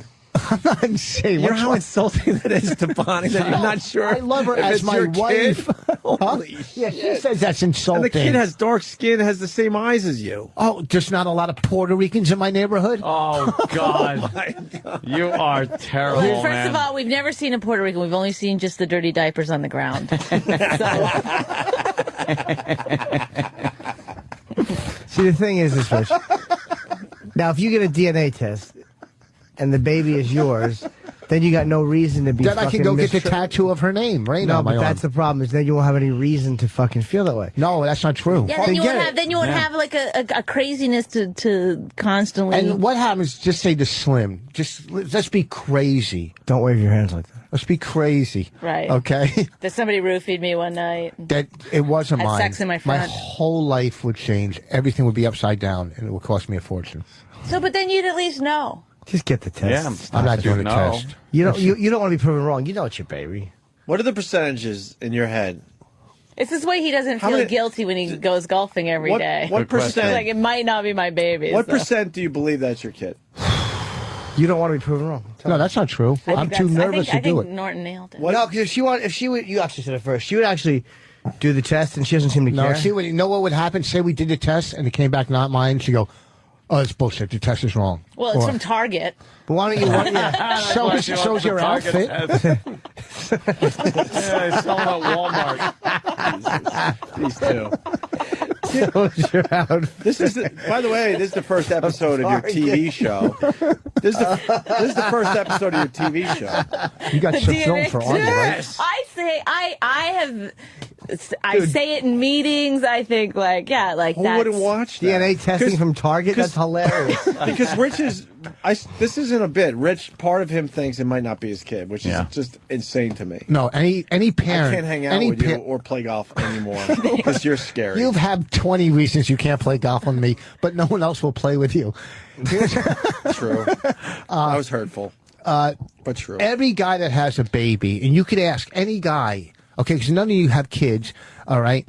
Any guy, there's a part of him says, that might not be mine. Kenny has kids. Ask Kenny. Dan, at one point, maybe. Danny, it's a dumb video on the YouTube channel, but at the end, you can see Rich and the baby. It's a close-up. Can we just get to that point of freeze frame if you can find it while we continue talking? It was when you had your kids in the beginning, right, when they were infants. Was there any part of you that thought maybe they could not be your kids or one of them or whatever? I still love them like my own. You're an asshole. The man of few thoughts. You're serious about this stuff. You really have doubts. All my kids. No, he doesn't. All your kids. He just wants an excuse not to trust women. Which I'm not saying your mothers didn't mess you up, but that's your mom fucked you up that's not so true. Badly. I mean, I trust Bonnie. Bonnie is. I'm then not you lying. Wouldn't be wanting to do anything. She's the best girl I've ever been with. I'm not lying. I'm not fucking lying. Stop pointing, you asshole. We'll watch movies. There you go. Stop. You don't even have to look at the video. Oh, yeah, see? Let's see. How do you not think that's your kid? First of all, doesn't that kid look like the kid from Waterworld. No, Mel Gibson, the one that was on the boomerang. Oh my God! From the Road Warrior, the little feral kid. Yeah. We're looking at a picture of Rich. She doesn't look like him at all. Huh? She doesn't look like you. I told you, see? No, she doesn't look like Rich at all. At all. The nose is completely different. Well, can I say something? But is it Bonnie? She looks Yeah, the like lips are different, the mouth. Ellen. You don't when see Ellen... it in the eyes? No, there's nothing in the eyes that is. No, see how Bonnie's scrambling now? Okay, well, here's the thing. No, I don't see it at all. Tell me how that baby looks like me. She's beautiful. The eyes are exactly the same. Doesn't look I think- anything The like shape She of the has eyes are blue exactly eyes. the same. She has blue eyes. Does Bonnie have Why? blue 'Cause we eyes? both No, have I don't have bags. blue eyes. Yeah, you both have bags on your eyes. Wait, Yeah. what color eyes you have? I have hazel. All right. So I've you guys hazel. don't I'm have trying to see a blue-eyed if it's kid. maybe she got a lot of Bonnie's looks. But Nobody. Doesn't look like I'm me looking, either. going, no. You don't see Rich in the eyes for real? Maybe No, they for switched real. him. Maybe they switched your baby. Oh, shit. No, they I must- followed it from coming you out know of her what? stomach. Stomach. I was in the delivery room. Fucking, you're a fucking child. We originally had a butterface, and I said, "Can we do something?" I followed the stork. See, now, if you... Okay, if you had a baby Yeah. throughout life, I mean, since the baby was born, everybody, not everybody says, well, she doesn't look like you.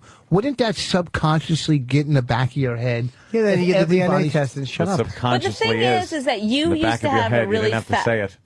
You used to have a really fat face when you were little. Yeah, you should have nice hair, so what are you trying to say? It's growing out. Okay, no, but now you've got. Short, by the way. Thank you. Jesus Christ. do I have to give her all the comments? I know. I feel like I got to come here to get my self-esteem back. So now you've got a very, thin face. Gaunt, sickly. You've got that AIDS look, and but she looks like your father, and she looks like Ellen. And maybe my father's the father. I think she takes after Kelly. I think she looks a lot.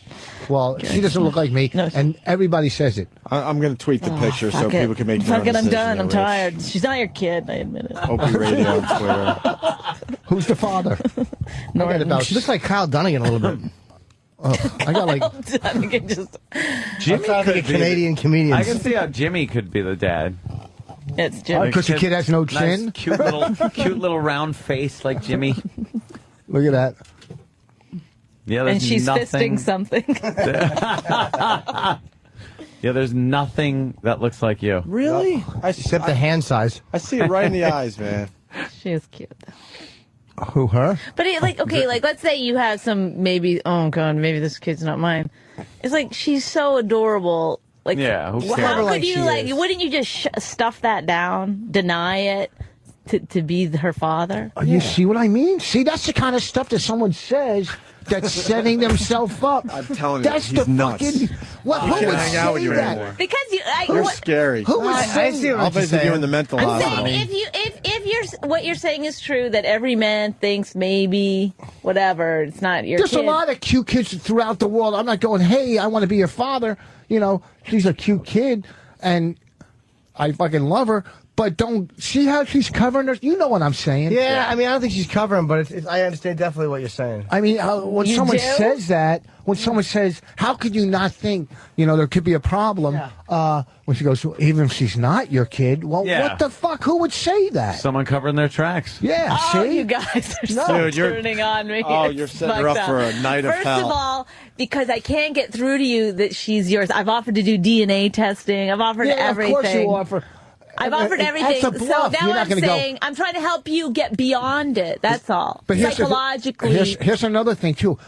stuff it down. That's what I think what you should do with your anger, and that's what I think you should do with your doubts about your daughter. Stuff it. You've never heard that? Stuff it down. Push them up. What I'm saying is, of course she's going to go, yeah, do a DNA test. That's fucking like reverse psychology. She's going to go, no, don't. Of course you're going to go, yeah, go ahead, do it. Yeah, I'm for it. I understand your point, though, because she's like, but even if it wasn't, like, anytime someone says that, it's like, why would she say that if it was 100%, like, even if it's not, Yeah. See, Well, now you're starting to lean towards me. 99% sure. That's not enough for you? What's that? 99% sure that it's your kid. She's reasonably sure the father was Caucasian. Yeah. There's two other people that it might be, but Rich, you're nuts. That is so your kid. like it's almost amazing that that tiny little bit of sperm that you shoot out can make a baby. The fact that you found it on your chest and scraped it into your snatch. Oh, Rick. Wait, Rich doesn't have big loads? Does Rich have little cumsies? Little cumsies. Yeah, let's hear about his cumsies. I don't know where to go with this. More than a mouthful's a waste. How would you know? You never swallowed it. No? She fucking fakes blowjobs. She does hand and mouth. It's a fucking Your half a cock blowjob. is so big, sweetie. Oh, okay. My That's nice mouth how you gets do it. sore. She's That fucking exaggerating cool. again. It's like being married to a dude, though. It really is. That's why you like it. And you really want to be married to it. Without the most important thing. If I could grow a full beard, you know how happy he'd be. Quit shaving. What about a strap-on, Rich? What's that? Would you have her wear a strap-on for you? Oh, Why? Because she just put it in her hand.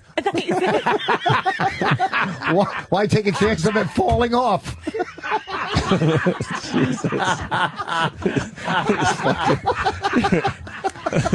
No, but at first I thought you meant he should wear a strap-on, which I kind of agreed with. Do they have those? Oh, she wants you to wear the strap-on, Rich. Take a chance of it falling off.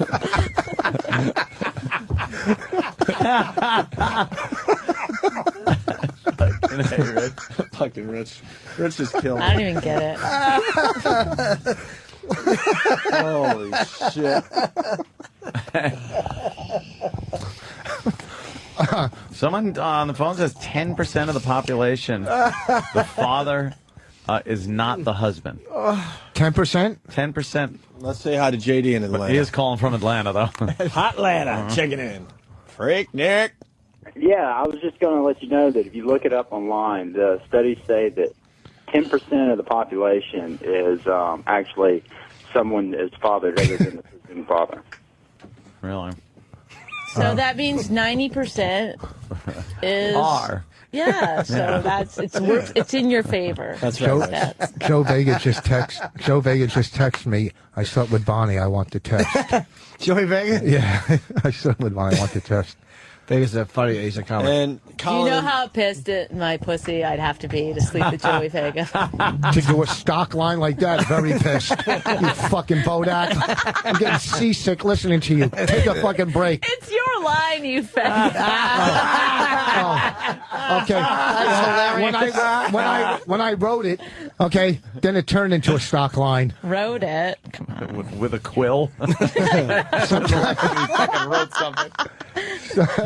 When you gave it to that messenger on a horse. I'll send this out to the king. Foss is right. It's a common thought among fathers that the child isn't theirs. Colin in Tampa. There you go. And the things she says, it just feeds into the, insecurity. I'm getting chest pains. I'm telling you, if you don't stop doing it, I'm gonna. As soon as she's old enough to understand, I'm gonna go. He doesn't think he's your daddy. Don't worry, I already told her. You know how? Don't give her false hope. See. All right, who do you think is the father of your child? Could be one of many. Any ideas? What do you mean one of many? Well, because we've been together for years, so our travels. Who the fuck knows? Yeah, but you're always like. I'm in a prison. When we're on the road and I go play golf, maybe a club owner came around. Excuse me. Who farted? Rich. Oh, it was Rich. Okay. I thought for a second it was Bonnie. That would have rolled. She took the blame for it. That's why. Oh God. But these are real thoughts in your head. It might be a club owner. Yeah, I got a list. Then stop playing golf. What? No, it's too late now. Based on the looks, on your child's looks, do you have any idea of who you think it might be? Does the baby look like someone you know? She looks most like the guy, the club owner in North Carolina. But that doesn't mean. Look at how Rich looked at her. Rich just spun around and. Oh man! This is the first show of a fucking very successful It's TV show. crazy. I can't. What do I try to joke about it, make it feel. I can't. There's no winning. It's just this endless. Just forget about it. I'm getting anxiety and just take the DNA test. So what if it's not yours? You'll love it anyway. You think the father might be Mike Birbiglia or? Ugh, no. The baby has a sense of humor. Oh, I thought that was funny. would have been funny if Travis wasn't yelling in my ears when the was he punchline yelling? happened. I don't know. He hit the wrong button. Mike. Oh, Travis just had a baby. You know what? Travis and Lisa just had a, I think a 35-pound son. Fucking a giant teenager fell out. Oh, congratulations. Thanks, Rick. And do you have any doubts, Travis? No. Okay, see? No. Why would I? There you go. You got to trust your wife. Oh, thank you, Dr. Phil. You're welcome. You got to trust your wife. You know. Yeah, that's what marriage is all about. You got to have that trust thing. But then again, Rich is like me in the sense that Whoa, I've He's never heard anyone say that before. We both. in the sense that, like, we've been on in all those years doing comedy, I've seen married women behave fucking despicably. Yeah. Like, I have trouble trusting the institution of marriage. I don't give a fuck who the woman is. No married woman that I've ever hooked up with in my life, and this is since the beginning of doing comedy, their husbands believe them as much as any husband believes his faithful wife. Oh, boy. It's like I've seen their ability to be deceptive. But on stage, I've seen girls at bachelorette. I've seen girls at bachelorette parties that will fuck you at their bachelorette party. Yeah. I've seen them. I've seen women come on to me. But it's when, so weird, Rich, because you know why? Like, I honestly. No, I'm not saying you, but like, just, but if even if I found a pair of women's underwear stuck in your pant, like while I was doing your laundry, I'd be like. I wouldn't think you had an affair. That's exactly. I think like, oh no, now we have to start dealing with this whole like sex change thing. No, I wouldn't think you cheated. No, I wouldn't. That would absolutely because not be my men, first you thought. could trust men more than women. Okay, well, Jesus, Rich. Well, no, that was wrong. That was wrong. What I'm saying is, the difference is, if I cheated, there wouldn't be a babe like. What, no consequences? Is that what you're saying? No. Like, I'm not going to come home with a baby and go, hey, this is yours. You know what I mean? All right, well, that's the difference. But no, the thing is, your cheating would be unprovable. Hers is almost provable that she didn't do it. Okay, wait. Alleged cheating. But you know what I'm saying? It's almost provable that she didn't do it because you get the test. It's like if you came home with whatever lipstick on your fucking collar, whatever hack thing happens to husbands. You could just deny it, and she could go, "You did it." But now that there's a baby, you could go, "Let's DNA test it." That's 100% answers your question. Yeah, so you can answer completely it. prove her correct. Like I would have to, like, if you cheated on me, I would have to go dig up that whore's body. I don't know. Why wouldn't you just get tested? Have the test That's done? a great too nerve-wracking to wait. Why so is it too what? nerve-wracking? Dude, what's Because wrong now with you're you? really not trusting. Yeah, now you're already buying clothes for a kid who probably isn't yours. Why don't you just... This isn't even something where you're like, oh, I got a little element of doubt, so, you know, the test would make me nervous. You're thinking that's going to come back not your kid. No, he's not. Because you know why? He really doesn't. I think he 100% knows it's his kid. Because there's absolutely nowhere along the line have I ever given you any indication ever that Not answering your phone? Not answering my phone. Doesn't mean she's getting deep dick. That's what. And every time, there was a couple times in L.A. There's a couple times when, like, I picked her up from a hotel where she went to meet her friend at a hotel. My female friend, best friend, Lynn but I Chantal. don't know if she was even in the hotel. But when I picked her up and she got crazy a couple times. Because like, you started in on me about where was I, who was I with, going on. It's like but she started already. smashing. You know, and because twice. You've been calling 100 times, you wouldn't let it go. I didn't call 100 times. Do you understand how frustrating it gets to when you're innocent and someone's constantly? Oh yeah. It's like, and you can't. Actually, no, I don't know what that's like. It's called being a Jew. No, but I can't. No, I haven't done it lately. Like I've if been there's good like with you. a match on the floor somewhere in our house or something, like he's how did this get here? It's like there's been workmen in all week. Like, yeah, sure. Is that what you're calling? Was your mom cheating on your dad? We're not having work done. But you know what I mean? Like, Did your mom cheat on your dad? I don't think no, so. his dad cheated on his mom. I right? don't know about that either. I don't know. They didn't Wow. tell me that kind of shit. So, so he is when you were with your friend Lynn. That's Mitch's ex-wife, right? Yeah. Mitch's wife. I mean, Yeah. So he would call you while you were with her, and you'd look at the phone and see his number. I'd have to like get her to talk on the. No, you know, not that hold day it at the up. hotel, though. Yes, make sure I was there. DancingBear.com. What's dancing? What is that? That's just something. It's something to do with me? Bonnie. Wow. I will say this. Sorry. What is that? Is that? What? What is that? What is it? Ladies' night at the strip club. It's a lucky girl. This is what they do at bachelorette parties. Oh, is that what it's about? Just to make Rich even more paranoid. I saw a girl. Look at give that a fucking girl. Male Is- stripper head one. So Yeah, she's just got her tongue out. This guy's laying his dick on her. And some guy's gonna fucking marry her tomorrow. Yeah. With fucking kiss the, you may not Chippendale kiss the cock on her bride. breath. Okay, but Rich, I am not attracted to good-looking men. Look at the cockhead on the top of her head. I like the other one with the cock in her face. Like, no. You can tell you're doing radio because no one's even listening to Bonnie now. We're looking at blowjob pictures. Anyway, guys, another thing I wanted to tell you. She had a funny line. Look at that abs. chick just Guys? sucking that fucking. Look at his fucking the abs. abs. Look at those abs. Holy Don't pretend you're looking at abs. the whole fucking package. Well, that's why he's a male stripper. Look at those fucking abs, man. Can you imagine having those? What is going on? That's what happens at bachelorette parties. That's it, Exactly. huh? So, and what Norton was saying, I said that to Bonnie, that you see so many women. But why would you marry someone that you thought was capable of that? Like, I would never have married you I'm not if I capable. thought that... Listen, I used to play craps, and I took a chance of losing because I loved craps. I loved you, so you still got to take that chance in life when you love somebody. You know, it's like shooting craps. You know what I'm saying? It's so romantic. Yeah. These two. Oh my god. Yeah, All right, Just like you shooting guys are craps. fantastic. I mean, the odds are in your favor that 1 out of the 3 kids you have isn't yours. So That wouldn't I be think in it's my Ellen. favor. It's in your favor that it's not. Yeah, that's not in my favor. You better hope it's the one that you haven't put money aside for college yet.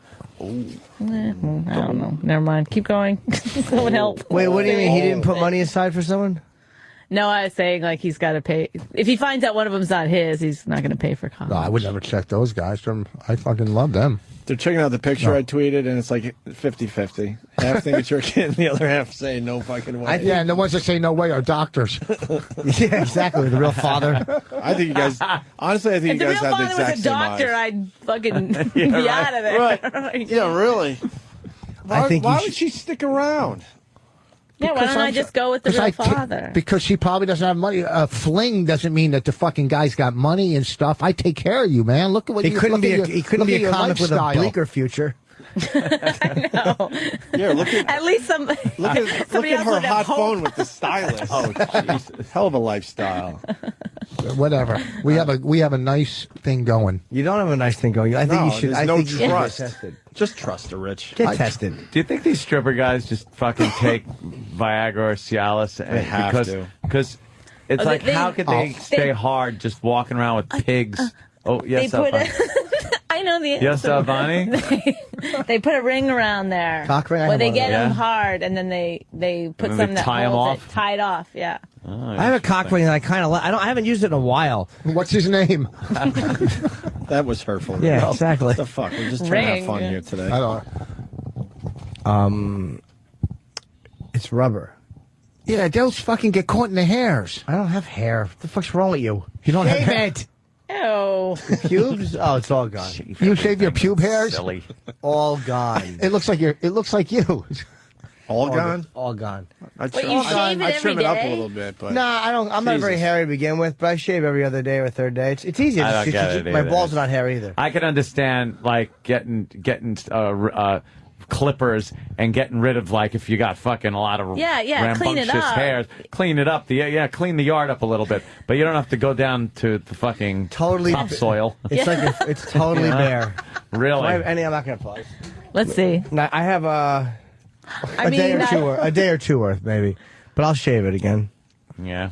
Yeah. do you get embarrassed when you've got a little No, fuzz and you? For me, it's all how it feels. Like if I First can of feel all- it, I don't like the way it feels. Yeah, first of all, don't you get, like, chafed from where hairs are kind of growing in, like, No. little stubbles on your... Can you let But like, okay, can I just like look at that package? If you just saw that, would you go? That guy definitely shaves his balls. Oh, me? Yes. Well, I'm not hairy. No, you're like, You called him a package? Well, she means there's like a whole thing of like shit. yeah, it's just like a pile of shit with a really nice ball. My balls are not hairy at all. I very rarely have to shave them. There's very little. Can you, Barry, if you want to say something into the mic so you can say you did O&A radio to your friends, go ahead. you know, if you want to just like if you have a comment or something, you don't have to just because you're a comic. Would you if you had a baby? Would you feel a little like it wasn't yours? Okay, that's all the time we've got. Why did you have to go there? I wanted to put him on the spot. But you put yourself on the spot. Yes. Yeah, you just made us all uncomfortable. Put him on the for you. spot, all right. Boy, you showed him. Let everybody touch Why don't you himself. learn a little something from the pro, Barry? Let me teach you something, kid. Why is that guy just sitting there the whole show? Because it's Bonnie's mother. You don't notice them at home? You don't see the resemblance? You don't see him cleaning up the yard? Oh, shit. Oh, is he Mexican? I don't know what he is. I'm sorry, sir. Where are you from? Venezuela? Nicaragua. Nicaragua. We started with that shit. Yes. All right, we could do this all day, but we shouldn't. Yeah, let's. I'm gonna go home. Rich and Bonnie, a gotta move on. pleasure. I think you guys should have a TV show. Yeah, real one, not a bullshit fake house crap thing. I believe. Thank you, guys. I believe in the documentary project that you're doing. Thank you. Oh, this is it's going well. These guys know what they're doing. I completely believe in it. I think you got something on your hands there. Is it bad that I thought, like, right when Bonnie walked in, she's wearing white pants, she's not on her period? I'm Like, not. is that a bad thing? Every month when she gets her period, I'm going, well, great. Yeah, really? Why? Because I go off in my cave. You go to your period I cave? go to my period. I go on the ice floe. That's it. Go to your Wait it period out. cave. Don't come out until you're fucking done. Any Let's see a plugs? speck of Oh, blood. I'll be at Mardi Gras in fucking Scottsdale, August 1st, Saturday. Is that August 1st, that Saturday? Whatever. August 1st. RichRoss.com, right? Yep. Mardi Gras. Bonnie? It's going to be great. I'm just plugging up the blood flow. That's it. Well, you're somewhere. I'm not bringing you anywhere? Aren't you guys playing locally? Tuesday, we're at Comics. No. Oh, don't come. Don't come. Don't come. Governor's not till, but I'm there, not her. I'm trying to think. You're confusing everyone. Here's how you do it. This weekend, I'm in Zany's in Vernon Hills, Illinois. The following weekend, 23 through 25, Punchline Atlanta. July 31, August 1, Manhattan Comedy Club in Middletown, New York. That's my buddy Rich Francese. Oh, you're going to do it? I want to do it, Oh, yeah. cool. I heard it's a great club, so yeah, of course. Yeah, good. All right. That's fucking Have cool. you done it? Yeah, I was in the beginning, yeah. Cool. I'm going to back there, and then I got an ultimatum from other people, and it's just like, fuck, you know what, don't tell me what to do. I got fucking kids. I got to earn a living. Bonnie. Yeah, plus Rich is a friend for 15 years. Yeah, what Ran the up this fuck? club. Yeah, no, we got good stuff, you know, we got coming up, you know, good things. This movie's going to be fucking hilarious. Oh, they turned me off. No, What movie? The show ended. It did? Yeah. That was funny. What movie? Yeah, what movie's going to be funny? Yes, documentary. Oh, the documentary? Yeah. Documentary. Documentary. Oh, thank you guys very much. We got time. Good job. I'll bring in that Lifetime video. Oh, I want to see that. Fucking horrible. Definitely want to see that. Anthony, I cut you off a couple times. That's all right. Bonnie, Hard that to doesn't see from matter back at there, all. like, everything. You say whatever you want. Yeah, you're the funny one out of the two. That's anyway. right. You say whatever you want. I told her in the beginning when she used to come in here. He scared the shit out of me. No matter what you do not cut Anthony off. No! What a dick. I always watch your mouth. Watch your mouth. Watch my mouth. That's terrible. You're an awful man, Richard. You guys got to bring in that tape, Did though. you text him? Yeah, I want to see that. at 11 o'clock. I got P2, actually.